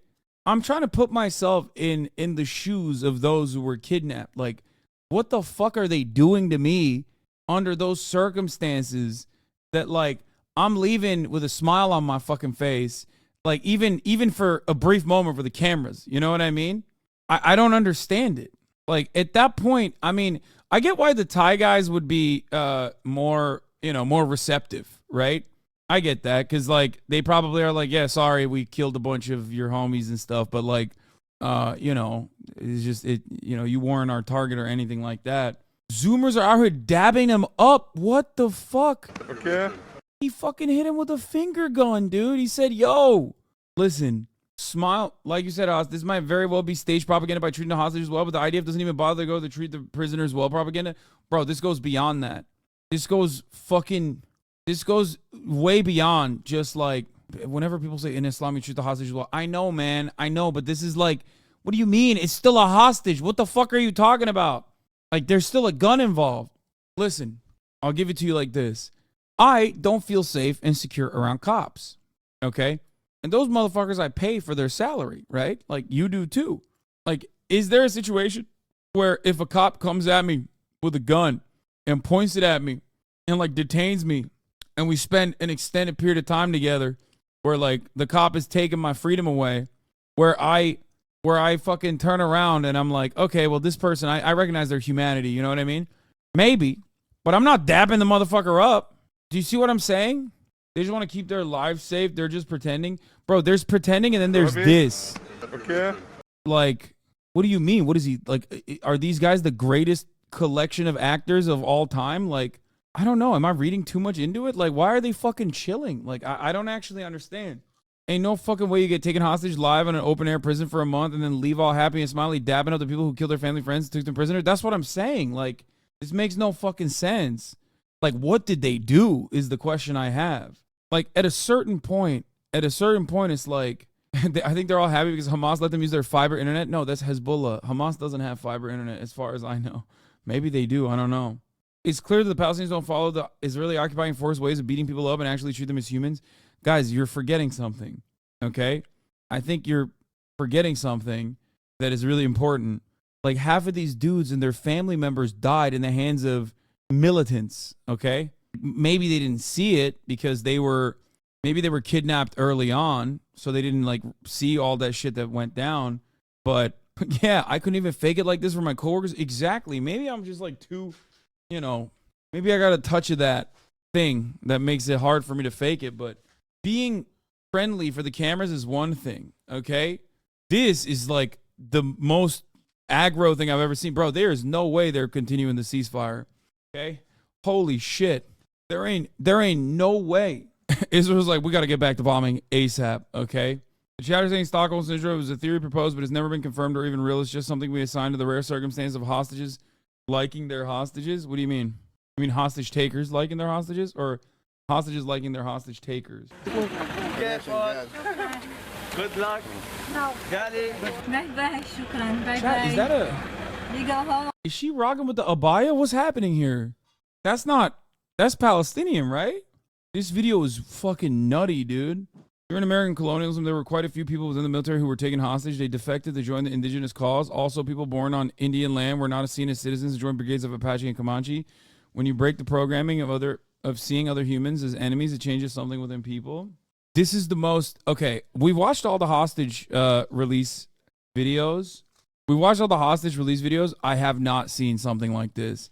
Like one of the most clear-cut, like Yashar was talking about how like the Palestinians were jeering at old people and whatever. They were like all, which I didn't agree with when I saw that one. And I thought like he was trying to massage the narrative a little bit. But this one is crazy. Like, what did they revert? Like, what's happening? Bye. To be fair, it doesn't seem as unbelievable as Israeli propaganda tours. First of all, Israel never does propaganda when they're releasing their fucking hostages. Let's be real. They literally, they unironically are like, no joy is allowed. We will kill you. We will arrest you if you demonstrate, if you show joy. Potentially, huh? This is the craziest, dude. This is actually the craziest thing I've seen. I think you're just reading too much into it. When you're expecting the worst out of someone and they show you kindness, that's how you don't deserve. You don't show him. The roles reverse because actual change. Someone puts the pen. Blah, blah, blah, blah, blah, blah. An Israeli hostage freed by Hamas said in an interview that she was initially fed well in captivity until conditions worsened and people became hungry. She was kept in a suffocating room and slept on plastic chairs with a sheet for nearly 50 days. In one of the first interviews with a free hostage, 78-year-old Ruti Munder told Israel's Channel 13 that she spent the entirety of her time with her daughter Karen and grandson Ohad Munder Zitri, who celebrated his 9th birthday in captivity. Her account broadcast Monday asked the trickle of information about the experience of captives held in Gaza. You don't understand because you've condemned Hamas? What? Munder has snatched October 7th from her home in near Oz, a kibbutz in southern Israel. Her husband, Avraham, also 78, was taken hostage too and remains in Gaza. Initially, they ate chicken with rice, all sorts of canned food and cheese, Munder told Channel 13. We were okay. We were given tea in the morning and evening, and the children were given sweets, but the menu changed when the economic situation was not good and people were hungry. Israel has maintained a tight siege on Gaza. Yeah. One of the first things that Abu Ubaidah said in the beginning, like October 8th, was, we are democratizing the violence and the conditions that you subject to us, you will be subjecting your own citizens to. This was basically, it seems, according to the hostage testimonies so far, that they, to the best of their ability, Hamas and other militants, to the best of their ability, offered the hostages the best conditions they could, given the circumstances. That doesn't mean that, you know, they still were keeping them hostage, obviously. But the major reasons as to why they did not receive better food, for example, or better treatment, and, for example, didn't see daylight, okay, was because they were being shielded from the bombing campaigns in the tunnel system, and also on top of that, did not have the bombing and the blockade. Yes, I saw the Benjamin Netanyahu thing. I think this is a mistranslation. I think it's a Gaza envelope that he's talking about. Tonight, the cornerstone is laid in the Gaza Strip for the settlement Ophir, named after the former head of the Negev Gate Council, the late Ophir Libstein, who was murdered by Hamas. Ophir was a leader, a man of the land of Israel, a man of construction, a man of settlement. Children will grow up here, and girls will be educated about his contribution, his heroism, and his sacrifice. We will restore the settlements, expand the settlements, and add more settlements. The wheat will grow again. I don't know if he's like talking specifically about inside of Gaza. I don't think this is inside of Gaza. Yeah. Elat News, that's in southern Israel, by the way. Yeah, that's what I mean. It's best to ask them what they actually think once they're back in Israel, I guess, if they're allowed. Could be a range of reasons they're being like this, although it may well be genuine. I don't know. Hamas PR team likely over the moon with these interactions, to be honest, genuine or not. Yeah, I mean, yeah, that's a major PR dub. That's an incredible, insurmountable PR dub for Hamas. The point is, however, it's not going to work anyway, because like Western media will never, they rarely ever show these. They rarely ever show these images on purpose. And when they do, they contextualize it, obviously, in a very negative way. I mean, even if they showed it while contextualizing it in a negative fashion, it would probably still cut through a lot of the Hamas's ISIS stuff. Because, like, when you prime everybody to assume and think a certain way, and to be fair, the actions of the militant groups inside of Israel proper also correspond or lend itself perfectly to cutting that kind of propaganda, then you know, this kind of shit, this kind of stuff is just enough for people to go, what the fuck? What have I been told? Bye-bye. Read the replies to that post and you'll see people saying, talking about building new settlements when our own communities aren't even fixed yet. No, he's talking about building settlements inside of Israel, by the way. He's saying he's going to rebuild settlements, like more of the... He's not talking about building it in Gaza. He's talking about building it inside of Israel. The translation is wrong when he says Gaza Strip. Yeah, a lot of the settlements that are near the Gazan border had to be evacuated, which is kind of disgusting and gross in the way that, like, some of the media has covered it, where they're like, Israelis have been relocated as a consequence of October 7. Like hundreds of thousands of Israelis have been relocated. I'm like, are you fucking joking? Like millions of Palestinians were forcibly relocated at gunpoint, and not even at gunpoint, because they were blowing up their fucking faces and their families. Like, what the fuck? I mean, that's crazy. That's actually crazy to just like look at that situation and be like, well, you know, he's talking about this in the Gaza envelope. Yeah. It's not the Gaza Strip, it's the Gaza envelope that he's referencing right here, is what Elint News is saying as well. He's referencing this council in the Gaza envelope inside southern Israel near the Negev desert, I believe. What the fuck is Netanyahu Press? Am I blocked by Netanyahu Press? Oh, it's a press. It's a parody account. Me? Okay. Why am I blocked by this guy? You have haters you don't even know? I have so many haters I don't know. What do you mean? I don't know most of my haters. But that's not a real Benjamin Netanyahu account. Hamas PR team, thank you for the 5 gifted subs. I can't tell if there's a hater or a fan, but I hope you know that like your account will probably get banned. I'm just letting you know. You think so many dummies think that they're like owning me with this kind of shit, or it might literally be a fan too. I don't know. 27 month sub, Hamas PR team, 27 month sub. Let's go. Yeah, as a fan, made me too close to the sun. Yeah. Anyway, Munder confirming accounts of relatives of other free captives said they slept on plastic chairs. She covered herself with a sheet, but not all captives have one. Boys who were there should stay up late chatting. Would stay up late chatting while some of the girls would cry. She said some of the boys slept on the floor. She said she would wake up late to help pass the time. The rumor she was held was suffocating, and the captives were prevented from opening the blinds, but she managed to crack open a window. What the fuck? She got a window? Munder's account. Wait, she was above ground? I'm done. No, Israel needs to disband its military immediately, okay? It's over. It's over. You don't fucking, you skip go. You don't collect $200. You go to jail straight up.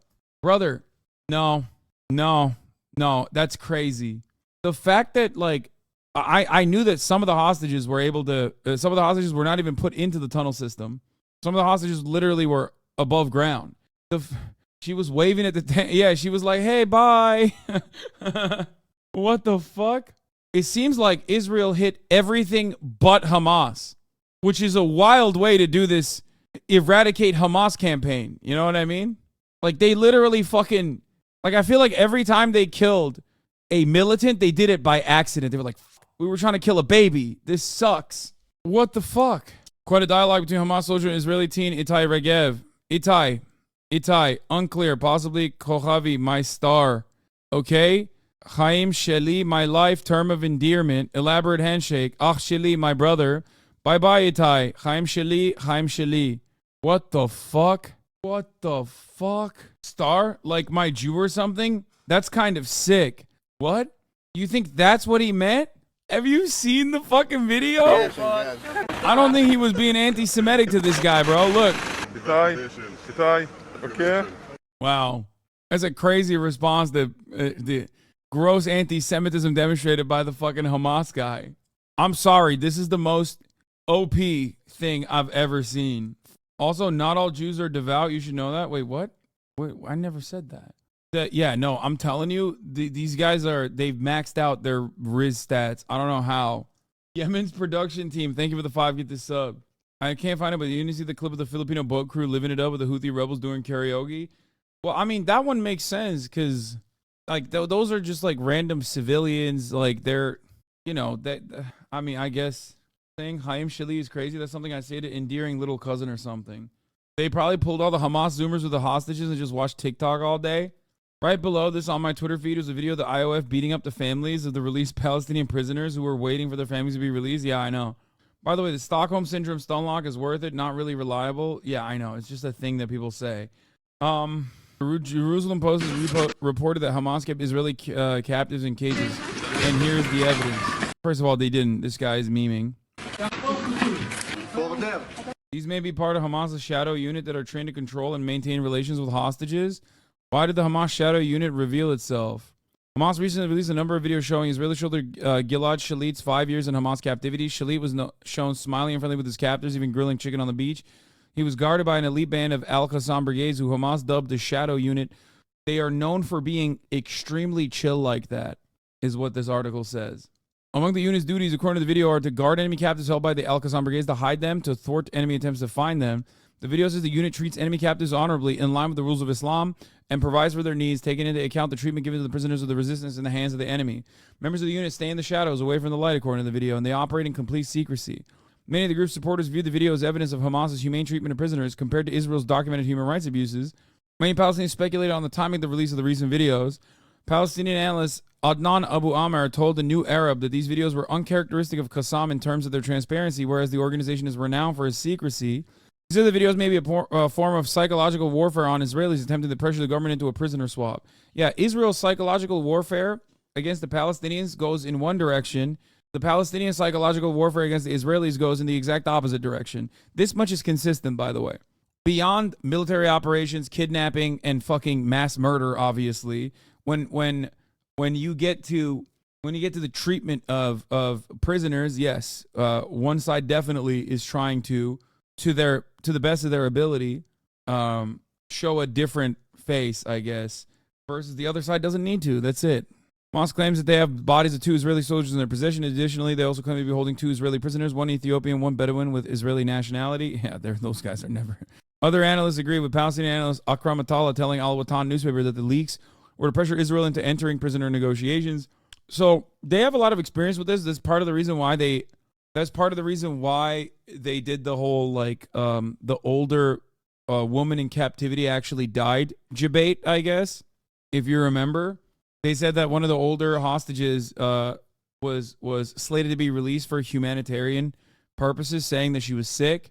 And then they claimed they leaked that she had died in captivity due to her medical condition in order to try and pressure the Israeli government, which kind of worked because the Israeli government did end up shortly after executing the truce. It was the PIJ. It wasn't Hamas. Yes, sorry. I'm fucking it up. It was the PIJ. It wasn't Hamas. So they do stuff like this all as a part of, they have done stuff like this as a part of like pressuring the Israeli government by forcing the Israeli media's hand into covering this sort of stuff, only to and killing hundreds of people and specifically purposely wounding thousands. There were Al-Qassam brigade snipers that were trained on the Israeli snipers from positions that the Israeli snipers were oblivious to. Okay? They also released footage showing that they had their crosshairs on the Israeli snipers without actually shooting them. They sent them photos. They sent the Israeli government photos. The Israeli government took that in the worst way possible due to their sheer arrogance, thinking, oh, they're afraid of killing us. They're too afraid of our power, so they didn't fucking kill our snipers. Look. Meanwhile, the real reason why they were sending that was to say, look, we can get to you. During Shalih's captivity, Israel offered a large bounty to anyone who could give them any details concerning the whereabouts of the imprisoned soldier. Ibrahim al-Madhoun told the New Arab that the most important message of the videos was the emphasis on Israel's intelligence failure and their inability to rescue Shalit. The articles contradicted the videos and also suggest that Gazan civilians be hostages. I believe it, especially when they were first apprehending them. All of the testimony from hostages have been that beatings occurred, oftentimes not by Hamas militants, but instead by, Hamas militants might have threatened them too, of course. But a lot of the beatings occurred in the early stages when they were being brought into Gaza. They also had a security assessment that suggested a scenario essentially the same as October 7th, which an official dismissed. N12, disclosure of fact, details about the dramatic correspondence from 8200, death in the kibbutz at any cost. The email correspondence has been stirring about the 8200 for the past few days, and rightly so. Tonight we revealed for the first time exactly what the veteran anti-combatant who predicted the Hamas attack wrote, and the reaction of the senior commander, a completely imaginary scenario. Yeah, I saw this before. Islamic Jihad sets sniper sights on top of IDF commanders and threatening new video. That's crazy to me. They saw this fucking video and were like, oh, they must be scared of us, dude. Can you imagine? This is the equivalent of someone you're duking it out with online sending you a fucking photo of your goddamn house, okay? And then you going, well, if he really was with it, he would come inside and kill me. Sniper Wolf learned it from Hamas. Well, this is, this literally is, I'm in your fucking walls. Yeah, we covered this like way back then. We just watched it. This is the Financial Times article. Oh yeah. Oh, also, in the sea of all of this, we're done. The truce is over. Israeli officials say Hamas proposed via mediators to release less than 10 hostages or to release hostages that are not women and children. The Israeli officials said that if Hamas doesn't produce a list that includes 10 women and children by 7 a.m. local time, the fighting will resume. The Israeli War Cabinet convened tonight amid efforts to extend the pause in the fighting in Gaza. Israeli officials said that until now, Hamas didn't produce a list of hostages that includes 10 women and children as was decided in the initial agreement. No way fighting will resume. War is over. Brother, this is happening in the next 4 hours. And the war is definitely not. Have you listened to any of the Israeli... Bro, Itamar Ben-Gvir, the guy who is like responsible for the courts and the police and he has said he has said that if the war doesn't continue, he is going to leave the coalition.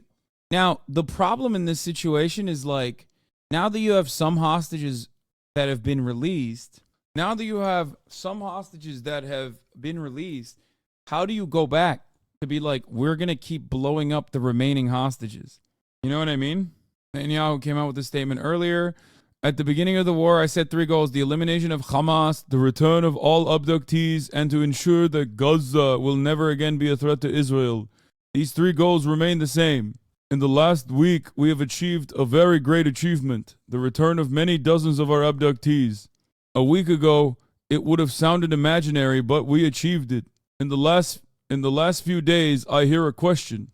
Will Israel return to fighting after this phase of returning our abductees is exhausted?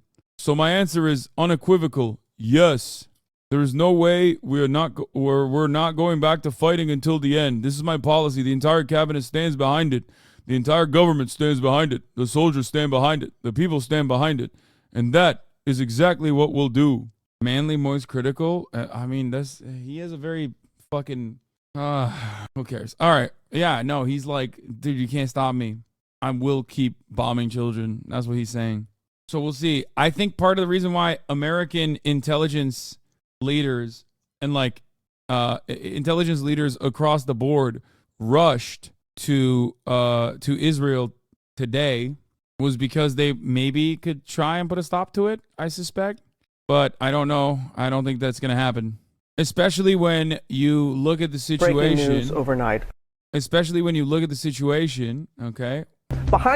And you have the Biden camp first saying these 2 things, okay? Here, I'm going to show you 2 different articles. One from the Associated Press and the other from Axios from Barak Ravid. Scoop: Biden warned Bibi Israel can't operate in the southern Gaza the way it did in the north. And to which Bibi Netanyahu said, no, we'll do whatever the fuck we want to, basically. Early in the war, Israel ordered more than 1 million Palestinians to evacuate northern Gaza, move to the south. State of play negotiations are currently underway for a possible second extension of the pause in fighting in Gaza. The pause, which was first extended on Monday, is set to end overnight on Wednesday. Even if the humanitarian ceasefire is extended, however, Israeli officials say the pause in fighting will likely only last a few more days. Netanyahu, Gallant, and the Israeli Defense Force Chief Staff Herzi Halevi have publicly said that military plans for an operation in southern Gaza have already been approved and that the fighting will resume with full force once the pause ends. Brigadier General Patrick Ryder told reporters Defense Secretary Lord Austin discussed with Gallant the importance of Israel conducting operations in accordance with the law of armed conflict. Doesn't matter. We certainly do not want to see innocent civilians being harmed or impacted to a greater extent than they already have been already. So yeah, if you keep it to the same 200 to 20,000 ratio, it's fine, I guess.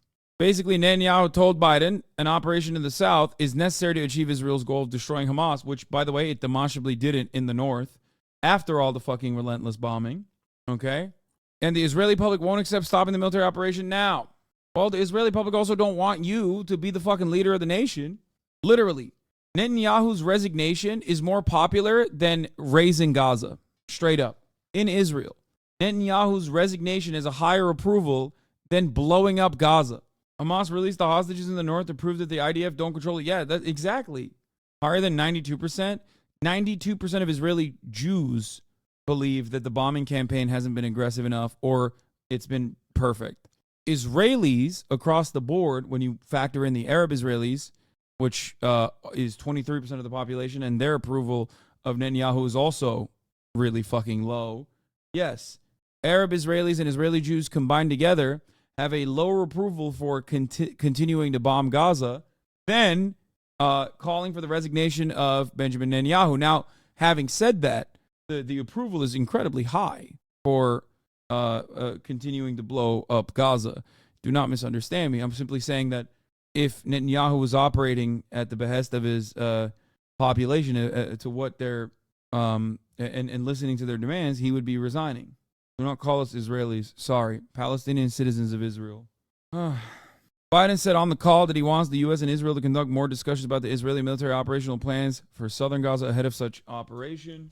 One of the U.S. officials said Netanyahu agreed. U.S. and Israeli officials said 2 similar conversations took place in recent days between Secretary of Defense Lloyd Austin and Israeli counterpart Yoav Gallant.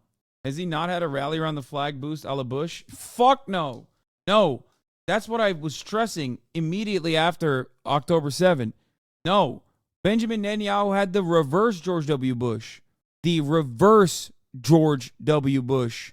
George W. Bush had a rally around the flag effect, which gave him like, what, 90%, 94% approval rating? Benjamin Netanyahu has an 85% disapproval. He is endlessly unpopular. Anyway, Senator, White House not seeking conditions on military aid to Israel despite earlier Biden comment. Nice. Jake Sullivan told lawmakers this week that the White House is not seeking to place conditions on U.S. military assistance to Israel, days after President Joe Biden signaled openness to the notion that was being pushed by some Democrats as the civilian death toll in Gaza from Israel's war against Hamas climbed. Senator Chris Van Hollen, who was among the senators who met privately with Sullivan on Tuesday, told the Associated Press on Wednesday that Sullivan made it clear that the White House is not asking for conditionality in the aid. Oh, dude. I mean, holy shit, that would be terrible. That would have been awful if he did that, you know? Great stuff. Great fucking stuff. I'm debating if I should go to sleep earlier. Are we going to be awake tonight? Fuck yeah, we are. Yes, we are going to be awake tonight. And we're going to do fun stuff, starting with this. Tonight we are having taco tater tot cast in a... Oh my God, I love American inventions such as this one.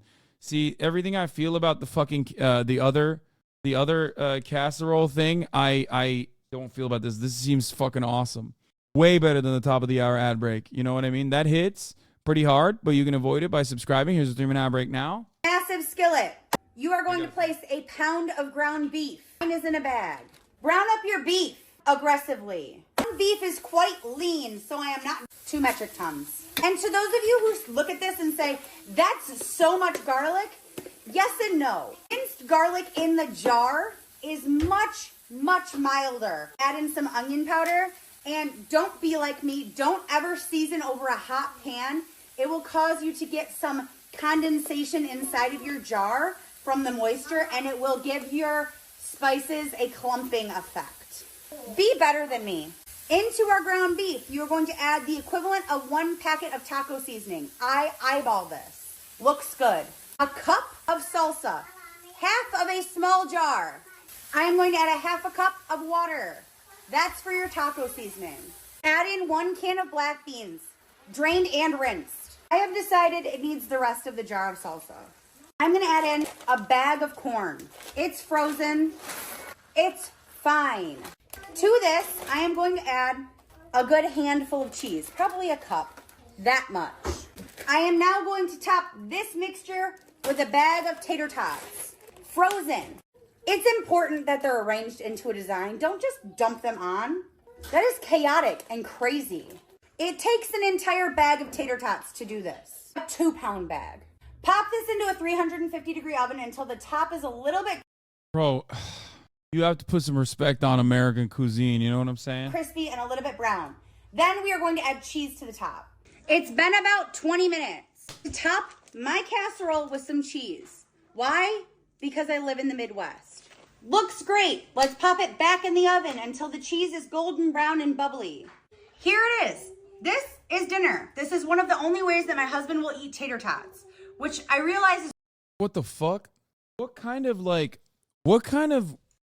situation do you find yourself in where you're like trying to get your husband to eat tater tots? Okay, well, then just don't eat tater tots. What do you mean? It's not like tater tots is like a healthy thing that you have to eat. I genuinely don't understand it. Like, what the fuck? It's not like you're trying to feed your husband broccoli. Do people in the Midwest take potatoes as like a vegetable? Like, do they consider potatoes to be a vegetable? Is this a veggie? Stop. is a weird problem to have, but let's try it because I know what you're thinking. Is it even good? Let's try it. I'm hungry. Of course it's good. I made it. This is delicious. Make this. Follow along for more aggressive tutorials. I love her. You know how like there's a staple Los Angeles like apartment that you see in the background of all like TikTok fuckboys and fuck girls? This is the staple Midwestern apartment.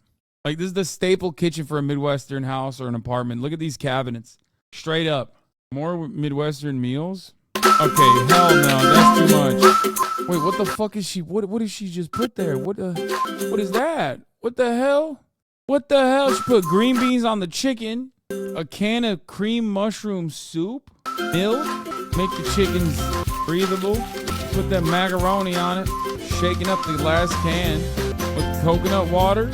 Bro, the tater tot thing was great. This is now. Oh my God, she putting crispy fried onions on it? What the hell? That's an entire bag of mozzarella cheese. More crispy onions. She's showing you like, oh yeah, no, it cooked. It cooked well. Oh, bro, she hit that fucking, she put the chicken in there raw. She put the chicken in there. Oh my God, I just realized she didn't put any spices in that chicken. That's unseasoned. Yo, this is so nasty. Bro, that's so scary. That's scary, man. That's scary as fuck. Look at that. It's like literally the shape of the can. Hummus, salsa, taco seasoning. At least she put taco seasoning. Oh, it's the beans. Bro, your asshole will thank you for this. You know what I mean? You be pissing out of your ass. Oh, brother, you be pissing out of your goddamn ass all day, son. On this one classic, red from blind, yeah, bitch, I'm drastic. Why this, why that, lips stop asking. Listen to me, baby, relax and start passing. Expressway, head back, weaving through the traffic. I feel like this is somehow, like, this is supposed to be, like, ethnic food. You know what I mean? But it's like, how'd they gentrify tacos? This one strong should be labeled as a hazard. Some of y'all niggas hot. But it's like, when you say gentrification, you're talking about like, when you say gentrification, you're talking about like putting a Whole Foods, right, in the neighborhood. Like, so it's like, you know, rich white people. This is like, I don't know if you could consider this gentrification. Like, it's just more so just like turning this into I'm gassing. Clowns, I spot 'em and I can't stop laughing. white people shit. Come, easy go, Evie gon' be lasting. Jealousy, let it go, results could be tragic. Some of y'all ain't writing well, too concerned with fashion. None of you ain't Giselle, can't walk and imagine. A lot of y'all Hollywood drama, cast it, cut bitch camera off, real shit. Dude, whoever invented putting chips on this shit, like, I don't know. I mean, I've never had it, so I don't know. Maybe it's good, but it just like blows my fucking mind. Oh, speaking of white culture, staple of white culture, can we just give a quick shout out to Jeremy Boring? Jeremy Boring went on Tim Pool's podcast. Speaking of white culture, you know, advocating to say the N-word is a prominent fixture of white culture, obviously. So Jeremy Boring went on the Tim Pool podcast. This is what he said. Here's the problem. The problem is that anonymity on the internet allows for the ghettoizing of beliefs that are not approved by the regime. So a lot of people will say, well, I have to be anonymous on the internet because if my boss finds out that I've got these views, they'll fire me. But you're only in the position where your boss could fire you for finding out about those views because you've allowed those views to be completely ghettoized through anonymity online. If 5 million people came out today. Bro really said, you know, if the Klan didn't wear fucking robes, shit would be way better. And said the N-word. I'm not recommending it. But no one would ever get fired for saying the N-word again. Like Yeah, they wouldn't be able to. You wouldn't be able to. You would have brought that to a conclusion. That little absurdity in our culture. He said, I don't recommend it, but I also think it's absurd that you can get fired for saying the N-word. That's what he's saying. So why aren't you recommending it then? It seems like you're too cowardly. Collective action, folks, in display for being able to say the N-word. It's absurd that you can't say it, is what this man is saying. Would be brought to an end. The ghettoizing of our beliefs allows for the punishment of anyone who steps outside of the ghetto. Yeah. So if they can. When he says ghettoizing, he's talking about like the traditional term of ghettoizing and ghetto. He's not saying like ghetto in the way that you understand it. I mean, maybe it's a double entendre. I'm sure he's using that because of its incendiary nature, but catch you saying what you believe, they can fire you. But if we all just had our names on it, we're saying the things that we believe. Yeah. And you might say we would have more cultural cohesion if we didn't have online anonymity too, because the online anonymity also allows us to become more radicalized in ways that left and right, in ways that probably aren't ultimately good. So, I agree, but I think it's a cultural issue. Ghettoizing is a real word? Yes. What the fuck? I've been covering Israel, Palestine for the past 2 months. How the fuck do you guys not know what ghettoizing is? Like West Bank, Gaza. Gaza is ghettoization, is a policy of ghettoization. Where do you guys think the word comes from? Like the ghetto. Like you think it just means like, you think ghettos come from just like projects where black people live in America? No, like the Jewish ghetto, the Warsaw ghetto. I heard it in a Nelly song in the 5th grade and never looked back. Yeah, no, I just think it's gross to use that word to describe shaming racists. No, I agree. I think he's saying that. I think he's saying that deliberately. He's using it as a double entendre. His application of the term is not incorrect, I guess. He's saying enclaves, but like a ghetto is supposed to be a forcible enclave that ethnic groups are pushed into, or a group of people are pushed into through structures, right? That force them into underserved areas. That's why ghetto in America, in contemporary American society, implies like south side of Chicago, O Block, or numerous other projects. The problem is he's using it while talking about fucking segregation, the worst kind of segregation, which is white people not being able to say the N-word in broad daylight openly with their fucking face attached to the action, which is wild, okay? But not surprising that he's saying that. Like I joked about earlier today, I said right-wingers only acknowledge collective action when it's about being the goofiest racists you've ever met. Just like, if we all got together, we could just like stop this ridiculous, absurd notion that white people can't say the N-word. It's just that we do not have the collective bravery to be able to, stop that from happening. I feel like I'm in a mental ghetto because I can't say the N-word as a white guy. It's good. It's funny. It's good stuff. Fun stuff. It's a very interesting phenomena to just like not let go of this cause. I think it spells privilege.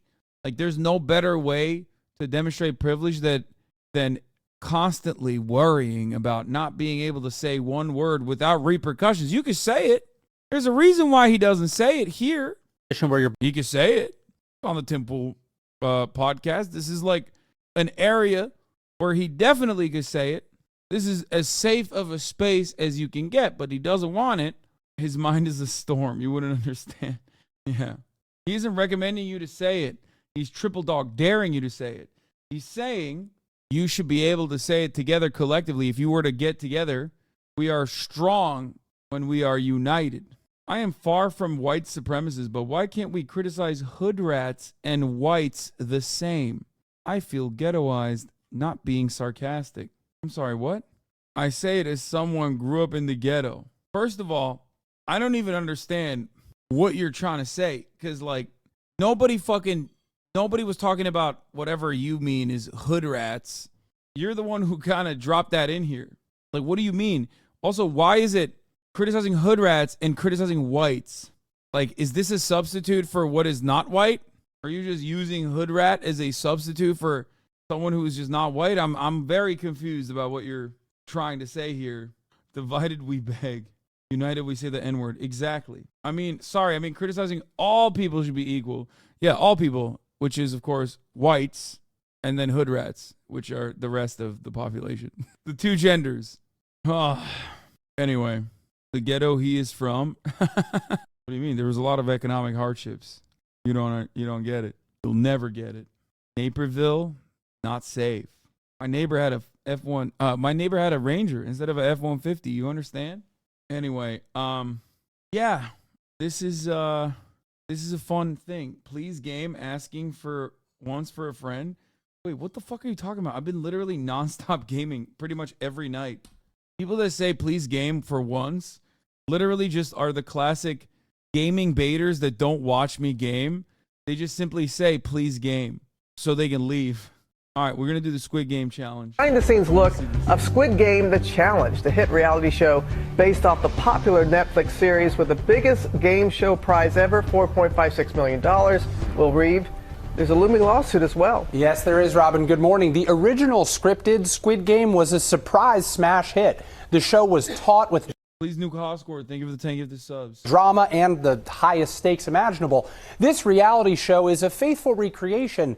Big money on the line. It's back. Let the game begin. Squid Game: The Challenge, a new reality competition based on Netflix's most watched show of all time, 2021's global sensation Squid Game. I think there's something really wild about like looking at a fucking show that's supposed to be like criticizing dystopian capitalism and how monstrous the people are, that they take advantage of the working poor and the disenfranchised, putting them into gruesome conditions, like awful conditions, right? For the sake of entertainment, the disenfranchised, putting them into gruesome conditions, like awful conditions, right? For the sake of entertainment, with the bad guys being those who watch this as entertainment, and then turning around and being like, what if we were the bad guys ourselves? Yeah, but they could have done it in a fun way, but they didn't. They actually leaned into it. It's weird. I mean, the thing is, like, this is every fucking reality TV show / gaming show, so I'm not like too upset about it. You know what I mean? Like what? Survivor is unacceptable, but this is like, it's the same shit. You know what I mean? It's the same shit. It's just odd. Survivor is way worse, to be honest. No, I'm saying like people don't have this kind of smoke for Survivor. You get it? It's just that it's odd for Netflix to first make, I mean, I guess it's expected, but I guess it's still kind of weird on the optics front for Netflix to first make this show. Yeah, this is a good take, actually. It's like the Red Pill community using All Quiet on the Western Front as an argument as to why war is cool and why every man should be a soldier. Yeah. And then enlisting. I watched All Quiet on the Western Front and I thought it was sick, so I enlisted in the military. You know what I mean? It's this tweet in a nutshell. Sci-fi author, in my book, I invented the Torment Nexus as a cautionary tale. Tech company, at long last, we have created the Torment Nexus from the classic sci-fi novel, Don't Create the Torment Nexus. Yeah, signing up for the Marines after watching Private Pile scene. Yeah, this clip drew controversy. What the fuck? The subtitles say his stomach continues rumbling. Swallows forcefully. They say they're games, but they're not. Okay, to be fair, that dude kind of had it coming. In context, the dude caved to pressure and made his entire team do the umbrella cookie carving. So, I mean, dude, okay, let me explain something to you, okay? Yeah, I know the descriptive subtitles or the hearing impaired makes it, like, extra weird for me. I mean, I think he's, like, hyping it up a little bit, maybe. I don't know. I like, this is every reality TV show. It's, like, it's a weird concept to begin with. Right?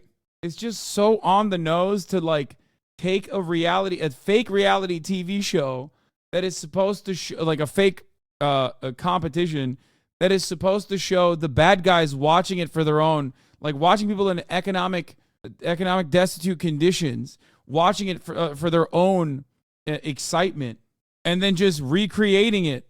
Their acting is amazing because they actually torture people. Wait, really? They lay it on heavy how is a crushing mortgage or student loans especially hard for them all. Also, Mr. Beast did this first. No, I mean, I talked about it when he did it. I was like, well, this is the basis of every fucking reality TV show. Like, he's just doing that. It's just that he's more accessible. He's more accessible than, like, television producers, so people yell at that. The executive producer said, actually, the anti-capital stuff was only a very small part of the original series.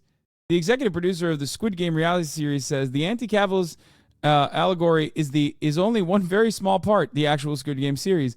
I often say to people, Star Wars is about swashbuckling rebels overtaking an empire, but people don't necessarily just focus on that as being about freedom or being about anti-imperialism.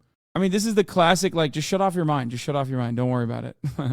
Yeah, that's what he's saying. He's saying just shut off your mind. The ultra-violent Korean-language thriller about a group of down-on-their-luck contestants forced to compete in life-or-death versions of classic children's games in the hopes of walking away with a life-changing amount of money. But this time, with 456 real people competing for a staggering $4.56 million jackpot, it's the biggest reality show prize in history. Big money for contestants facing economic uncertainty of their own. We wanted to represent people from all different walks of life. It's not a small amount of money. That is life-changing, I would say, for 99% of the people in this world. It's pretty wild to like look at the most torturous aspects of Squid Game and then recreate that though. Like, are they actually fucking laying in the same room and the same bed? Recreating the world of Squid Game. The noise went off, the doors opened, the guards walked in, and everyone's like, oh my God, I'm in Squid Game. The games themselves posing unique challenges for producers, like the Dalgona game, in which players have a limited amount of time to carve a shape out of a crispy cookie without breaking it. And, spoiler alert, a massive moral quandary still ahead as Mother Leanne faces off against her son Trey in a game of marbles. Most mothers would just let... What? What? That's, oh my God. What is going to happen there? I can't wait for people to watch it. The stakes in this show aren't quite as high as the original, where elimination is fatal. The stakes aren't quite as high where eliminations are fatal? Yeah, no shit, dude. Did you ever see that other unethical ass TV show where people answer questions on a lie detector and then answer the same set of deeply personal and devastating questions on national TV? Yes. We used to watch it on stream. Yeah, it was awesome. Moment of truth, baby. Now, but see, you see, that's the point though, right? Because we do like that garbage. Like, there's something that every single person in here enjoys that is like deeply unethical in its creation. Okay? It could be Moment of Truth. It could be any number of different reality TV shows where the contestants are also fucking super poor and like desperate for the money. Or it could be American football. Or K-pop. You know what I mean? So moral superiority in your content consumption is like kind of silly. You went through this timestamped? Yeah, I did. Number 13 has been eliminated. I was so fat back then. It's crazy.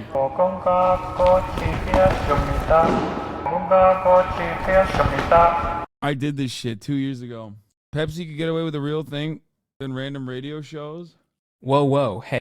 The only actually unethical reality TV was the one where they told the talents are actually cancer patients. What? Yeah, I mean, we have watched some of the absolute worst, most unethical shows on this broadcast. Like, shocked every step of the way at how insane the circumstances are. Kid Nation is another one that comes to mind, right? MILF Manor, I guess, was kind of ethical. It's not unethical at all. But a UK law firm recently announced it was preparing a lawsuit on behalf of some contestants who say they were injured while participating in the show. Netflix telling the New York Times all appropriate health and safety measures were taken throughout the filming period. In a statement to ABC News, the show's executive producers said during one of the earlier competitions in the show, some contestants were treated for mild medical conditions due to cold temperatures. One was treated for a shoulder injury, and that there were no other medical issues for the remainder of the games. The next batch of episodes is out. Viewers can't wait to see what happens, guys. I'm telling you, people are talking about it. They are. All right, well, thank you. Well, hey there, GMA fans. Yeah, of course I know about the Japanese show where the guy was locked in an apartment for months and had to buy food and clothing by competing sweepstakes contest forms. Yes, and he lost his fucking mind. Another banger. The point is, I guess like inside of me are two wolves. On the one hand, I look at this and I'm like, well, that's kind of crazy. Like, it's kind of crazy and so on the fucking nose that they just like took it and made us the villains, right? But also on the other hand, all shows are like this. So I think the only reason why we're hyper focusing on this one, while we don't have that same level of smoke or energy for others, is because this is like right in front of our nose due to the Squid Game being about what it is. It's just like so on the nose. Anyway, let's move on to Vox's Why Cheating is Allowed on Game Shows. On October 7th, 2023, Mr. Beast posted this video with a contestant traveling through a series of obstacles. It was a video sponsored by a mobile game called Stumble Guys. Along with CGI, the pivotal moments in the trap included obvious cuts. The second trap ends with contestant Zach diving under a door. See how his leg is here at this point. When it switches to an alternate angle, his leg is here. Yeah, of course they edited it. The video has more than 150 million views. Like, what was the expectation? To fucking kill him? Chop his goddamn leg off? Like, around half of Mr. Beast's videos are OSINT, but for Mr. Beast. I love the OSINT guys. Like, now that this, they literally were like, yo, fuck this Ukraine shit. We're done. They were like, yo, this Ukraine shit is over.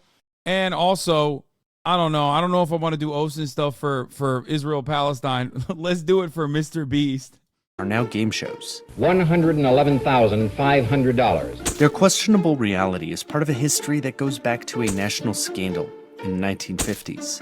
It includes congressional hearings, the dramatic climax of the probe of fixed and rigged quiz shows, castaways in Borneo, and the tribe has spoken, and a brief era when cheating on a game show was a federal crime.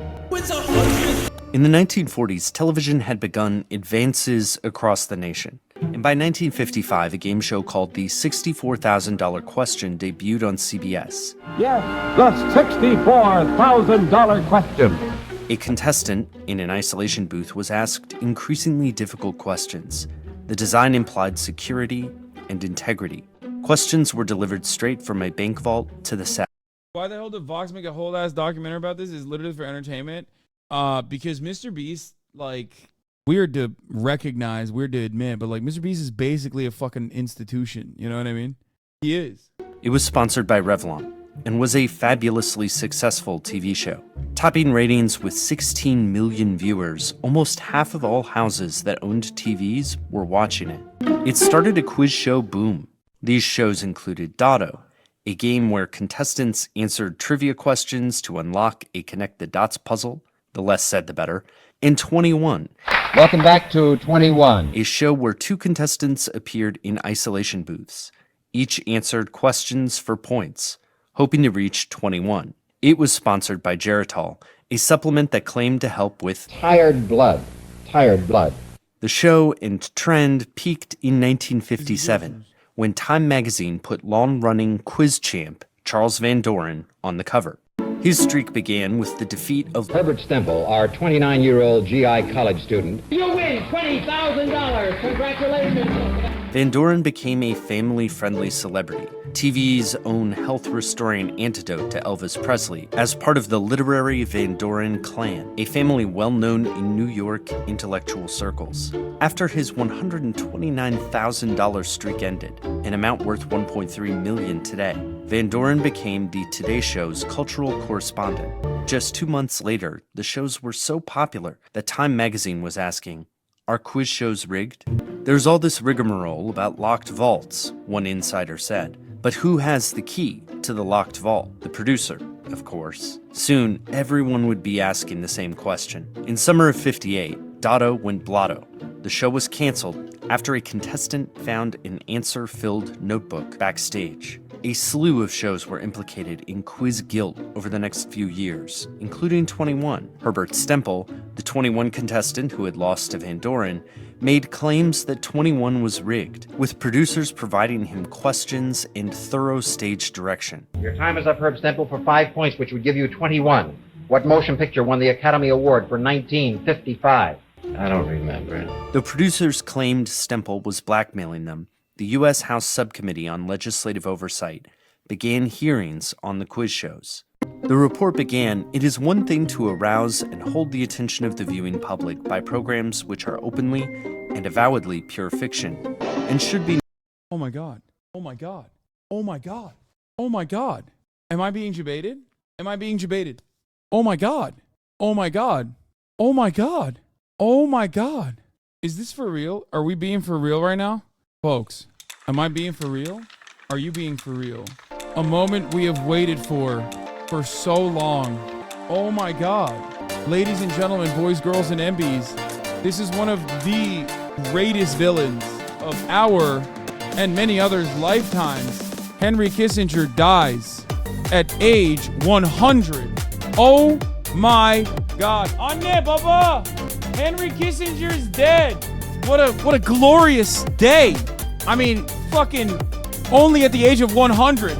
Unfortunately, died, surrounded, I assume, by his blood boys and family members and loved ones.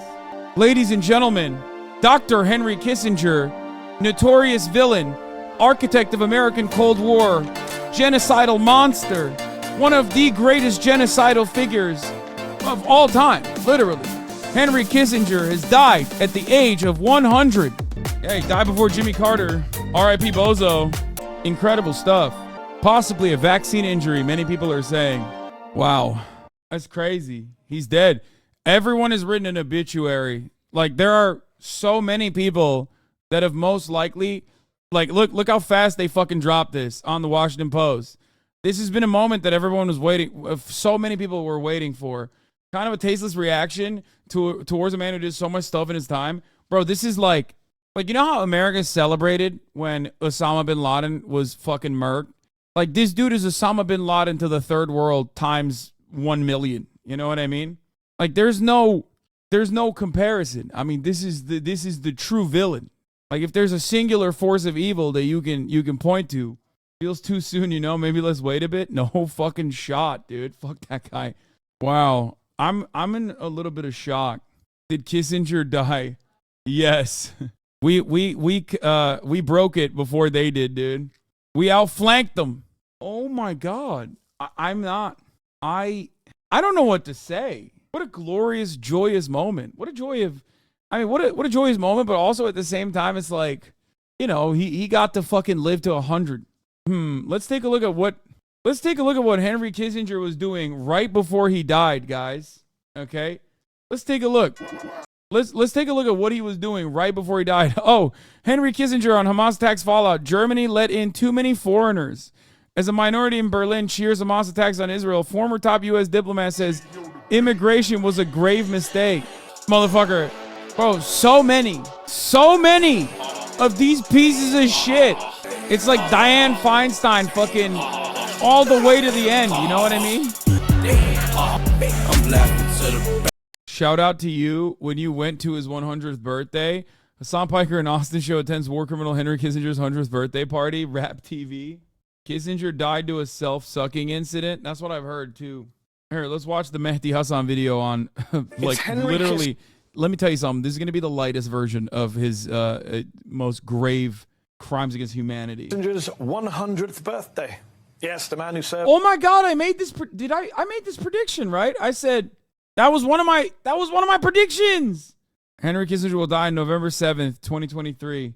Shit, close, but no cigar. Served as National Security Advisor and Secretary of State to 2 Republican presidents, Richard Nixon and Gerald Ford, the author of more than a dozen best-selling books on foreign policy and grand strategy, and a man who's been described as arguably the most famous and controversial diplomat of the 20th century, turns a century old on Saturday, May the 27th.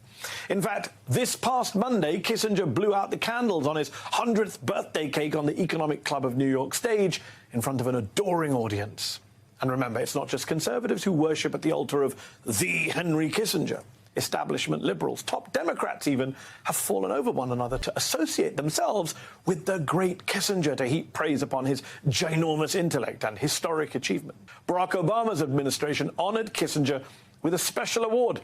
Hillary Clinton called him her friend and said she relied on his counsel. Samantha Power, the self-styled champion of humanitarian interventions, went to a baseball game with Kissinger. And Joe Biden, when he was a senator, toasted Kissinger, although to be fair, he hasn't yet invited him to the White House like all of his predecessors have done.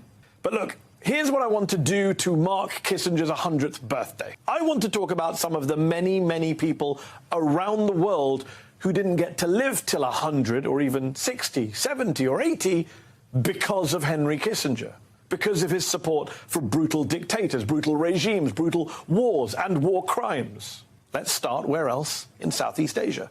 The war in Vietnam, which Kissinger may have ridiculously won a Nobel Peace Prize for ending, but which he prolonged and escalated in the first place, including a secret and illegal expansion of that bloody war to Laos and Cambodia.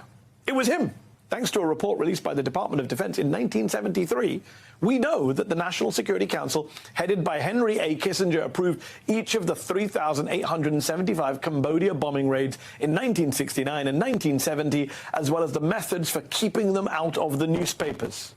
To quote Kissinger himself while instructing an all-out air assault on Cambodia, anything that flies on anything that moves. As Human Rights Watch noted in 2001, United States and South Vietnamese aerial bombings on Kissinger's watch left approximately 350,000 Laotian civilians and 600,000 Cambodian civilians dead. And just this past week, The Intercept reported, on the basis of U.S. military documents and eyewitness accounts from Cambodian survivors, that Kissinger is responsible for more civilian deaths in Cambodia than was previously known. And yet, Kissinger has never apologized for what he did to Laos or Cambodia, instead defending those bombing campaigns as legitimate attacks on North Vietnam. I failed to see the moral issue. Forces, and saying he failed to see any moral issue with them. As the late, great Anthony Bourdain once wrote, witness what Henry did in Cambodia, the fruits of his genius for statesmanship, and you will never understand why he's not sitting in the dock at The Hague next to Milosevic. Then there's Argentina. In 1976, a coup d'etat overthrew the elected president and replaced Eva Perón with a military junta. That junta then launched what's been called the Dirty War, the hunting down of political dissidents, of socialists, trade unionists, students. And they launched it with the approval, encouragement even, of Henry Kissinger. We know this thanks to declassified documents, which the New Yorker reported on. Oh, God, I'm going to do such a fat America bad propaganda power hour tomorrow. It's not even funny. Like, so many motherfuckers that always say, Hassan, all you say is America bad, are finally going to come to terms with why America bad. Incredible stuff. You know, there are oftentimes, there are very few singular individuals that you can point at when describing American foreign policy being just insurmountable evil, right? Because it's oftentimes simply a collection of individuals acting out on their capital self-interest. No, tomorrow's not the IRL stream. It's next week. I was wrong. Luckily, I was wrong, and Kismet dictates that. I think my mom just... Writing, 2 days after the coup, Kissinger was briefed by his Assistant Secretary of State, who warned him, I think also we've got to expect a fair amount of repression, probably a good deal of blood in Argentina before too long. Kissinger replied, whatever chance they have, they will need a little encouragement, because I do want to encourage them. In a meeting with the Argentine foreign minister 2 months later, Kissinger advised him, in the words of the New Yorker, winkingly, quote, we are aware you are in a difficult period. We understand you must establish authority. If there are things that have to be done, you should do them quickly. Somewhere between 20 and 30,000 people are believed to have been arrested, tortured, and killed in Argentina's dirty war. As The Guardian notes, many bodies have never been found. No birthday parties for them. Then there is East Timor, which was invaded by Indonesia in December 1975, an invasion that led to the death of at least 100,000 people over the next 2 decades plus of Indonesian occupation, according to a UN-backed Truth Commission. On the eve of that invasion, literally the day before, Kissinger, alongside President... There's so much more. Like, this is just not even a highlight. Like, this doesn't even scratch the motherfucking surface, dude. I can't even begin to explain this to you, okay? Yo, who's worse, Bin Laden or America statistically victim-wise? Wait, what? Bin Laden or America victim-wise? What do you mean? America fucking killed 1 million Iraqis. Like, what? America sneezes and on accident fucking kills like 3,000 civilians. The fuck? President Ford met... America's the greatest terrorist on the planet. There's nothing that comes close to the number of civilian deaths. With Indonesian dictator General Suharto. Yeah. Bin Laden is the coughing baby if America is the hydrogen bomb. And basically gave him the green light to invade.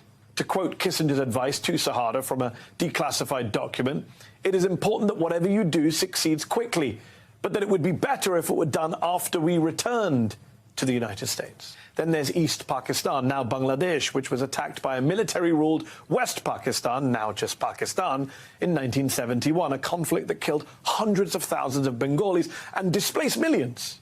And yet, as Princeton professor Gary Bass has shown, based on declassified documents and White House tapes, Kissinger stood stoutly behind Pakistan's generals, supporting the murderous regime at many of the most crucial moments. And when a U.S. diplomat on the ground in what was then East Pakistan sent a cable to Washington warning of a genocide, Kissinger called the man a maniac and had him dismissed from his post. I could go on and on and on, sadly. I didn't even get to Chile and Kissinger's support for General Pinochet's coup there, or his betrayal of Iraq's Kurds. Kissinger, of course, has for years denied any criminal culpability for any of this. But he did cancel a trip to South America in 2002 after Chile opened a probe into the Pinochet coup. As human rights lawyer Bruce Broomhall told the New York Times back then, quote, I think it's clear that Kissinger is now one of many, many officials who have to think twice before they travel.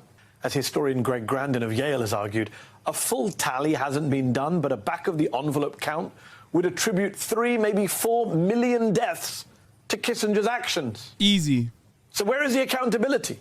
The reckoning? Where is justice, dare I ask? In his 2001 book, The Trial of Henry Kissinger, the late Christopher Hitchens called for Kissinger to be prosecuted for war crimes, for crimes against humanity, and for offences against common or customary or international law, including conspiracy to commit murder, kidnap, and torture. And yet Kissinger this week celebrates his landmark 100th birthday with not an arrest warrant or war crimes tribunal in sight. Henry Kissinger being a free man for his entire life, after the many war crimes that he was the direct architect of, truly shows America's hegemonic power status. Okay? Like, it goes to show you that the International Criminal Court, The Hague, international humanitarian law, all of these organs that are supposed to uphold the liberal, rule-based international order are simply there for aesthetic purposes, or in many instances to give the go-ahead to the United States of America to go and bludgeon our foreign adversaries. Okay? Was this popular opinion to say against Kissinger years ago? Yes. Yes. Yes.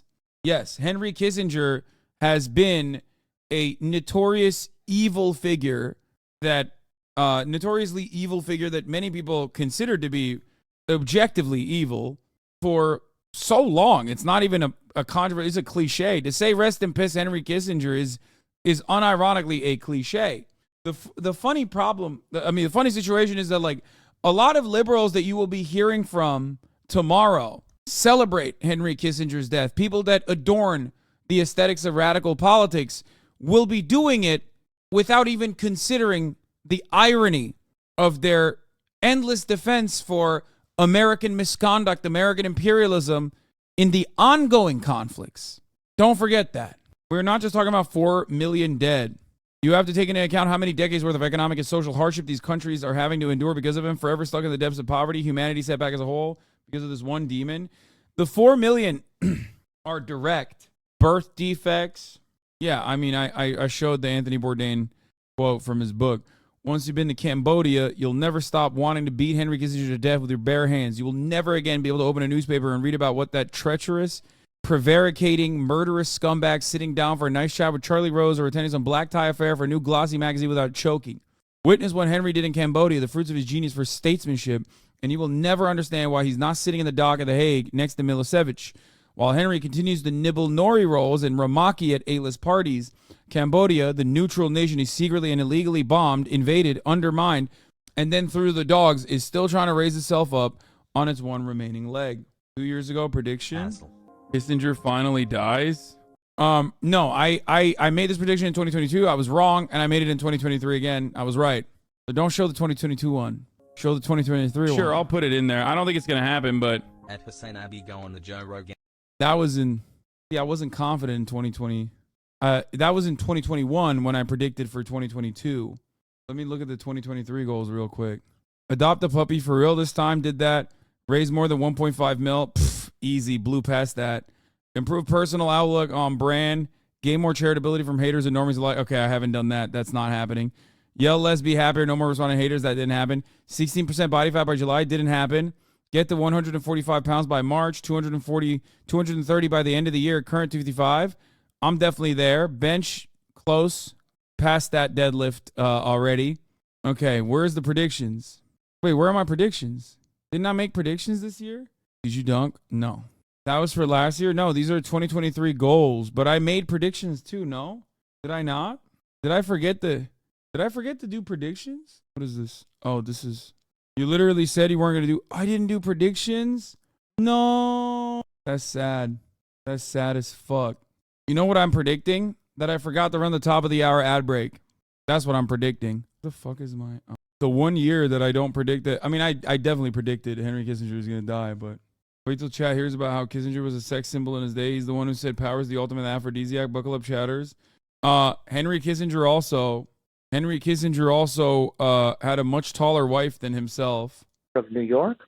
He later provided some assistance to the Johnson administration but found its home ultimately as the implementer and chief advisor to Richard Nixon. And it is the Nixon-Kissinger team that would be the most consequential of any team in U.S. foreign policy until the end of the Cold War. After he left Washington, he remained significant, not only as a conduit between American foreign policy leaders and leaders that Kissinger had known. Kissinger was the man to see if you wanted to meet the latest American president. So Kissinger is not only significant in shaping the policies of one presidency as both a national security advisor, then a secretary of state, then both, but he would become a signal figure, an important figure for those trying to understand U.S. foreign policy for decades. Indeed, after his 100th birthday, Henry Kissinger was an honored guest in China. And for the Chinese, Kissinger was a symbol of a relationship with the United States that, frankly, doesn't really exist anymore. Kissinger was also extremely controversial because he and Nixon had undertaken extremely controversial policies, the Christmas bombing and at the overturning of the Allende government in Chile. Yeah. And you know what I'm thinking? Dude, if CNN is saying he's controversial, you know his ass is the worst monster. You know what I mean? He undertook to forge peace, after the 1973 war and what that looked like. And just, can you talk about that influence that he had, particularly on this region in that moment? Well, he had enormous influence, first of all, because the president of the United States was largely incapacitated during the Yom Kippur War. Nixon was dealing with the acceleration of the Watergate scandal and the start of the impeachment inquiry. And for all intents and purposes, Henry Kissinger was directing U.S. foreign policy during the Yom Kippur crisis. After the crisis, Kissinger, with Nixon's approval, of course, but Kissinger undertook the most complicated set of negotiations to establish a lasting ceasefire on both the northern border with Syria and the border with Egypt in the south. That took enormous and was a real diplomatic achievement on the part of Henry Kissinger. So he is remembered as a very significant figure in the history of the Middle East. And let's not also forget that he undertook very strenuous negotiations with the Vietnamese, the North Vietnamese, which led to the end of the American dimension of the Vietnam Civil War. So Henry Kissinger was the most significant diplomatist of the Cold War, without exception. Tim, I want you to stand by because I want you to continue putting this legacy in perspective, but we also have Susan Glasser, staff writer of The New Yorker. Susan, I mean, just looking at putting his legacy in perspective with how it's viewed now, I mean, this is someone who was revered and also reviled. I mean, Secretary of State, the only person to ever serve as the White House National Security Advisor and Secretary of State. I mean, how do you put his legacy in perspective to help people view it now in 2023? Well, Caitlin, thank you so much. I mean, I would agree with you that he was a divisive figure in life, as he will now be in death, inevitably, for many liberals, really for multiple generations. Kissinger's, what they would say, the evidence of his war crimes and advising Richard Nixon in the secret bombing of Cambodia, those things loom large, but equally so were the diplomatic achievements you were just speaking about. His enormous foreign policy vision and big brain shaped the later decades of the Cold War in a way that we are still dealing with the legacy of it. The Middle East, he basically created the notion of shuttle diplomacy and the peace process. The Beltway butcher, war criminal Kissinger, dead at 100. I wonder if Henry Kissinger's death will cause people to just take a cold hard look at our policy, like our foreign affairs. everything that we've done, especially because it's been so long. I don't know. I feel like, holy fuck, Spencer Ackerman is another one of those people that 100% friend of the show, Spencer Ackerman, definitely had an obituary. Ready to go. Henry Kissinger died on Wednesday at his home in Connecticut. His consulting firm said in a statement, the notorious war criminal was 100. Measuring purely by confirmed kills, worst mass murderer ever executed by the United States was white supremacist terrorist Timothy McVeigh. On April 19, 1995, McVeigh detonated a massive bomb at the Murrah Federal Building, killing 168 people, including 19 children. Government killed McVeigh by lethal injection on June 2001. Whatever hesitation a state execution provokes, even over a man such as McVeigh, necessary questions about the legitimacy of killing even an unrepentant soldier of white supremacy, his death provided a measure of closure to the mother of one of his victims. This appeared at the end of his sentence, Kathleen Trenner said, whose 4-year-old McVeigh killed. We'll watch the Chris Hitchens documentary on Kissinger, the trial on Henry Kissinger tomorrow. McVeigh, who in his own psychotic way thought he was saving America, never remotely killed on the scale of Kissinger, the most revered American grand strategist in the second half of the 20th century. Yale University historian Greg Grandin, author of the biography Kissinger's Shadow, estimates that Kissinger's actions from 1969 to 76, a period of 8 brief years when Kissinger made Richard Nixon's and then Gerald Ford's foreign policy as National Security Advisor and Secretary of State, meant the end of between 3 and 4 million people. That includes crimes of commission, he explained, as in Cambodia and Chile, and omission, like greenlighting Indonesia's bloodshed in East Timor, Pakistan's bloodshed in Bangladesh, and the inauguration of the American tradition of using and then abandoning the Kurds. The Cubans say there is no evil that lasts 100 years, and Kissinger is making a run to prove them wrong, Grandin told Rolling Stone. Not long before Kissinger died. There is no doubt he'll be hailed as a geopolitical grand strategist, even though he bungled most crises leading to escalation. He'll get credit for opening China, but that was de Gaulle's original idea and initiative. He'll be praised for détente, and that was a success, but he undermined his own legacy by aligning with the neocons.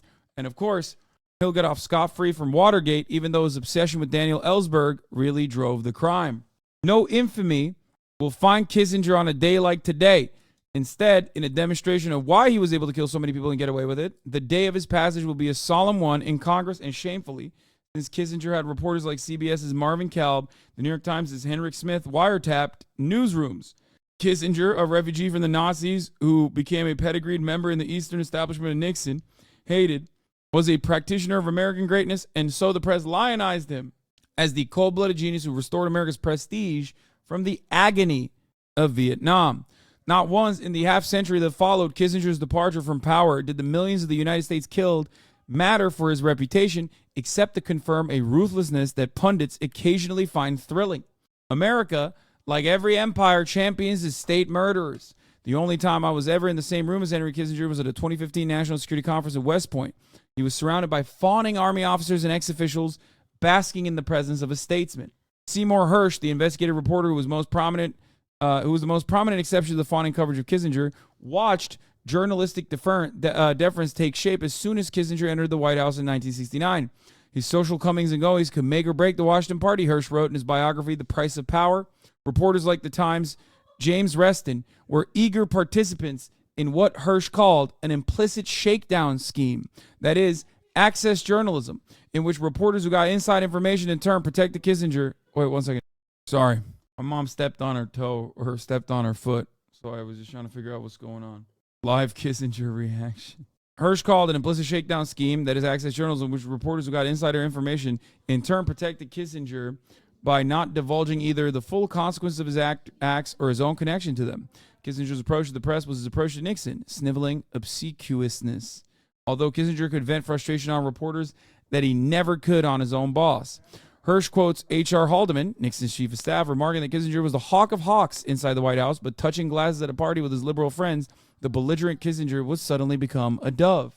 Reviewing one of Kissinger's litany of books, Hillary Clinton in 2014 said Kissinger, a friend whose counsel she relied upon as Secretary of State, possessed a conviction that we and President Obama share, a belief in the indispensability of continued American leadership and service of a just and liberal order.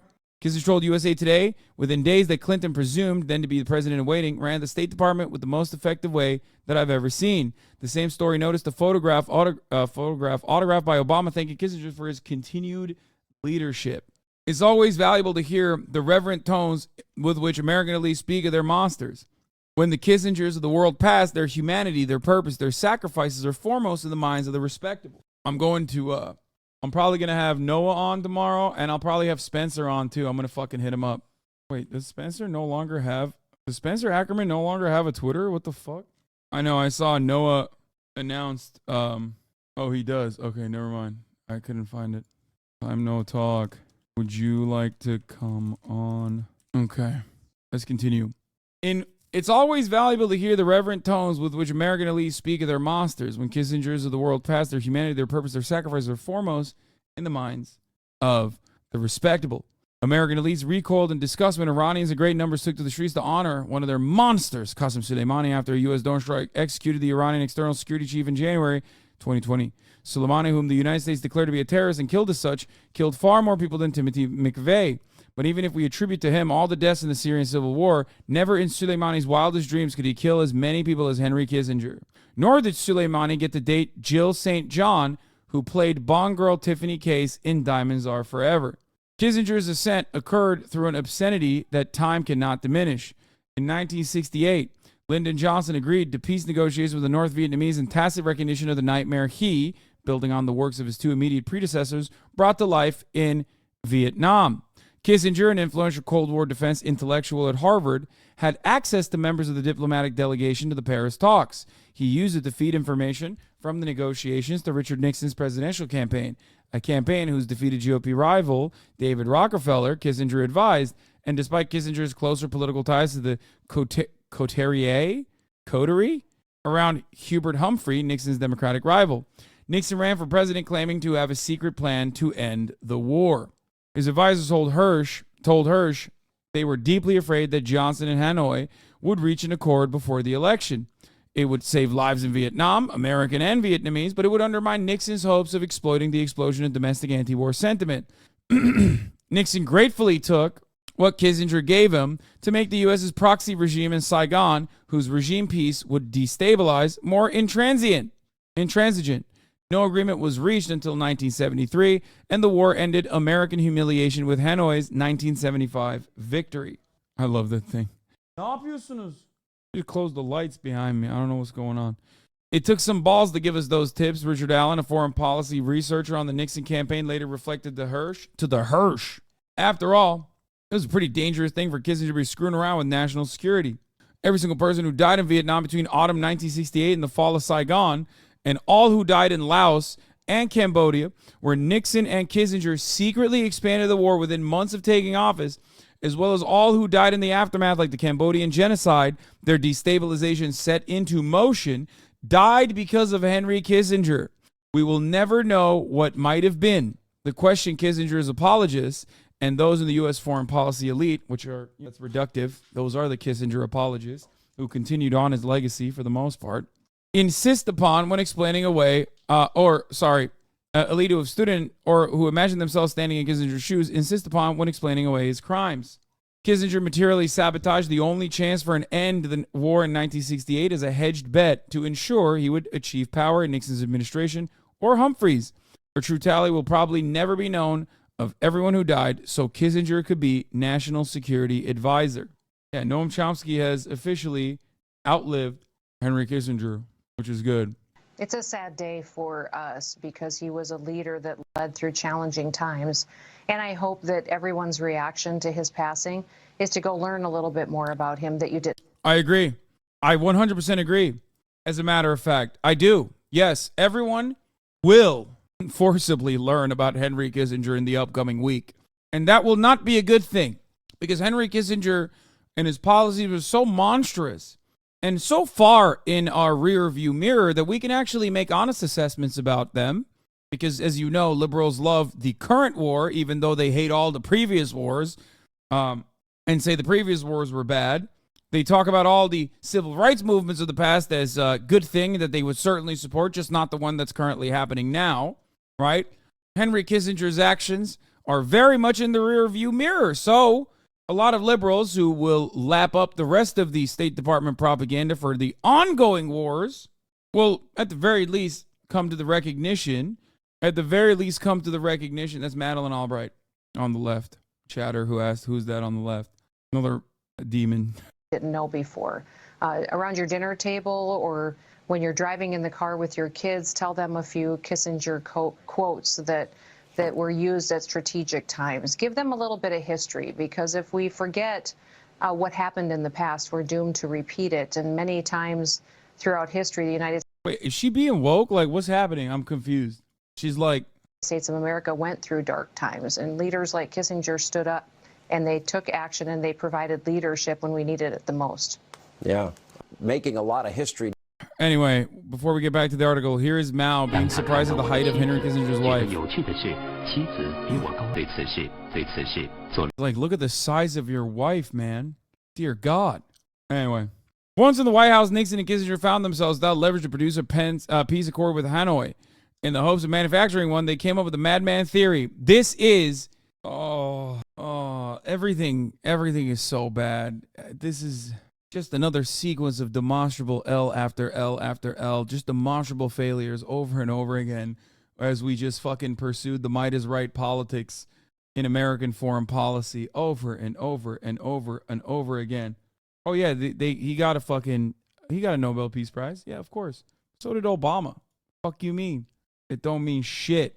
You can often tell within that neutral tone that people adorn in American media and Western media in general when someone is truly a unique monster, right? Look at the words of the New York Times. Look at the way that David Sanger, White House and national security correspondent for the New York Times, wrote about Henry Kissinger, who engineered the U.S. opening to China, negotiated its exit from Vietnam, and used cunning ambition and intellect to remake power relations at the height of the Cold War, sometimes trampling on democratic values. Dies at 100. The fact that this is the most you're going to get, okay? Like, the Adolf Hitler would be written about like this if he was an American, okay? Straight up. Would Obama be considered a war criminal as well? Fuck yes. What do you mean? Every American president? Well, yes, every single one. But it's like, tweeting you're delighted an old man's death won't win you converts or repulse potential allies, at least not on a large enough scale to matter. It will, however, make you a worse person, which is why you shouldn't do it. Yeah, reporter for Free Beacon. Shut the fuck up. Suck my dick. If you like him so much, why don't you go visit him? You know what I mean? Like, he's fucking, you can follow him, you know, into the deepest, darkest pits of hell. Fuck, get the fuck out of here, bitch ass. I don't remember where I was on 9/11, but I'll never, what? We took an L? Yeah, dude, this is a classic. Come on. This is a classic. I'm hearing that on his deathbed, Henry Kissinger received the light of Islam and unhesitatingly recited the Shahada. Even now, he looks down on the Ummah from the gardens of Jannah. Truly, there is no God but Allah, and Muhammad is his prophet. What is this? Establishment media talks about Kissinger war crimes like he has autism. He was just a little quirked up white boy. Yeah, he was too smart. That's why he just kept doing. Insane war crimes. Which, by the way, so let's get to it. Madman theory. The idea that North Vietnam would negotiate peace after they came to believe Nixon was adventurous and bloodthirsty enough to risk anything. Just a fucking gigantic failure. In February 1969, Madman theory is awesome because it's just America being like, we're belligerent. We'll nuke you. We got nukes. We'll fucking do anything. Don't even stop. You can't stop me. I'll do it. What a strat. What a strategy. Incredible. In February 1969, weeks after taking office and lasting through April 1970, U.S. warplanes secretly dropped 110,000 tons of bombs on Cambodia. You did not mishear what I said. 110,000 tons of bombs on Cambodia. Okay? By the summer of 1969, according to a colonel in the Joint Staff, Kissinger, who had no constitutional role in the military chain of command, was personally selecting bombing targets. Not only was Henry carefully screening the raids, he was reading the raw intelligence, Colonel Ray B. Sitton told Hirsch for the price of power. A second phase of bombing continued until August 1973. Now, some of you may know Seymour Hirsch, old Cy Hirsch, as the legend who uncovered the My Lai massacre, or maybe you know about him because your favorite NATO-loving, radical, liberal YouTube Andy told you that he's actually a loser and you shouldn't trust his word at all.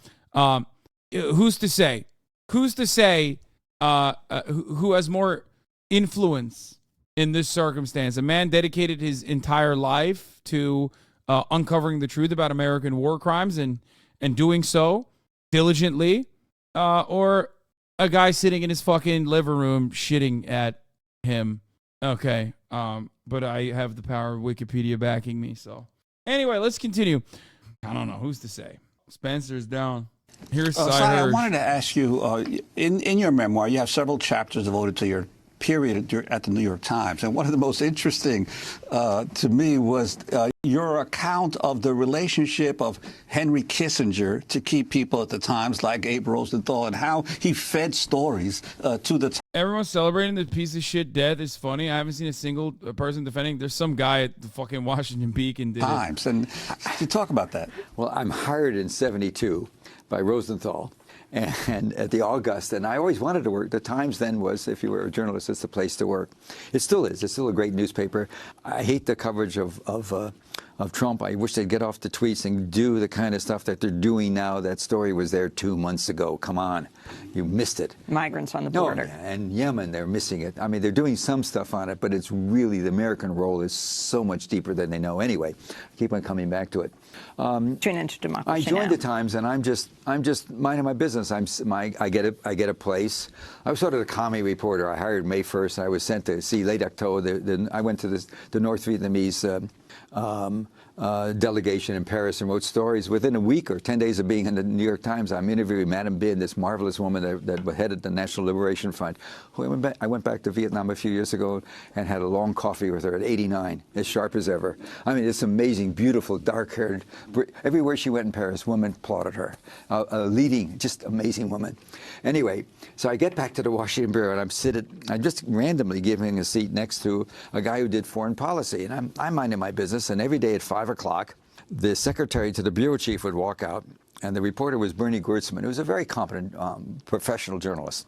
And she would say, Max Frankel was the bureau chief. She would say, Max is done. Henry's called, and we're coming to you now. And then the next thing you know, Bernie would take notes. He would laugh and talk to Kissinger, and then he would write a story. And I'm watching it. The story the next day would lead the paper and say, government sources said so-and-so. About the third or fourth day, I said, this is a pattern. There was a moment when something going diplomatic, but every day Kissinger's would come from Kissinger to the bureau chief to Bernie, who was the chief foreign correspondent, into the front page of the New York Times without a hint of who. I mean, everybody sort of knew it was Kissinger. And so I asked him about the third or fourth day, and he's a very straightforward guy. I said, Bernie, you ever talk to Mel Laird? If you remember, I had a relationship, and I knew Mel was against some of the policies. You ever talk to Secretary of State Bill Rogers? Fuck? Well, I didn't know the Secretary. But Rogers was State, and Laird was Secretary of Defense. What the fuck? And he said, oh, no, he said. What does she know? I have a feeling Henry Kissinger is about to die 10:29 a.m. this morning. The fact that y'all have no idea what's about to happen, respect. We are engaging in a detente. Ladies and gentlemen, the war with the barbs is over. The war with the barbs is over. Nicki Minaj back on top. We are doing, in the honor of the late, great Henry Kissinger, she rode him to death. In honor of the late, great Dr. Henry Kissinger. We got Henry Kissinger dying before GTA 6. Oh, I thought you were going to send me the other Zach Fox tweet. We said, I lost No Nut November. Barb's diplomacy time. If we did that, Henry wouldn't talk to us. This is all about him talking about basically what the Rolling Stones article from Spencer, who's going to be on the show tomorrow at 1 p.m., is talking about how, like, all of the pieces of shit in D.C., all the journalists were engaging in access journalism with Henry Kissinger, so they would just, like, they wouldn't cover his crimes adequately. You know, out of the old verbatim dialogue that used to be in the Village Voice, remember? So Gorsuch's getting a daily call from Henry Kissinger. It was that week. A was regular daily. call. A call when there was a crisis that involved that stuff. I mean, it was like, what? I wanted to read you a quote from the late chef and TV broadcaster Anthony Bourdain, who just took his own life. He was talking about Henry Kissinger. He wrote in his 2001 book, A Cook's Tour, quote, "Once you've been to Cambodia, you'll never stop wanting to beat Henry Kissinger to death with your bare hands. You'll never again be able to open a newspaper and read about that treacherous, prevaricating, murderous scumbag sitting down for a nice chat with Charlie Rose or attending some black tie affair with a new glossy magazine without choking. Witness what Henry did in Cambodia, the fruits of his genius for statesmanship, and you'll never understand why he's not sitting in the dock at The Hague next to Milosevic." Wow. That was Anthony Bourdain, who just killed himself last week. I did not know that quote. The only thing I remember is I wrote this long book about Kissinger, which we talked about at length on this show. And somebody called it an indictment or a bill of attainder. And I remember the next year at the White House Correspondents' Dinner, to which no rational journalist should go to, celebrating the president. It's not our job. It's not our job. And by the way, my complaint with the New York Times was we shouldn't recognize America. We're not America First. We're an international newspaper. Why the America First focus? But that's a more subtle issue. And everybody would want Kissinger even the next year at their table. What I always said about Kissinger publicly and again is that when people have to count, they can't sleep and they count sheep, I think Kissinger has to count burned and maimed Cambodian and Vietnamese babies the rest of his life. But of course he doesn't. Because of what he was in charge of. Oh my God, not just Cambodia, in Vietnam. You tell me where it is. I mean, come on. I mean, we're talking about this is, in any other society, he would be in the dock. He'd be right there. He's absolutely right, in The Hague with Milosevic. War crimes. These are war crimes that were going on. And the Christmas bombing, when there was a peace settlement and Nixon wanted more, he was afraid Nixon's just afraid, he wanted to shore up his support, and Middle America, I guess they called it. So they do a Christmas bombing that has nothing to do with the peace process. Come on, what is that? That's just murder. Back when Salam would host Benjamin Norton in a debate, Hillary Clinton boasted that she's supported by Henry Kissinger, accused the war criminal who oversaw policy that led to millions of deaths. Oh, Hillary is an equal demon, just never had the same type of power as Kissinger. She would have done the same and more. I mean, she did have the same type of power as Henry Kissinger, just not the same level of control over operations. She did. And look what she did with all that power. She just didn't have, I mean, look at Libya. God, I hate America so much. It's just like, it's nutty. I'm tweeting this. Blacksmith thing is not tomorrow. It's next week. We have the footage of Jane Fonda live reacting to Kissinger's death. That'd be sick to... Let me finish this article. Okay. This person is selecting bombing targets. A second phase of bombing continued until August 1973, 5 months after the final U.S. combat troops withdrew from Vietnam. By then, U.S. bombs had killed an estimated 100,000 people out of a population of only 700,000. The final phase of the bombing, which occurred after the Paris Peace Accords mandated U.S. withdrawal from Vietnam, was its most intense, an act of cruel vengeance from a thwarted superpower. Cambodia, like Laos before it, was a formerly neutral country, meaning that bombing it was an illegal aggression under the United Nations Charter. But beyond the control of Prince Sihanouk, the North Vietnamese used Cambodian territory for the Ho Chi Minh Trail, a weapons pipeline not unlike the one America is currently operating for Ukraine. In April 1970, following a coup by American client Colonel Lon Nol that overthrew Sihanouk, Nixon ordered U.S. troops in Vietnam to invade Cambodia outright. In the air or on the ground, they were unable to destroy the trail, only human beings. Those who survived reacted. Sometimes the bombs fell and hit little children, and their fathers would be all for the Khmer Rouge. A former Khmer Rouge cadre told historian Ben Kiernan, founder of Yale University's Genocide Studies program. So you have him to thank for that, too. Nixon and Kissinger's failure in Cambodia prompted in 1971 the U.S. South Vietnamese invasion of Laos, another failure. Kissinger later blamed defeat on the U.S. clients rather than, say, people like himself. In retrospect, I have come to doubt whether the South Vietnamese ever really understood what we were trying to accomplish, Kissinger wrote in his memoirs. Yeah. At the time, the secret bombing of Cambodia was a startling offense that prompted substantial political backlash when it became public. One of the articles of impeachment against Nixon prepared by the House Judiciary Committee in 1974 held that bombing Cambodia was a constitutional usurpation of Congress's war powers. Good thing it's like fine now. You know what I mean? We can do that. But on July 30th, well, not to the same degree, I guess, the committee ended up rejecting the article 26 votes to 12, and it never became part of the coalescing impeachment effort that stopped Nixon's resignation.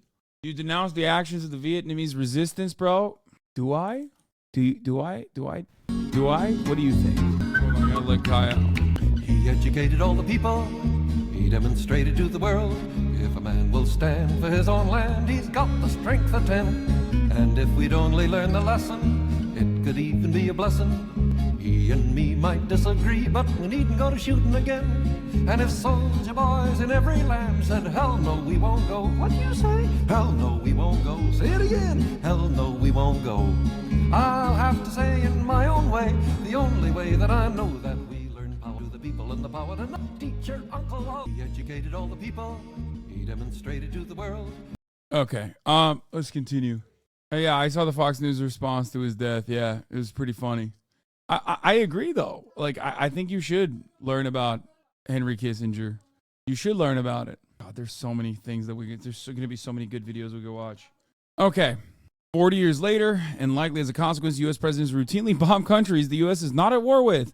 They provide the barest minimum of disclosure that the bombs have fallen, and often not even that. When the U.S. declared wars fail, as they did in Iraq and Afghanistan, their architects and stewards blame the client militaries and the governments that they propped up.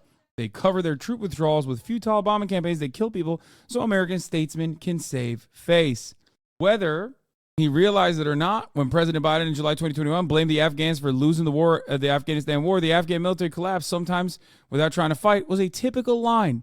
He was reaching for the Nixon/Kissinger template. So many cringe liberals are going to ride Kissinger's dick tomorrow. No, I don't think so. I think many liberals will also talk about how Kissinger sucks.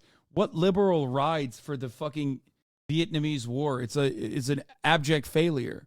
People are going to react to Afghanistan and everything else. People are going to react to fucking Israel Palestine in the same way 20 years down the line. I don't think you guys understand.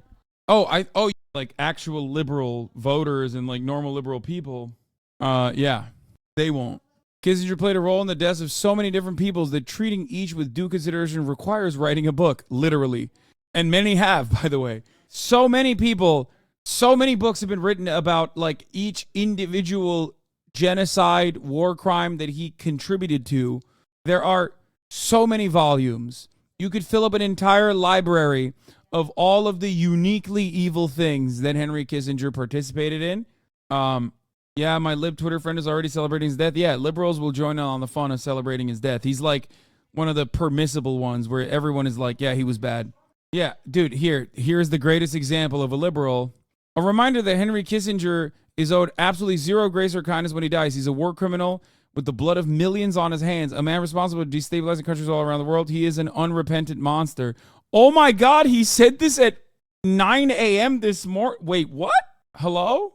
What did he know? Look at this fucking idiot. Please do Soros next. Like, yeah, dude, George Soros and Henry Kissinger are close in fucking death count. Like, oh my God. My dad said, Humph, wish it was Cheney. Lamau, libs always have 4 to 5 people. Yes, liberals will celebrate Dick Cheney. They might not celebrate George W. Bush. They'll celebrate Dick Cheney. They'll celebrate, this is one of those guys. Henry Kissinger is like, open field for everybody. He knew when he tweeted that, but couldn't say anything. Wait, what? Why does he know when Henry Kissinger died? What is happening? Okay, this is so strange. Anyway, I mean, he had access to fucking... He also had access to Steven Crowder's home cameras. So, a man you don't want to have as your enemy. He needs to worry about paying the Getty family.